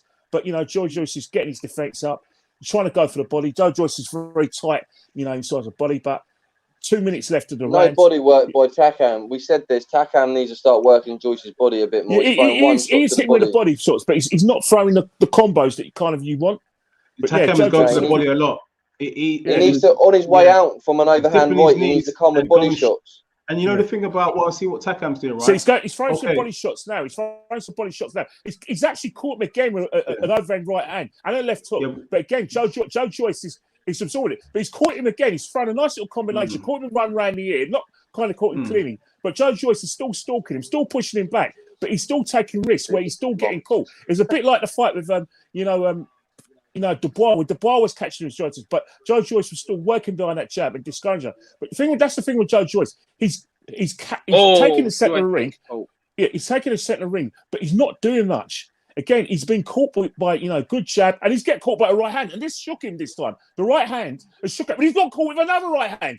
But he's still coming forward. But he's still getting caught. And he's getting caught again with another right hand and a left hook again. But he's still getting. But he's still in a situation where this is Joe Joyce. Viewers, said this before. This Cockney commentary. Hey. Are you liking this from Kenny Ken? I like it. The situation is, yes, Joe. If you look at those rounds, if you're scoring them, Takam is throwing loads of punches. He's catching him clean. Joe Joyce is stalking him, pushing him back. But you could push someone back. But the thing is that he's now getting beaten to the punch. He's now getting beaten to the jab.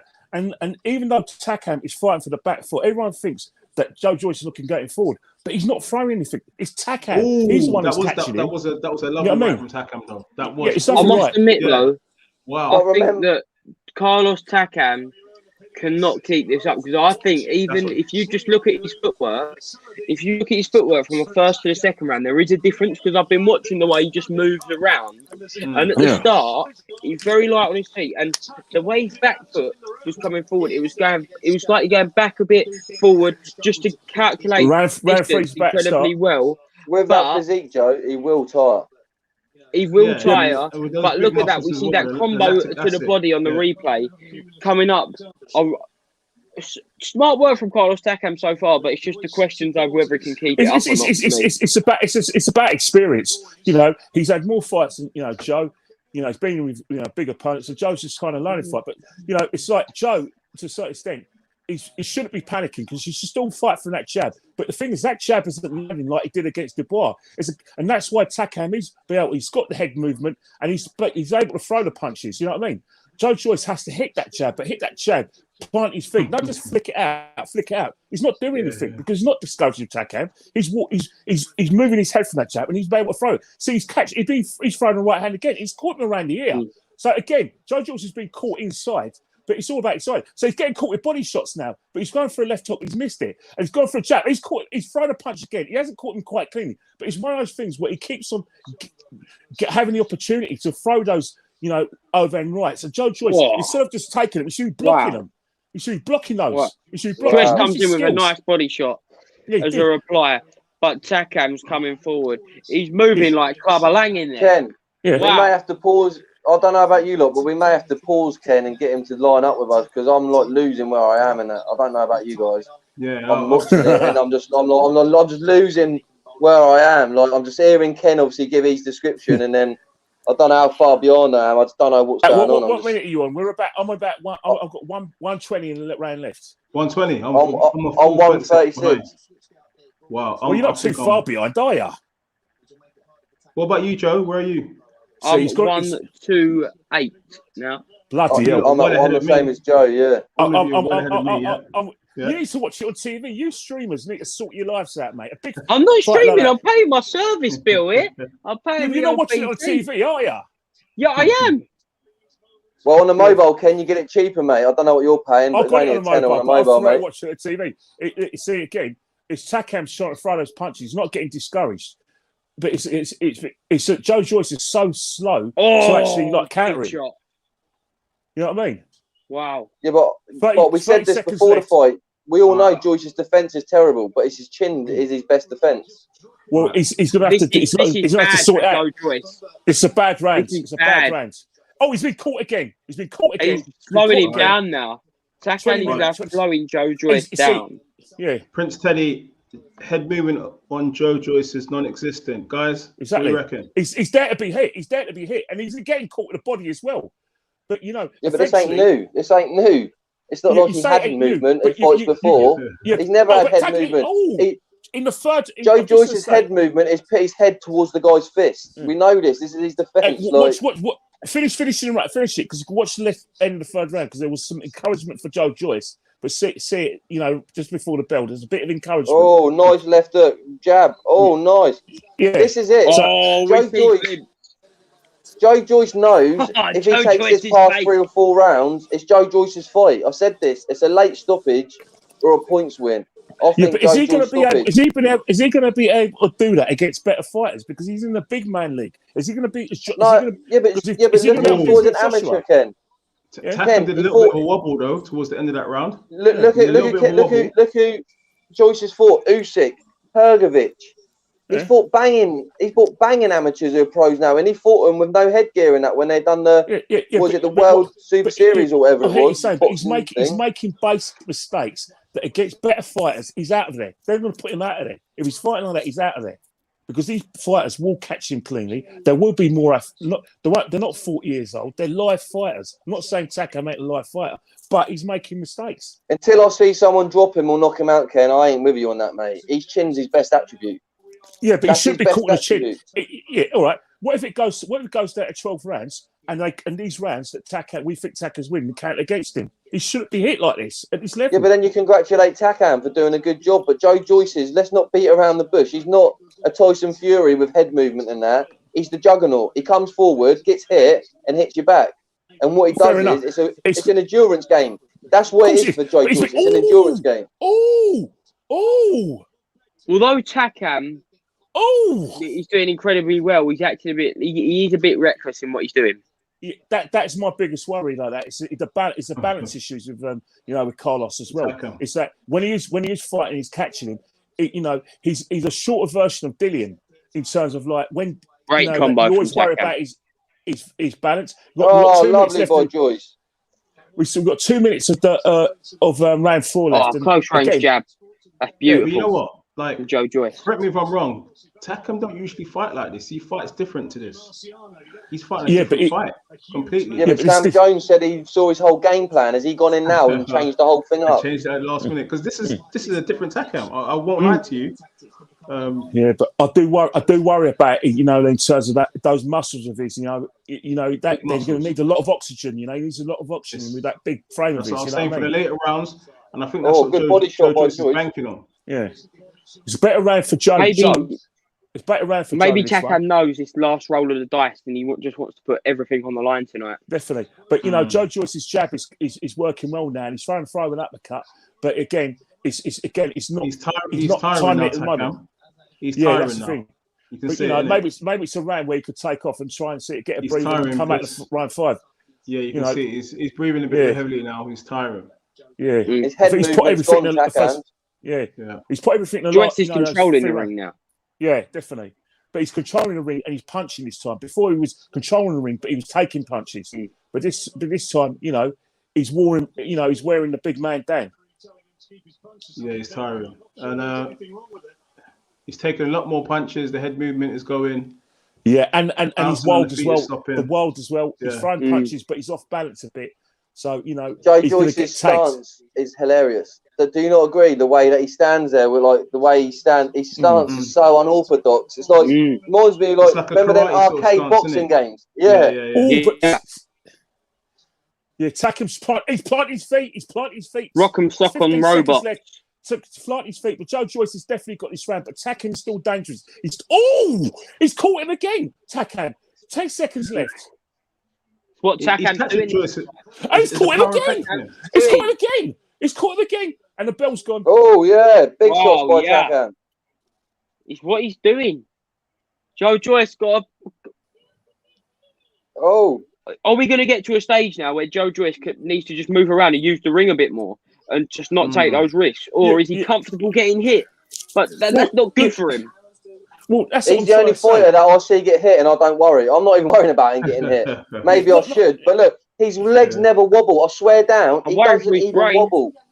Yeah, all right. His legs never wobble, but there's two ways to win a fight: either knocking someone out, getting stopped, or winning this point. At the moment, he's in terms of the points, I'm looking at 4 rounds down. I'm giving him Takam 3-1. Yeah, but it's a Frank Warren show. Joe Joyce is 4-0 up, mate. Well, Ben Davison's doesn't agree with me. He's got it level.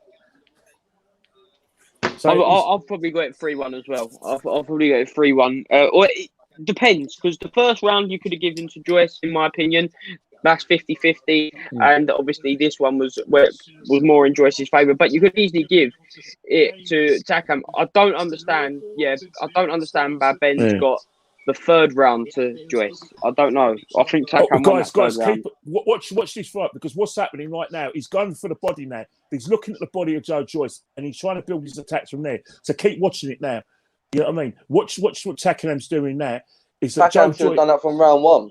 Yeah, but what he's doing now, he's planting his feet. He's managed to manoeuvre himself in so he can get those hooks to the body in order to build that overhand right, and try and disguise it a bit and let Joe Joyce get his hands down. So he's kind of Joe Joyce hit a lovely right hand there. I'm predicting an uppercut's going to drop Takam at some point.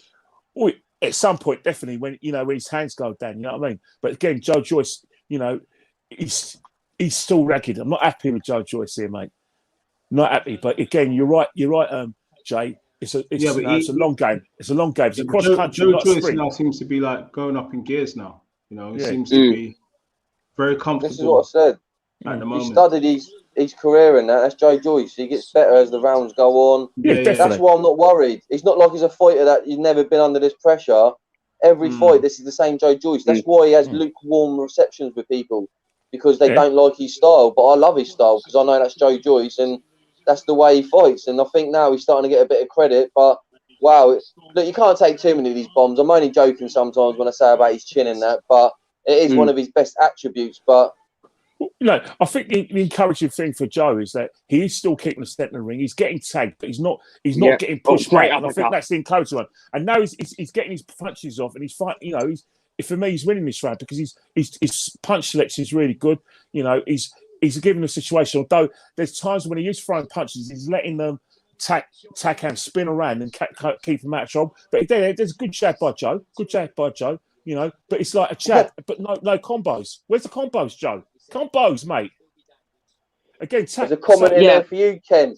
There's a comment in there for you. Takam is going out for F's sake. He's already tired, Kenny.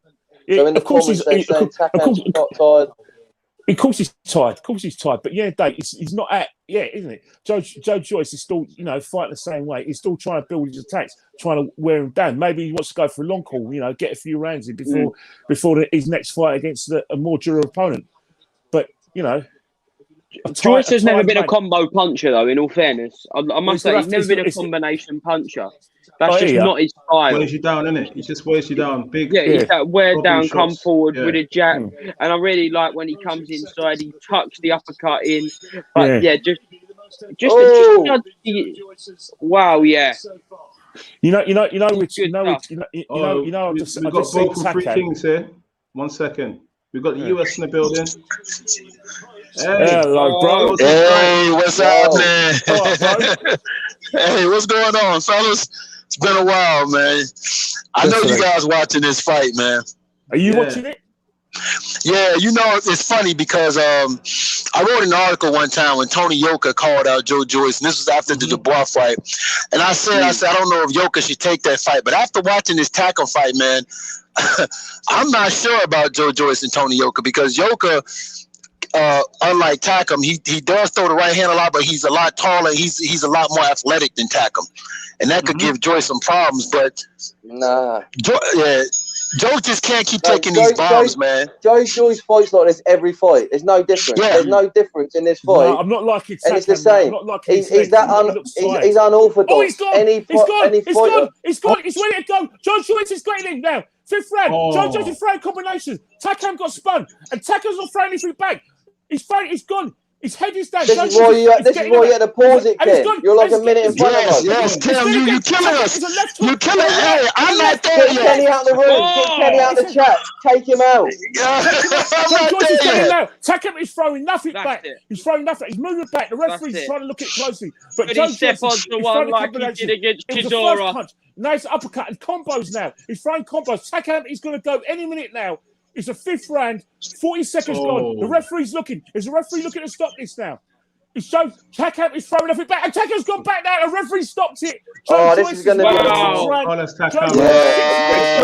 Takam has been stopped. Steve Gray's taking a look. Oh, yeah. He hit him. I saw it. This was at the beginning of the round this happened. Yeah. He buzzed him in the beginning of the round and then... He buzzed him in the beginning of the round. There you go. No, come on. Look, I like a stoppage. That got stopped too early for me. That got That's not. Yeah, that's not surprising though that he hurt Takam because Takam started slowing down, man. He couldn't keep up with that pace. He could not keep up with that pace, man. That was a hard pace to keep up with. Joe Joyce is the only hard fight for AJ apart from Fury. You know what? I'll tell you. That did look a little bit premature. I swear down. Everyone gets too sentimental. What's the adverts again? What's the adverts again? And let's just say he was stepping back. He didn't take one step forward. I listen. You at least gotta let a fighter waiting to jump in. I watch the referee. When a referee's waiting to jump in, I'm skeptical. Look what happened. It was a left hook. It was a left hook where he went back. It was a left hook, and then the combo's winning. It was a left hook that actually stumbled Takam. I don't like it. He's not throwing nothing back. He's the referee that threw the towel out. Yeah. He's not throwing nothing back. Yeah, He's not throwing that. He's not throwing nothing back. But at the same time, you gotta allow a fighter at least to hit the canvas. Yeah, true. But you gotta at least let the fighter hit the canvas, man. Before I make and you got to judge each ref. Can I have this say quickly? You got to judge a ref by their performances. And this Steve Gray, do you remember when a corner threw a towel in and he threw the towel back out and let a fighter take a beat down? You can't do that in one fight and then stop a guy in this fight when he's not even been dropped. Yeah, but these are heavyweights. These are heavyweights. He's not even dropped in, Ken. He's not even dropped in. He's not throwing nothing back. He got the first. Go watch squash, Kenny. Go watch squash, mate. I want to see it. Watch it now, Joe. Watch it now. He's throwing nothing back. He's got with the left hook. Okay, then at the very least, you give the guy a standing 8 count.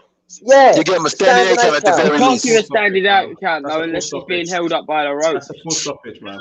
Come on, man. I watched that again just now. If the fighter's first reaction is to push the referee away and ready to give him a right hook, he's still ready to go.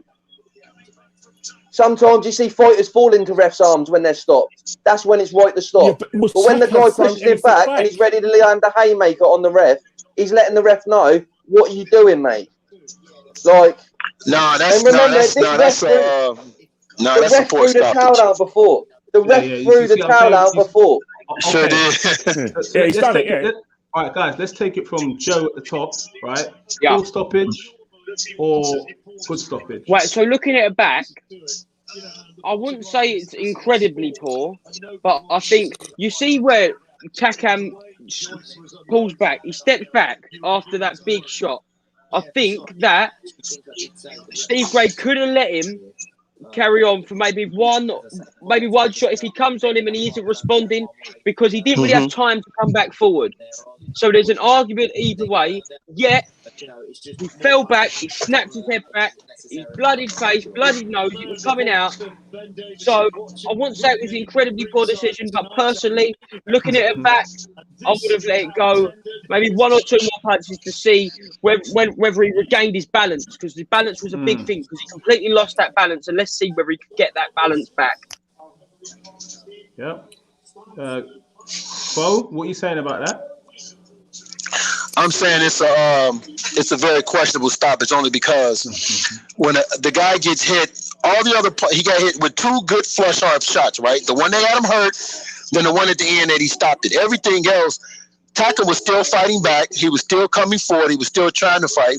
Joyce's punches wasn't landing to the point where it looked like Takam was ready to go until he got hit with that last punch. So at the very least, the ref, when he went back, the ref should have stopped to see what he was going to do next. If he went back and went up against the ropes and was flopping, okay.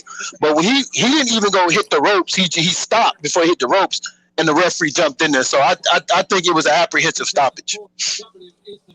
All right, okay. Jack, and then Kenny after. Yeah.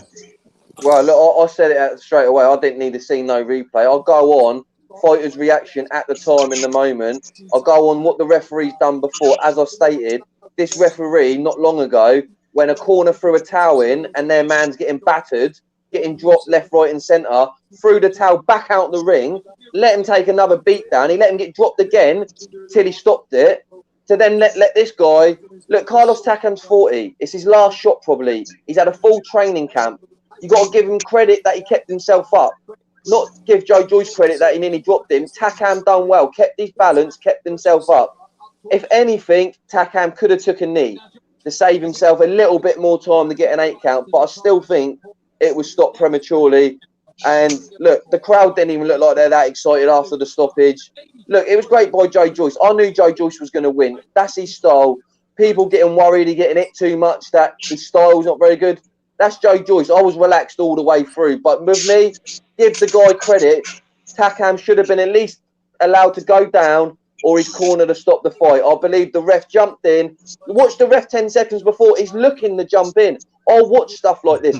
When it's a homegrown fighter on her own show, watch the referee's behaviour. When we done the UFC show, Pro Beez, and I done the Conor McGregor show, I told you, look at Herb Dean. He's trying to stop this fight. He's about 2 yards away from the action. When the refs like that, it's because they want to step in. when they got a bit of distance, they're under control. Steve Gray was too close, and he was waiting to jump in for a stoppage. So for me, poor refereeing, poor stoppage, good performance by Joyce. But look, I wanted to see a little bit more there. Right, look, man. go in the comments. What do you guys say? Yeah. I'll spit facts. I'll spit facts. That's all I spit, and that's what you're going to get with me. All right. See? Okay, Lee Morgan. All right, Kenny, you say your point, and then we'll just address it in the comments afterwards. Let the situation is different. That was a different fight, and this is heavyweight boxing. The fact of the matter is people say Takam was throwing punches back. No, he wasn't. He wasn't throwing nothing back. He got caught with a left. He threw the ref back. He threw the ref back when he finished. All right, yeah. But how many fighters have you seen when they get stopped? Oh, are they doing it because they're ready to fight, or are they doing it for show? Because, oh, no, let me get knocked out. They do it because they've got a little bit more left in them, Ken. Like I said, fighters who get stopped, sometimes they fall in the ref's arms. It was a pride thing. But the fact of the matter is that he got caught in left hook. His legs nearly went beneath him. He managed to keep him up. He was not throwing anything back, even though he wasn't getting caught cleanly. When you're hurt and you're getting caught, you're still feeling the punches before, so you shouldn't be taking punches. And then when you get caught again, when you're moving back, what's the referee supposed to do? He's closer to the ring than you. You may say that if he didn't throw the towel out in the last time I see him referee a fight, I'll be on your side a little bit. But answer me this: you can't be aggressive in one fight and then passive in another fight. Yeah, but it doesn't matter. You've got to be consistent as a ref. The referee is there to save a boxer, is there to keep a boxer safe. And if he decides that the guy can't take anymore and the guy's not throwing punches, I'm with the ref on this. Yeah, but I'll be with the ref as well. But in the last fight, Ken, a few months ago, a fighter was getting dropped, getting battered. The corner threw the towel in and he threw it back out. The guy got more battered in the last fight. He let it go on. That's my point. It doesn't matter. Carlos Takam was getting hit by a 6'6", 18 stone man, and he got. I thought you wanted to see bombs. This is dangerous. I thought you wanted to see heavyweight boxing. This isn't a play fight. It's Takam's last chance, Ken. He's 40. This is a give him everything. This is a boxer's life. This isn't like 1970s where we're going to watch people getting. He's not even been dropped, Kenny. Kenny, he's not been dropped. He's not in no danger. No. He was gone. Well, Joyce was in danger. He took about 20 haymakers, Ken. Bloody hell, come on, bro. The guy was a rabbit leg. He went down. When he got hit by that left hook, this is where boxing's going crazy. This is where boxing's gone crazy, man. Getting hit with that left hook, and towards the end, watching an action film and then moaning when you see a shootout. Go and you go like a baby giraffe. What do you expect the ref to do? He's the right decision.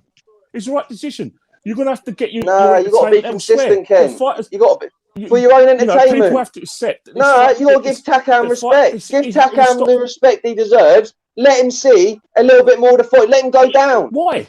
You can't say he took a beating. He was tired. He got battered for half a round, Ken. Why? He got battered for half a round. Why does he need to be unconscious and taken out on a stretcher? Why? I don't get it. Because he told you at the end of the fight, I've still got life in me, Ken. Yeah, he told Steve Gray, what are you doing, bro? You watch over years, whenever they get stopped, I've never seen a fighter say to a referee, "Oh, thanks for getting me out of there." They're not going to do it. Ken, if Steve Gray refereed Mickey Ward Gatty, we wouldn't have had that great fight, mate. I'll put it that way. That would have been over in 2 rounds. Consistency. My point is consistency. Steve Gray can't throw a towel out of a fight and let a man get beat up, and then when a guy's not been dropped, stop a fight. I'm just saying it's consistency. Look, I'm just saying. Look, this is my catchphrase. I say what I see. These are two. I say what I see, and I saw an early stoppage. You weren't in the ring though. You're not taking those punches. Takam's I'm not. Would say, I want to carry on. He's a fighting man. He's been brought up to take punches and absorb punches, but he's safe. But every fighter says that. A fighter will get knocked down, and then he'll say, "Oh, it shouldn't have been stopped." Well, Tyson Fury should have got stopped in the Wilder fight. The guy was unconscious for 6 seconds. Different fight. But when he got up, the ref should have said, "Oh, it's all over." Your point is fighter safety. You can't just compare it to the guy got a concussion. Now, Ken, you're going back on what you're saying, mate. You're going back on what you're saying. You said fighter safety. Tyson Fury got knocked into next week. He come back round. The ref said, "Carry on." He won the round. Yeah, but this is not about Tyson Fury. This is about the day. This is a No, you're on about fighter safety. Fight you said the rest should protect the fighters. Takam was not ready to fight. He wasn't ready to fight. How do you know? He was gone. He told Steve Gray he wanted to fight him about a second after the fight got stopped. Like, nah. My question to you: how many fighters have you seen that said, "Thanks, mate. Thanks for getting me out of there"? Bloody hell, mate! If you didn't get me out of there, I would. No, but Ken, listen to what I said. Listen. No, listen. There's fighters who have got battered. The ref stops it, and they fall into the ref's arms. I've seen it many times. They can't say all right, guys. You know what? You see it loads of times. All right, we'll talk about premature stoppages, right? When Carl Froch stopped Groves. Yeah. What stoppage was more premature? I'm trying to think back. Groves. They're probably similar because they both got rocked a bit. No. Groves one was worse because it was. Groves one was way worse. So quick. Groves one was way worse. It was winning a fight, but you know, I think they're both bad. Let's agree they were both bad. I think what's Groves one was worse. What Groves did wrong in that fight is when he got caught with the left hook. He went down like that, and his head went down, and that he turned around, didn't he? That gave Foster encouragement. Yeah, he did. He turned around. He turned around. Yeah, he did. Yeah. So that means technically, who's one? Yeah, technically, this one was worse then because Groves turned around. Did he though? Look, at the end of the day, look, let's just break it down. Here's the thing for me. Hold on. Let me say this real quick. Here's the thing for me. And I get what you're saying about the consistency, about the referee throwing the out of the ring. But here's the problem that you have, right? Is this boxing or is this like flag football or is this tag or is this touch? Because if it's boxing, the point is fighters are going to get hit, they're going to get hurt. And in a situation like that, you have to let that play out. Otherwise, let's not call this boxing no more if we're going to have referees stop it because they think it's time for a fighter to stop instead of you have to give fighters train hard. They train every day. They leave their families. They train for this. They know what the risk is. So if he's willing to take that risk, at what point do we deny a fighter his right and chance to potentially fight back? Because we don't know. We could sit there and say that Takam was gone, but how much longer was Joyce going to keep throwing punches before his gas tank ran out? Oh, he would have been there all night, Bo. That's probably a bad description. I do get what you're saying, but Joe would have been there all night. But I feel like the corner's got more right than the referee. Like he's not even gone down. I agree with you 100% that he didn't even go down. Do you know what I mean? He didn't even go down. You've got to give him a little bit more credit. If he got dropped, then I would have said fair enough. But like you say, Joyce could have got tired that next round. If he got dropped and hit the ropes, I'd have been like, okay, he didn't even hit the ropes. He just went back. And then he stopped and regained himself. You got to give credit to Takam. He kept his balance. It's hard to do that when you get rocked, to keep yourself up from going down from a heavy shot. Is there an argument that Takam's his hands were down the whole time? Yeah, I thought they were down. The way he stepped back as well is like his hands were like not you up said at all, about Groves. totally down. Yeah, his arms weren't up at all. He just weren't responsive to that punch. But that's the only thing. Like, it's a hard one because it's the way he moved, and that is similar to Groves. When you say he turned back, because the way I think ref was there, he moved round to the left. Groves did, and then that's when he jumped on him and stopped it. But with this one, it was slightly different. It was the way he just completely stumbled back, and it was just. That's your call now as a referee. Do you give him time to try and regain his balance? But there's one thing regaining your balance, but do you regain your full defence? But by the time that happens, you may have taken another 3-4 shots, which could be crucial. Or do you stop it? So I look at other factors. I look at the referee, what show it's on, stuff like that. Politics ruin this game. Let's not all start being naive in that. We've seen it with the BBC. I don't think so, getting the draw last week with Charlo. No. See, referees do. They know they got to stay on the good side of Frank Warren. I'm firing. I'm firing that. I'm putting it out there. We've seen it with BBC. No. There's politics. You see it on Frank Warren shows. PBC, that draw last week was not a draw. Castano won 7 or 8 rounds. The Charlo fight? The Charlo fight. Charlo won I'm not talking 4 about the Castano fight. I'm talking about Steve Gray tonight. You can say about Eddie then. Steve Gray. But that's the same what I said with throwing the towel in. Okay, you know what? So he makes wild decisions. So do we need like VAR and boxing? No, but then people will moan about that. You need new refs. Ain't been there for years. You can't say that though, because the thing is, they're doing their job though. That's the thing. If I'm working, you ain't gonna be at the same, because it's a human error. Like whether that's an error, whether that's not an error. We talk about go back to the towel being thrown out. Whether we talk about this tonight. Yeah, but Joe, you got to criticise the ref then. If they're in a position like that. If you're doing your day job every single day of the year, all right, you get 28 days holiday or whatever. Every single day, you aren't performing at your best. You can't perform your best at 100% for every single day of the year. There'll be dips. There'll be dips. Like I'm sure, like if you're interviewing a boxer, not every interview is going to be a fantastic interview. Sometimes, it's not a great interview. There's going to be human mistakes, and you've got to allow for that. Okay, but also keep in mind. Hold on, wait a minute. Also keep one thing in mind. Same thing. What was the referee name? I can't think of his name. In the Tyson. In the Tyson Fury. Wow, the first fight. Is it Jack Reese? Jack Reese. Okay, keep in mind when referees do like what Jack Reese did and like what Steve Gray did with throwing the towel out, right? They get heavily ridiculed by fans to the point that sticks in their mind. So in the next fight, they're trying not to say, okay, I gotta watch this, I gotta watch that. It's so much they're going through their mind because of the ridicule and scrutiny they came under. So when they're going to the next fight, they go into that fight with a different mindset of like what you're saying. I get what you're saying. You still got to be consistent.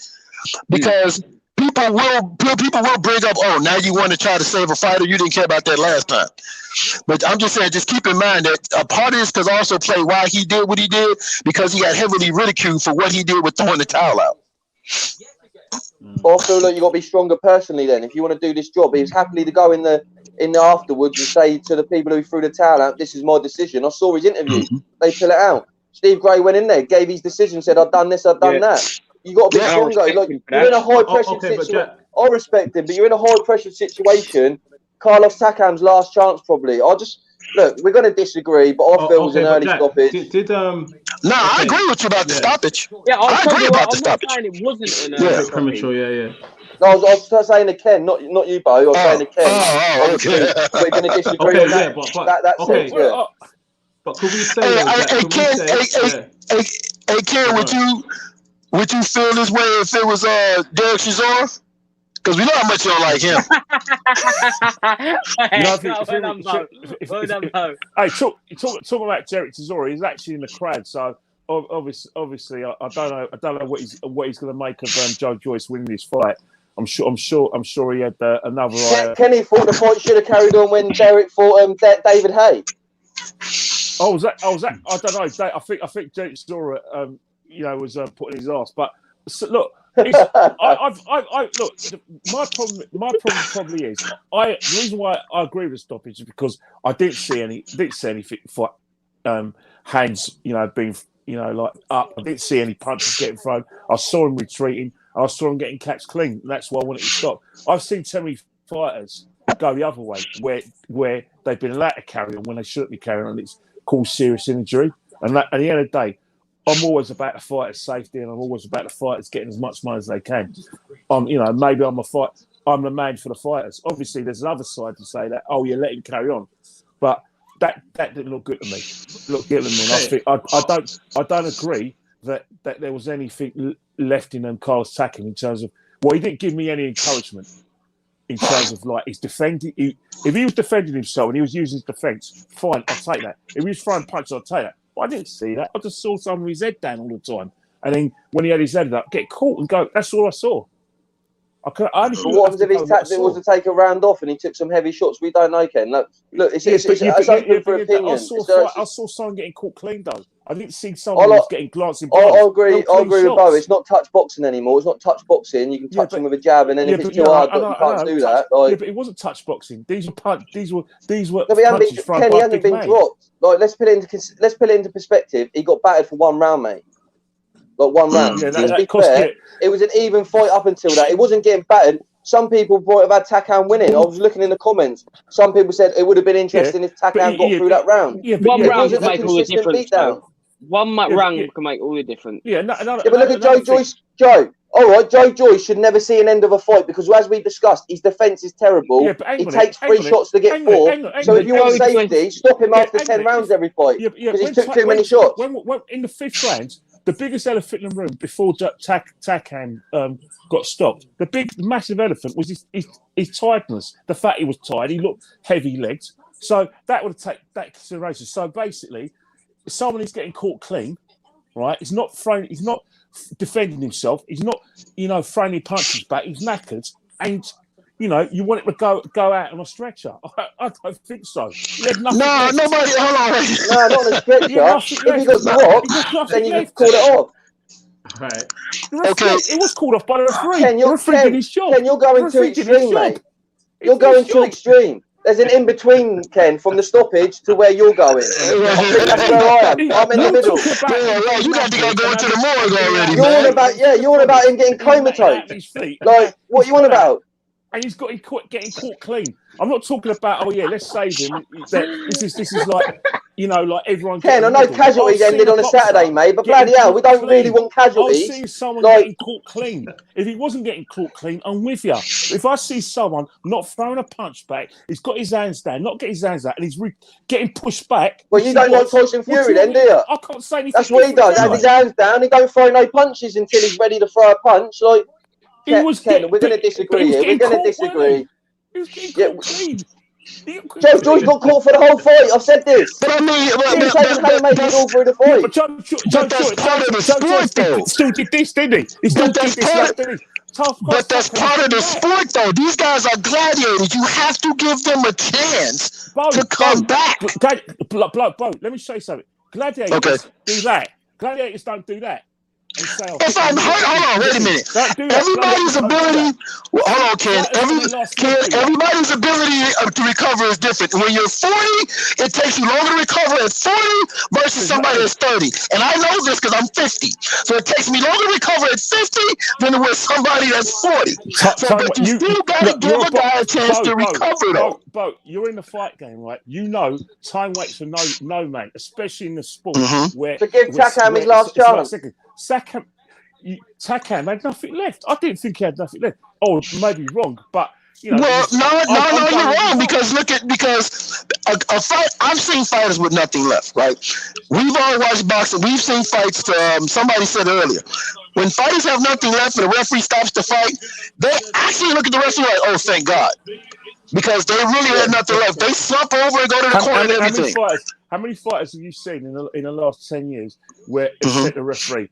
Cheers, mate. Thanks for that, mate. I really got me at Ken, they don't say it. Wait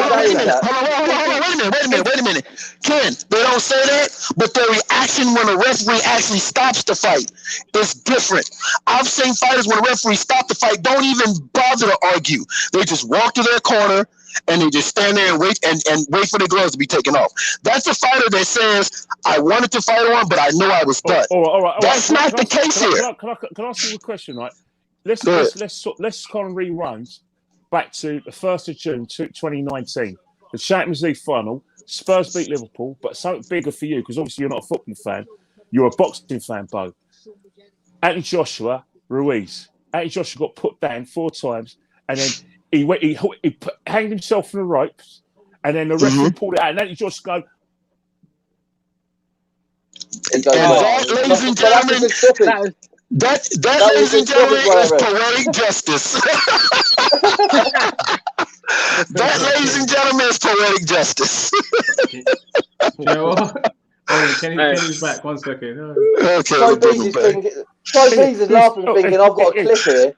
That's what he's thinking. He's thinking these two going at it. But what I'm trying to say, he went back on the ropes like that, and the referee stopped it. you know, people saying Anthony Joshua quit, but Anthony Joshua going, hey, why you do that for, man? Why you do that for? Okay, but wait a minute. Anthony Joshua, but hold on. Here's the difference with that, though, right? Joshua still did not fight back like Carlos Takam.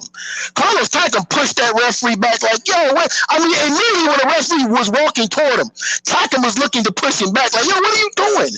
Like, right away. Joshua got knocked down, got up, walked to the corner, and was being unresponsive to the ref. And you just Can we go back? Yeah, that's true too. Let's go back a bit further. What about Costa Sue against Zach Judah? When Costa Sue's hit him with a right hand and Zach Judah was breakdancing, and then all of a sudden, when the referee stopped it, he pushed the referee back, and there was a big because Zab Judah was trying to get back. Zab Judah was trying to get back up. He got knocked down, get up, which was the wrong thing to do. His legs way, he gets down, but he gets right back up. But the ref never gave him a chance. The ref didn't even look him in his face, didn't check him out, didn't ask him, was he okay? Didn't do none of those things. Zab Judah was gone though, man. I get that. Zab Judah was like a baby giraffe. But here are two key factors you're missing. Yeah. In both situations you gave me, Joshua and Judah got knocked down. Carlos Takam did not get knocked down. Yeah, and I'll be different if that happened. That's what I said. If he got knocked down once, I would have agreed with it, but I've got to put everything into Carlos Takam, probably 4. If I start getting hurt, the ref's going to stop this before the fight because he knew it was on a Queen's bid. Like Bo said, that's why he was looking at the ref as the ref, before he stopped it, coming towards him because he knew the ref was going to do something that he wasn't ready for the fight to end. That's why his reaction was like that. And it's all different circumstances. We could go back to many fights, Ken, and say, should this happen? Should that happen? Let's just stick to the one fight tonight. That's what we got.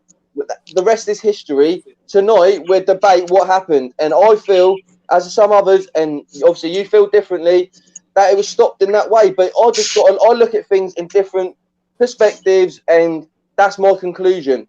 Well, everyone else can be the judge of whatever they think, but I feel he didn't get dropped.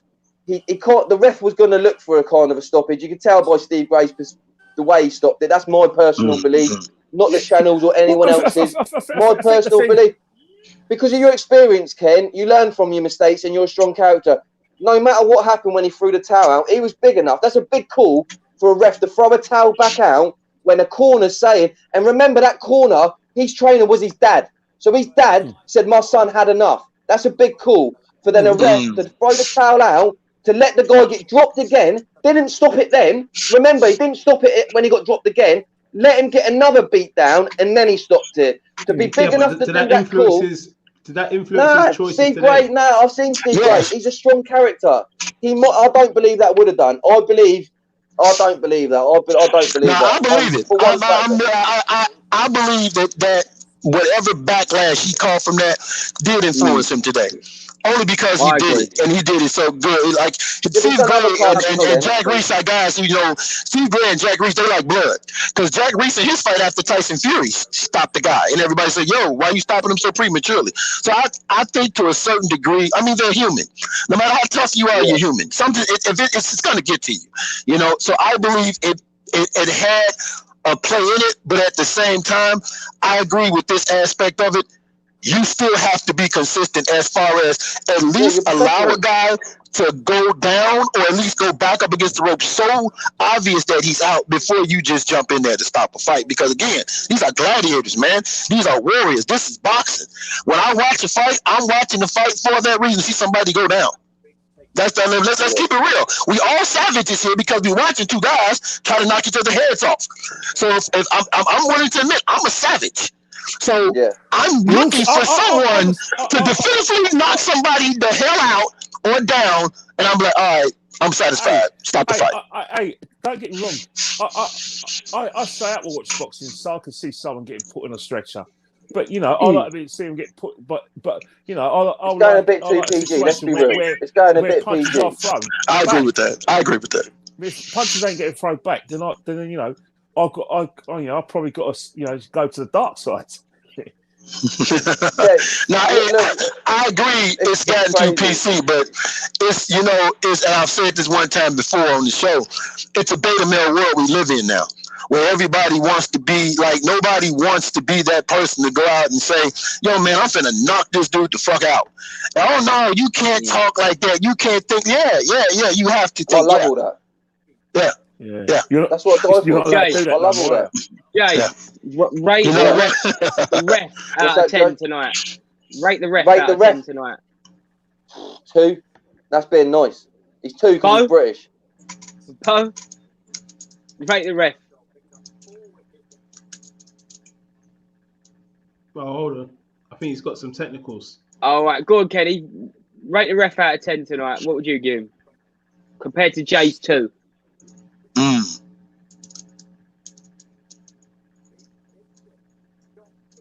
Hello? Kenny? Hello, Ken? Kenny?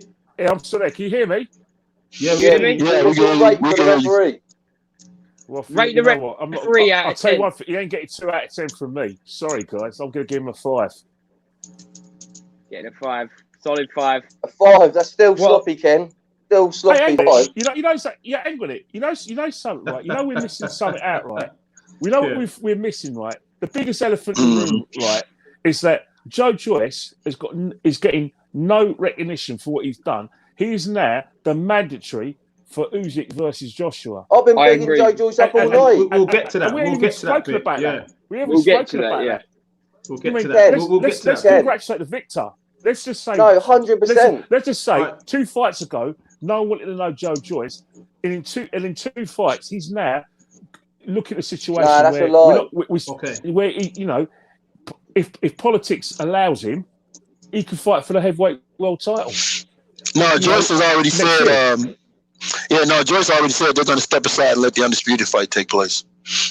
Should never let that. That should never be like that. He's an idiot. He's a fool. WBO won't order it yet. Anyway, WBO won't order it because they haven't. Yeah, but Joe Joyce is clever. You wait for that, and then he fights for the undisputed.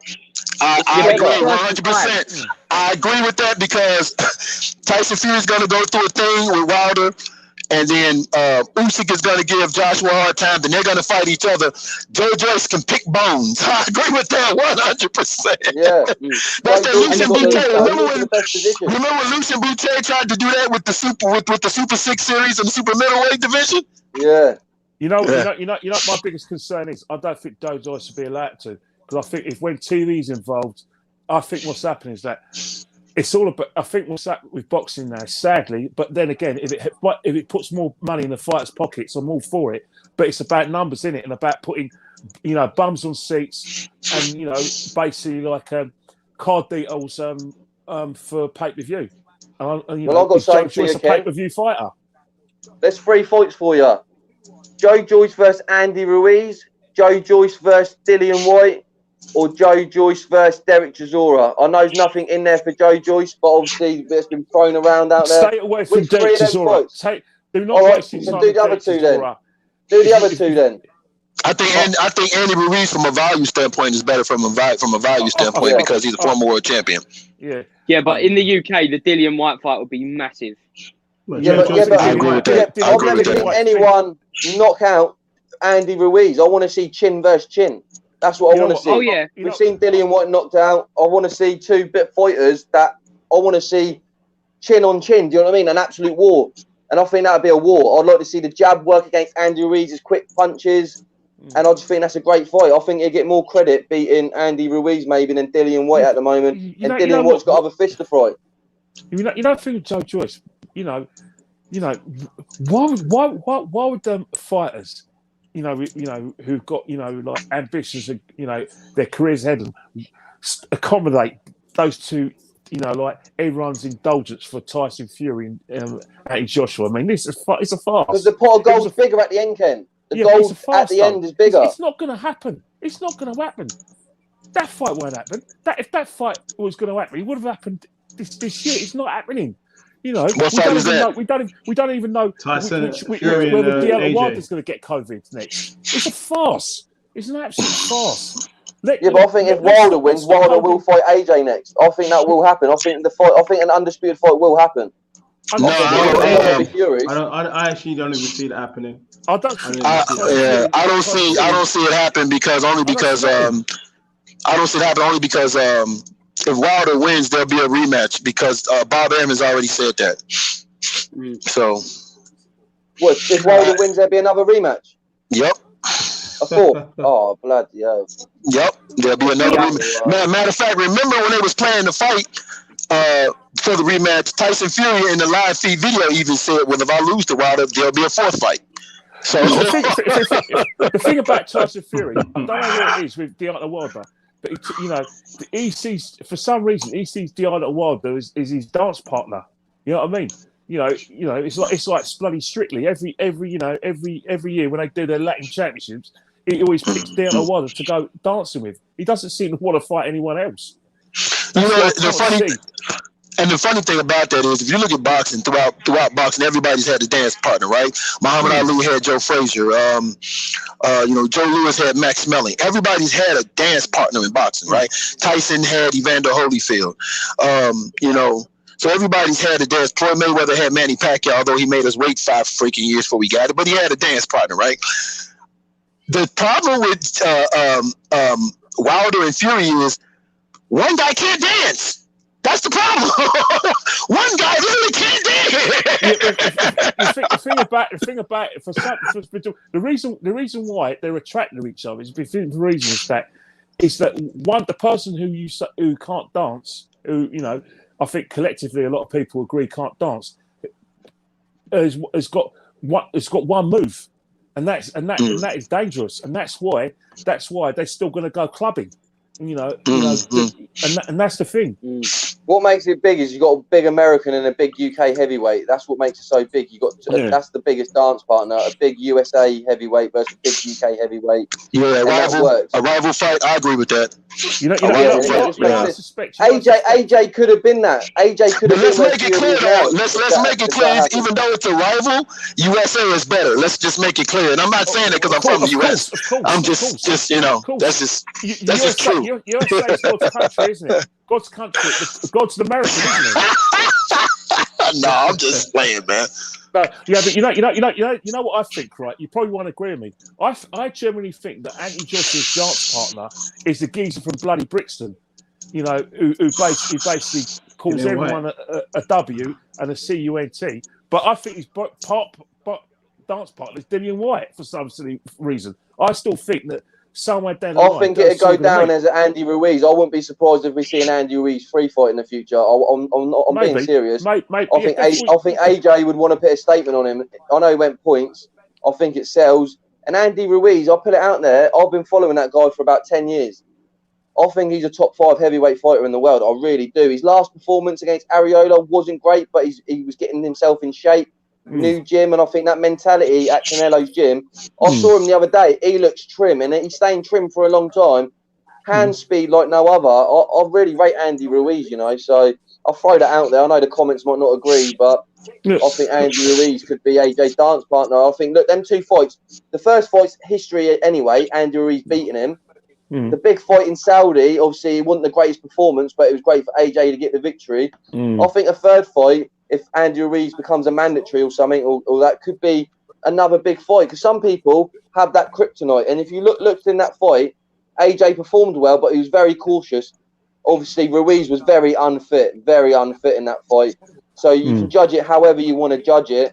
I feel like, he's beat AJ, so we can't say, we ain't going to beat him again. You never know. So for me, that makes it a bit more of a kryptonite for AJ, but we never know. But maybe Dillian White could be that dance partner, but AJ hasn't really got that dance partner like the Fury Wilder fights, like the big fights that have been out there, and that's what AJ's hunting for. He's not like he's been hiding from it. He's always wanted undisputed. I think that's a good point. The thing about boxing, right, and people say it hasn't happened in the UFC, but you never know. You can never say never in any sport. There's too much arse protection in boxing. The minute we had different World Boxing Councils, and then we had different fighters fighting for different TV stations and different promotions, all I've seen is arse protection of the records. Hugh Fury was so right what he said to you guys, on Pep Talk. It's all about looking good and their resumes, but rather than fighting, just bloody fight. Yeah. Boxing's always standing still. Huey Fury always in the past. Fight. He fights people. No, he fights people for real. Because I remember Eddie Earn saying that, like Peter Fury told Eddie, like, yeah, if you need someone, we will fight AJ.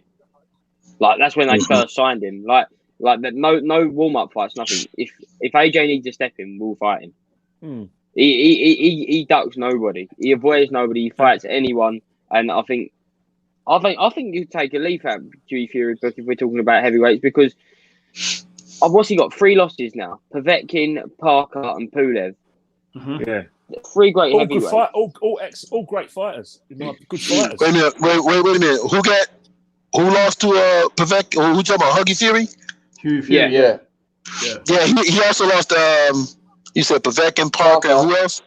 And Pulev. Pulev with the massive cut. Okay, yeah. My bad. I'm thinking of somebody else. Fury's a good shout, but I feel like I haven't seen the improvements from his losses that we've seen. Obviously, he keeps getting stalled back. I don't think that helps him. I think he's probably a fighter that needs consistent fights to get a rhythm going. But he fought them guys young, and I think he's got balls of steel, that guy. And what I was trying to say is boxing always stands still. We're always in the past. Look at this Fury fight. Should have happened tonight. We've got to wait till October. Should have happened before COVID. In the UFC, Dana White would have said, all right, Fury's out till then. Wilder, you're fighting White for the interim title. When Fury's ready, the full championship will be on the line. This is where we need to follow in that. We're always that's one what step behind. We're always one step behind. But you know what's funny about that? The champion recess, yeah. But the funny thing about that is boxing actually does it. It just don't do it for the big fights. Boxing will quickly find a replacement fighter. Like look at the guy who did the former unified cruiserweight champion. He fought as a heavyweight. Was it Gassiev? Gassiev, yeah, Martin Gassiev, right? He's had 2 replacements just to keep his date. But in the big fights, boxing don't do that. And I agree with you. They should be like, okay, you're out. Well, then since you're out, this guy's going to fight for your title. And when you come back, you guys can fight. Automatically, you guys can fight. But also, you have to understand, the WBA stands for we're bought by Al. Okay, the WBC is we be crooks, and the WBO is the World Bomb Organization. The IBF is the only one that probably tries to stick as close as they can to their rules. All these organizations, they know it's whether they want to say it or not, it's about money.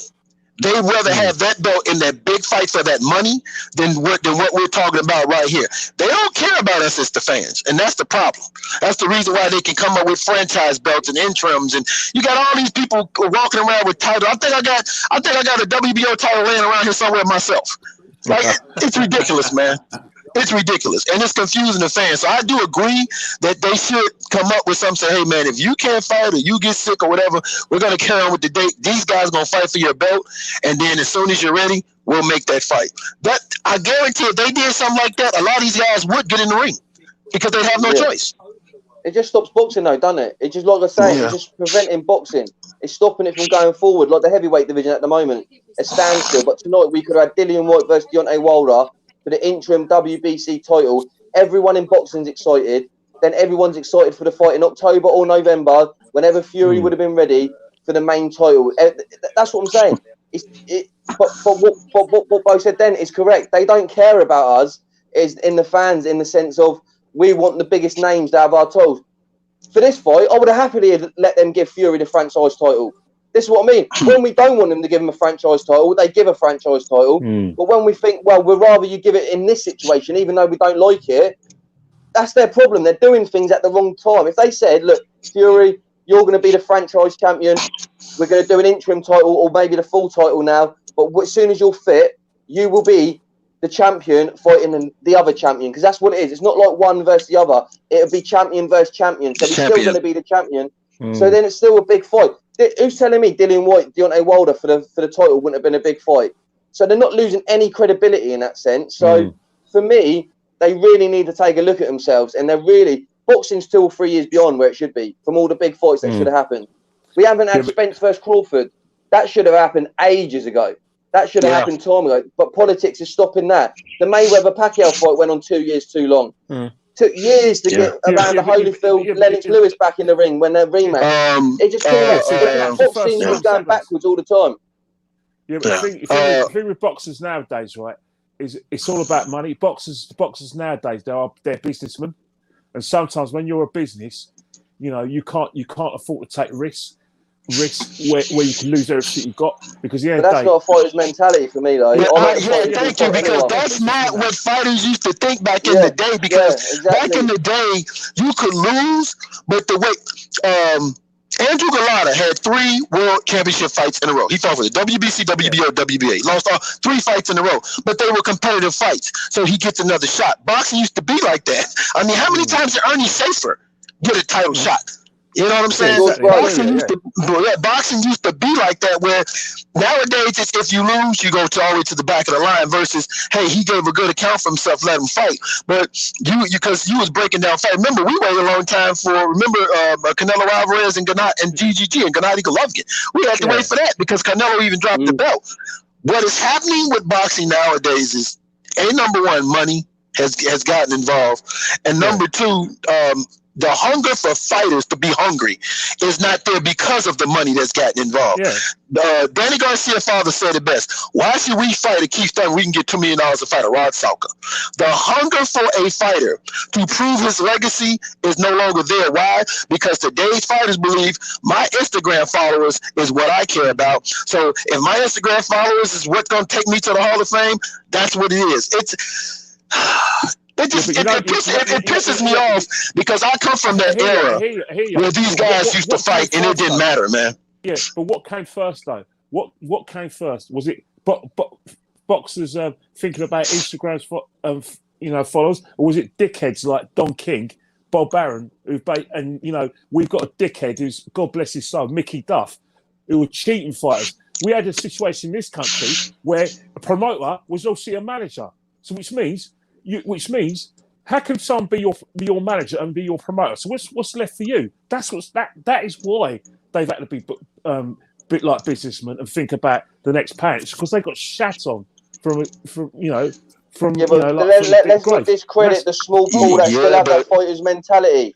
Canelo Alvarez going to have 4 title defenses in like 8 months or something. Anthony Joshua's the same, fights anybody. Dillian White, he's got that mentality. But because they're top of their game. Yeah, but they're more likely that they can pick people off, Ken, and say, I want to fight this guy, that guy. They continuously fight the number 1 people.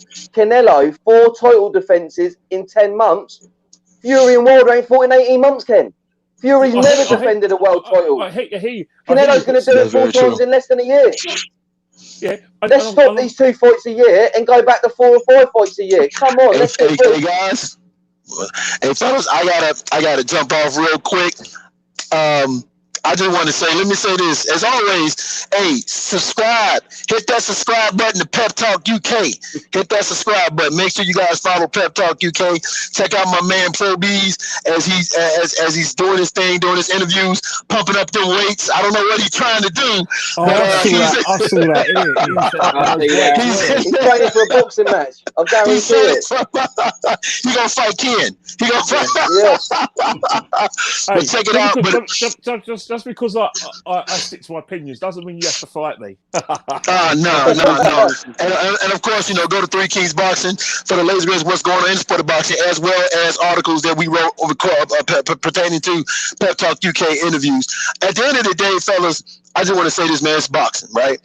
If we allow this sport to continue to be robbed of correct decisions, regardless of affiliation, correct judging, regardless of what we think the outcome's going to be, and stop with this old, and excuse my language, pussified beta male environment that we have going on. It's ruining the sport. This is a man sport.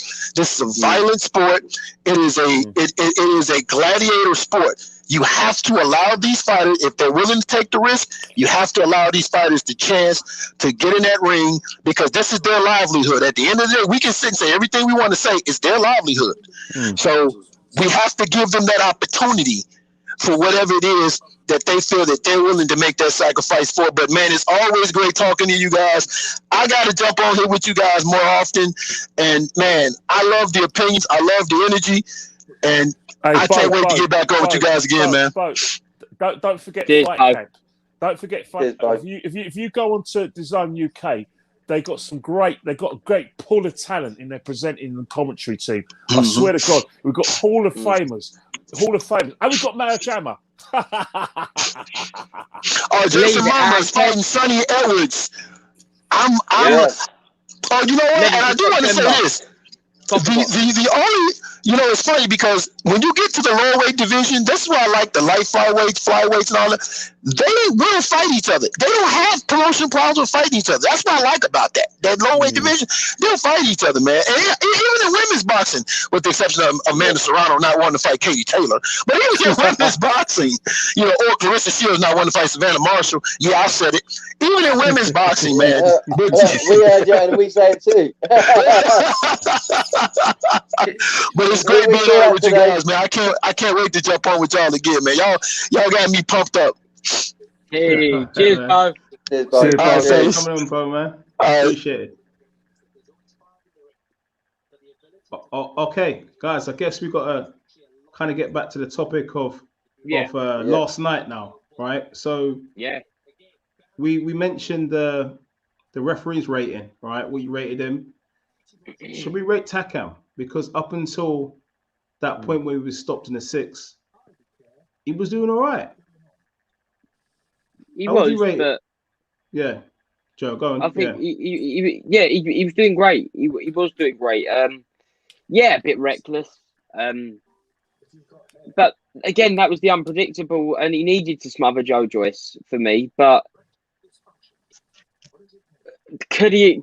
It proved that he was slowing down, and I think he was looking to get Joe Joyce out in the early rounds. And if it didn't work, that's why I do take that stoppage with a pinch of salt, because I think it would have got a lot more messy if it hadn't have stopped at that point. I would say that, well, from my point of view, that I thought Takam, you could see he had an obvious game plan, to try and, go to the body, a lot often. And also the overhand right as well. So he would jab to the body and then he would, throw the overhand right, which caught Joe Joyce a few times. If you look back at the highlights, you see moments where Joe Joyce is getting hit flush, but we know Joe Joyce, he gets hit flush, but there's no effect, right? And it's one of those things where, what's the point? What is actually the point? That's what I mean. Mentally, where's your opponent, doesn't it? Yeah. And if you look at Joe Joyce, he doesn't really get those spectacular knockouts, like the highlight reel that Deontay Wilder has, right? But he wears you down because he's just ground and pound in boxing. That's what I call it. It's like ground and pound. He wears you down. He's do the full 12, whatever you want to do, the full 12. Give it your best shot. He'll just wear you down, and then eventually stop you. But Takam, I thought he did it right. I would give him out of 10, maybe 6.5, maybe. Right. You took the words out of my mouth. Yeah, 6.5. Yeah, I completely agree. 6.5. Yeah. Kenny, what about yourself, Ken? Yeah. I thought again, his game plan was obvious today. As long, I really think he thought he the right game plan for him. But again, he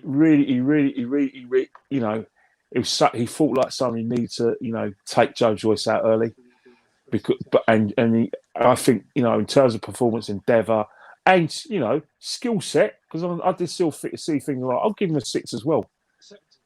But I think again, I think he'll still fight.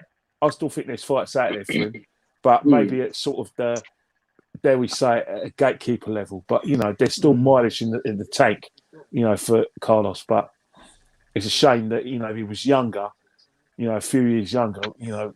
He can come back and fight at this level, but I don't see it happening there. Okay, Jack. Yeah. Fighter rating.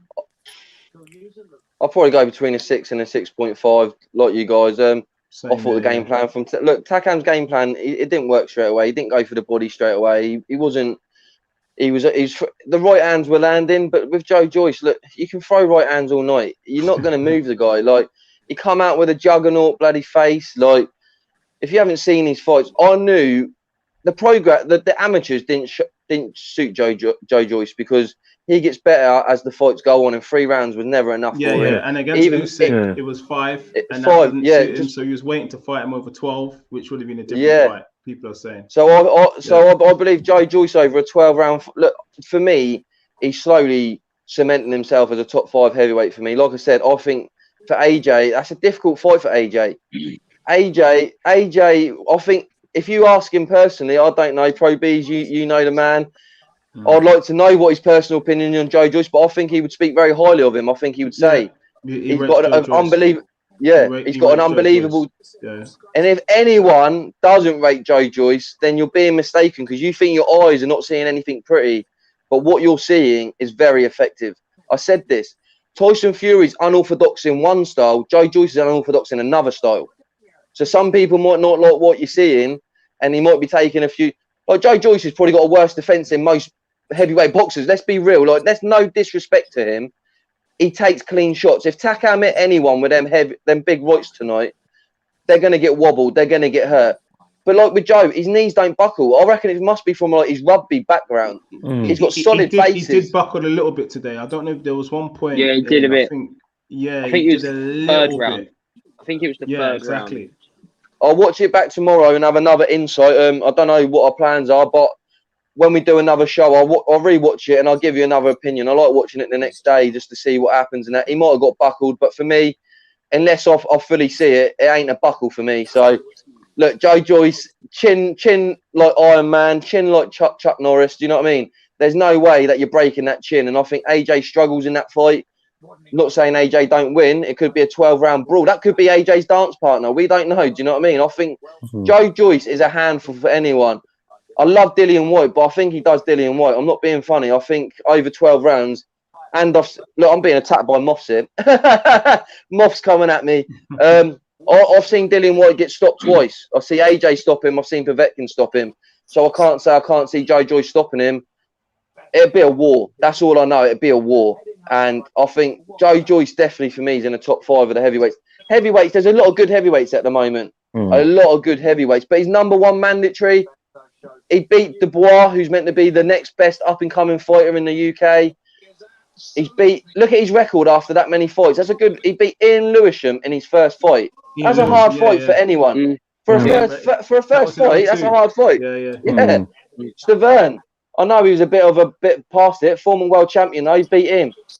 Done Jennings. I know Jennings had that body shot, but he's still done him. It's not how you start a fight, it's how you end a fight. That's what I will say. As it proved tonight. Yeah, as it proved tonight. Out of everyone, I was not worried one bit. I kept saying, what are you guys worrying about? What are you worrying? This is Joe Joyce. Yeah, but the thing with Joe Joyce is that the reason why I was thinking, what's going on here? And, it's because we're talking about Joe Joyce being a juggernaut and being able to solve punches, but not every heavyweight is going to try and knock him out. Usyk ain't going to try and knock him out. Usyk's going to use his skill set where he's going to, especially from a southpaw stance, and that is my biggest worry about Joe Joyce as well, is that if he does get a 12 rounders against better fighters who are going to put better punches, are going to be able to move away from Fury's the only one that are troubling. Fury's the only one that are troubling. All right, move away from that, jab. I think that I do have concerns. I still think that Joe Joyce, obviously, every fighter style is unique, but he's fighting at a higher level now. Joshua is an elite level at the moment, and so in my Joshua is a throwback. He wears his heart on his sleeve, and he will tear up. But so if he takes a big right hand, AJ will fight back. Tyson Fury is a bit more cuter, and he will step up. AJ's a businessman because the other day he got in his second fight against Ruiz. He fought. From what I don't know what was in his mind, but what I saw was, I can't lose this fight. I'm going to go back to basics. I can't lose this fight. I'm going to use everything I've got in my arsenal in order to not lose this fight. And even when every time, but there weren't really many tear-uppers in that, though, was it? Me and Pro Beech were talking about it when we look back at the fight. We were saying, why is everyone panicking when Ruiz went forward? Was looking like he was going to catch you with punches, because it was about arse protection. And I think in terms of what we see for Joe Joyce, that AJ's not going to take any risks against this boy, mate. Look against Pulev. AJ, look at the build-up when they're there. They're punching fists before, like before. AJ is a fighter, man. AJ is a fighter, and if he takes one bang on the chin from Joe Joyce, his mentality is fair play. Here's one back, mate. That's AJ's. Oh, I don't know now. I No. Look against Pulev, even in that fight. Yeah. When you're a fighter and a fighter, when you get chinned, it's different. Yeah, he might be a bit more cuter, and I'm not saying that he won't win, but I just believe AJ will get in a scrap with him because AJ's fighter in heart. Yeah, but he's a fighter. Right? He will know a lot about Joe Joyce. Though he will know and he's got a good trainer who's going to think, yeah, by all means, you're in that ring. But this is a fighter who will come forward, lift his chin up, absorb punches. And will take risks because he's. I think AJ would go out in his shield. I think AJ would be confident to go out in his shield. I think AJ. Don't forget, maybe. I think he would, and he would shake the guy's hand and say, "Fair play, let's go again." That's how I feel. Don't forget, that's what I get from AJ. Knows him inside out. Through Team GB days, Rob McCracken knows Joe Joyce inside out. I think AJ would take a really big risk by like I said. Falling into that guy's trap, he'd be an absolute idiot to do it. Personally, I don't think that fight's going to happen. That's why I think, a fight may happen, but I think he'll be looking to exploit Joe Joyce's how to say it, unorthodox style. And try. What was more controversial then? Takam stoppage with AJ or Takam stoppage tonight? Well, what can I say? That's a tough one, isn't it? Well, it is a tough one, but I just thought, it's one. I think what it is with some referees and some corners. They think, well, he's not really in any rounds. He's getting in the corner. And any times he gets in the corner, let's just end his shit. And I think that's the impression I got from the fight with Carlos Takam and AJ. It was one of those things. Well, AJ was winning on points for me, easy. What's that? Yeah, but I thought AJ was winning on points. If it carried on, it would have been a clear points win for AJ. So for the stoppage, I agree. The referee's decision when AJ was opening up on him and went and sat on him, that he stopped the fight because he thought, well, we weren't. He knew he would get away with it. You know what I mean? Not to the extent. Well, no one's going to argue about that, are they? No, exactly. Okay, so all right, how would we rate Joe Joyce's performance, guys, out of 10? Starting with Joe. It's hard because it's hard to assess because it was a fight of two opposite ends of the spectrum, really. Because you look at it, and obviously, I think the first 30 seconds of the first round was good from Joyce. I think he come out really strong. I said he was the most active he's ever been in the first round, and then I think it kind of reminded me a bit like. Obviously not in the same way, but a bit like Canelo when you kind of working him out. Obviously, Canelo doesn't get hit with the same amount of shots that he got hit with tonight, but that's because Canelo's got a better defense. But I think Joe Joyce was like, right, this guy's a lot shorter than me.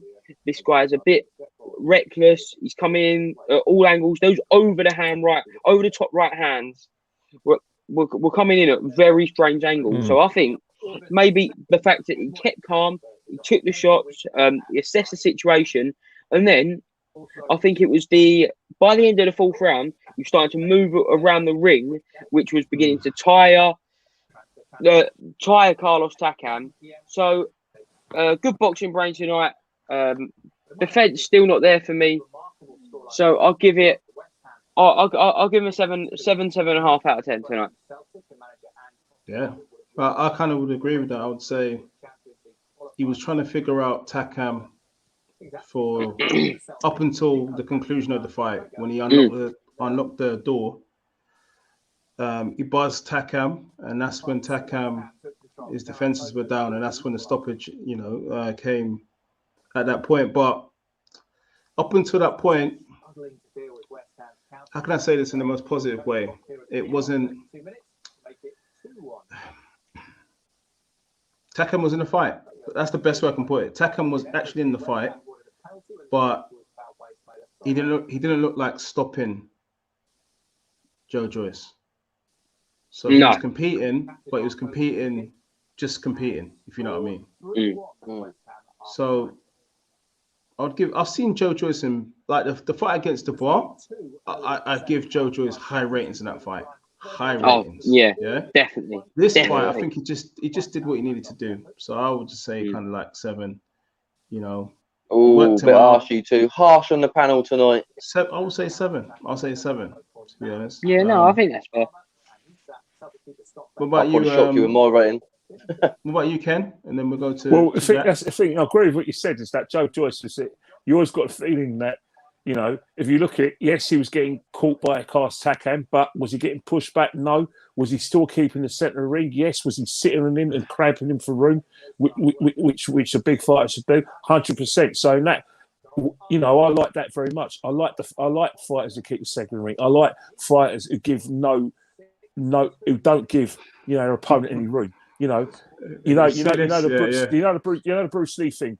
You know, the art of fighting without fighting. You know, Enter the Dragon, and I think there were certain aspects where it was the art where he was just keeping him there and waiting for the mistake. And you know what he did, which I liked very much, was he used his brain. Right, this guy's coming out. You know, looks completely shot. Hit him with the right hand, and then when he went back, that's when I knew that I've hurt him, and I'm able to sit on top of him and not give him any. Not give him any leverage for any of his punches, and just throw punches and able to pick me punches off. And I thought that was a good story. So for me, I'll give him an 8. I'm giving him an 8 for that because he's the reason why is that when I mark, I look at all aspects. I didn't like the defence that much, but I liked centre of the ring. I liked the cramp in the room. I liked the exploiting of the mistakes. He looked at him; he was tired. And even there was a round where he's caught him and he's seen him go back like that. And you think, right, this is where I go in. His coach said, right, he's tiring. Now, you get that second ring and you beat him to that punch. His hands are down, hit him with a left hook, and then sat on him. Excellent work. Good finishes instincts as well. Yeah, I would like to ask Takam if I did the chance to interview him tomorrow, whatever, or next week.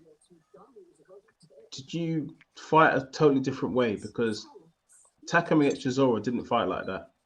No. He was on to Chisora straight away from the first bell. I think Sam Jones calls that. I think that mind games with the sparring, because he only found out this week, didn't he, Chisora, at the press conference? I mean, Takam. So obviously he didn't know what was going on, and I feel like maybe that's a great question for you to throw out there, Pro Beez. That is definitely. I just think, look, okay, look, let's apply logic, right? Sorry, but you know the biggest elephant in the room as well is that he's 40 years old. Obviously, he's as fit as a fiddle. He's fitting than a lot of 21-year-olds, but he's 40. He's fighting against a very, very fit and young 35-year-old. Basically, in terms of his experience as a professional race, a baby. So basically, when you're 40 years old, you're basically thinking, right, it's all or nothing. I've got to throw the kitchen sink at him, knowing full well that I'm probably going to be out of gas in the second half of the fight, and I may not get the championship. I think that. What Takam was doing is moving his head a lot, and he was bouncing on his feet a lot, which was going to take energy away from him down the stretch of the fight. So he tied round 4?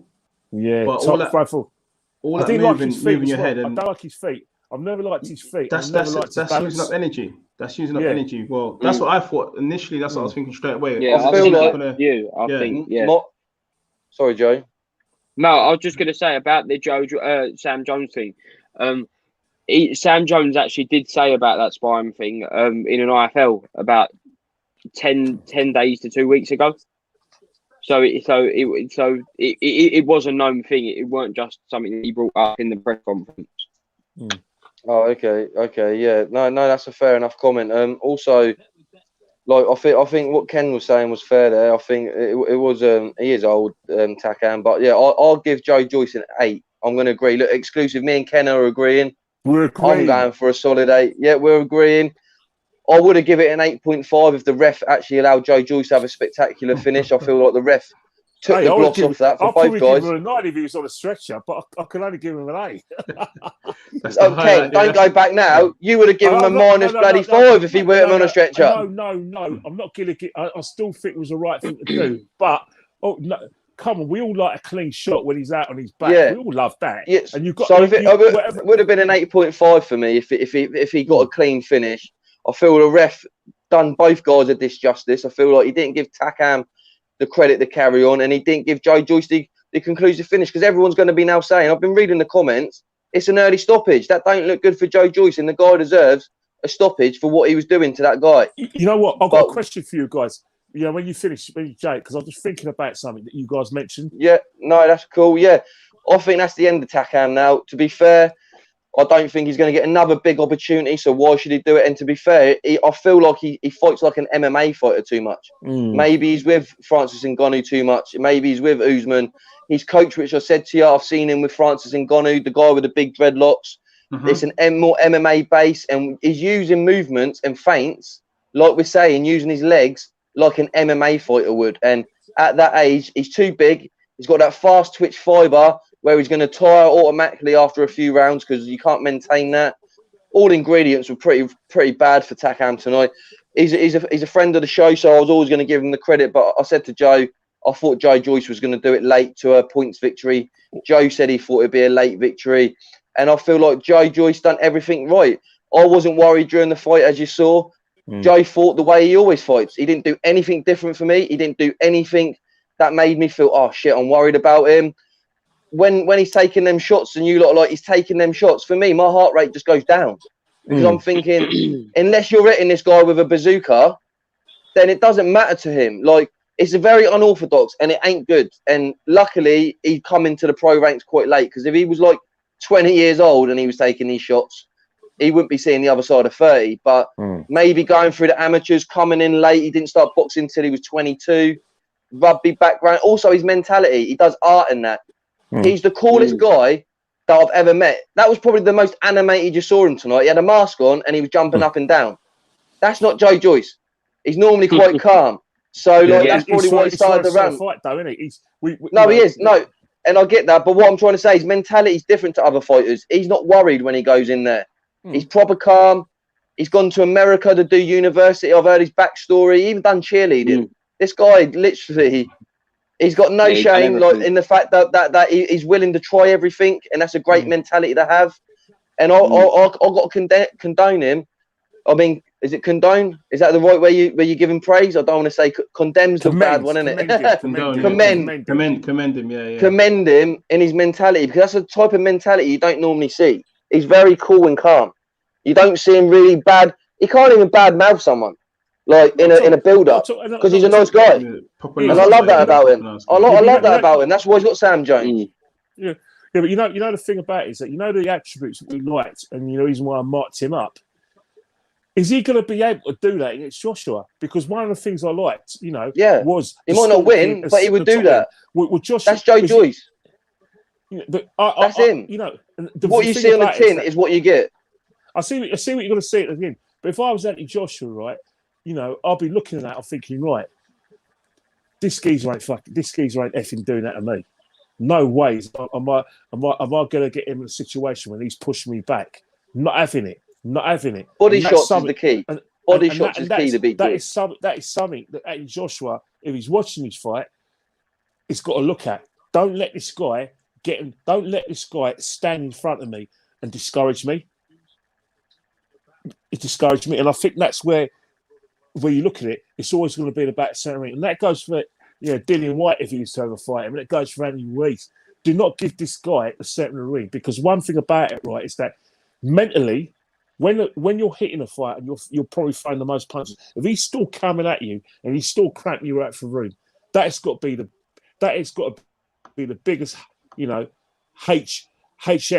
than actually getting it with his round or jab and his a right come around, because that's like the most intimidating thing ever. And I think if I'm anti-Joshua or ties for anyone, don't do to him before he does it to you.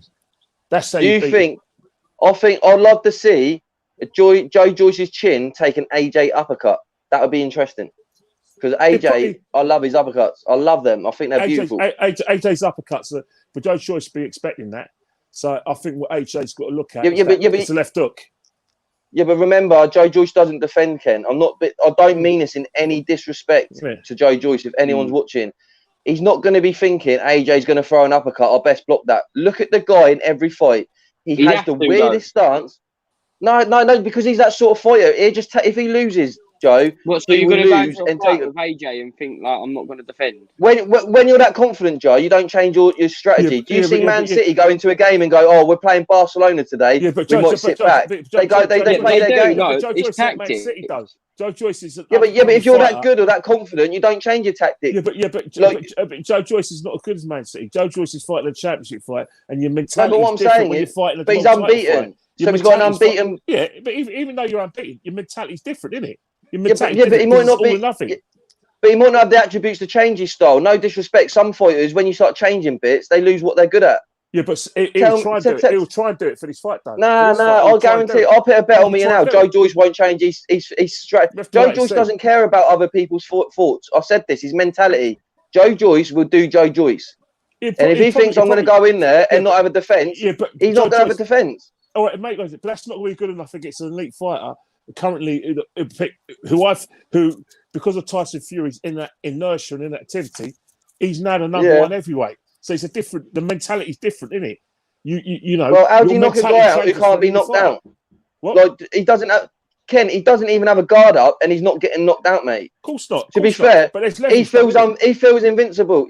Look, to be fair, AJ's right hand could knock him out. I'm not saying it couldn't. I'm just saying it'd be a tear up. It'd just be a tear up, and I love a tear up because I know AJ's mentality. He will say, "No, I'm the big bull from Britain. I want to go toe to toe with you." I don't think you'll see. Mate, you're selling that fight. I guarantee you will not see AJ dancing around Joe Joyce. AJ's a warrior, man. He's a warrior. Look.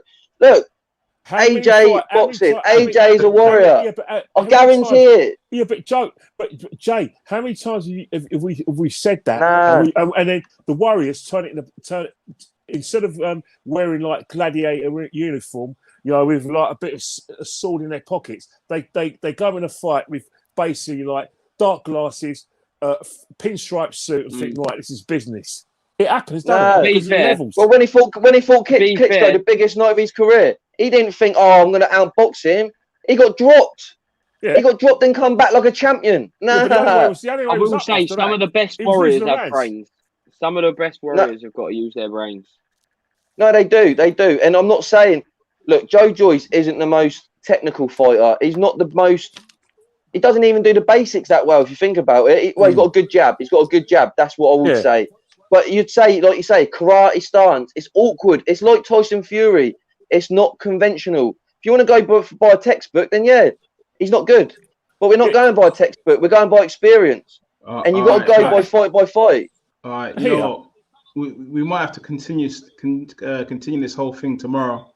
Because I'm sure the fans want to interact on the result of last night.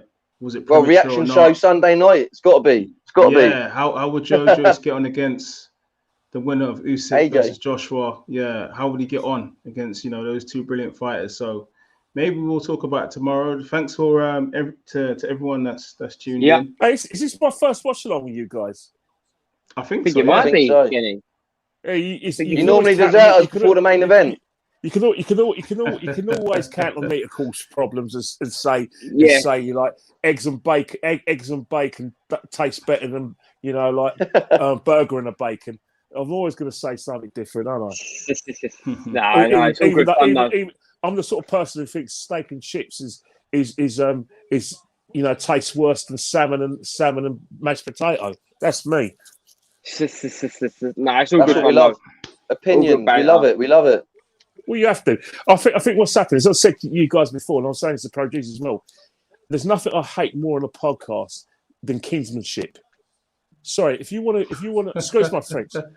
If you want to go to the toilet and drink each other's, feel free to do it, but not when I'm having debate. We're all different. We all got different things. We don't all support the same team. We don't all support the same fighter.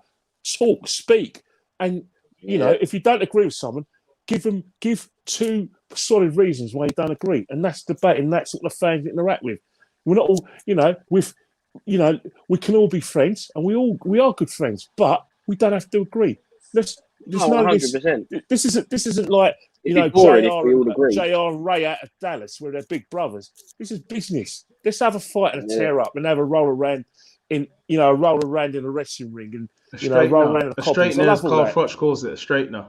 A straightener. Yeah, straightener. Oh, yeah. You know what I mean? Yeah, Dave. Good old straightener. Boxing's more important than us getting on, isn't it? That's it. All right, guys, you want to shout out your social media? Joe Pugh? Joe Pugh 39. Joe Pugh 39. J Alby 1989. Get me on there or Pep Talk UK. You find us on here. I'm at Kenny Ken 1972 on both Instagram and on Twitter, and I've proved to everyone that that Man United's best player, his surname isn't Bruno Fernandes, it's Bruno Fernandes. I see go that. on my Twitter and I'll prove it to you. I was right all along. Bruno Fernandes. You never said that to me, Ken, and I always knew it was Bruno Fernandes. I knew everyone was saying it's Fernandes. Everyone said it's Fernandes. Well, it's Fernandes. No, I only know it because of FIFA. That's it. That's why I commentate on FIFA. That's the only reason why. All right, guys. Follow me on Insta as well. Pro_Beez. Follow Pep Talk UK on Insta, Twitter, etc. And thanks for joining. All right, guys. Cheers, guys. Been great. Been great. Thanks for having me. Cheers.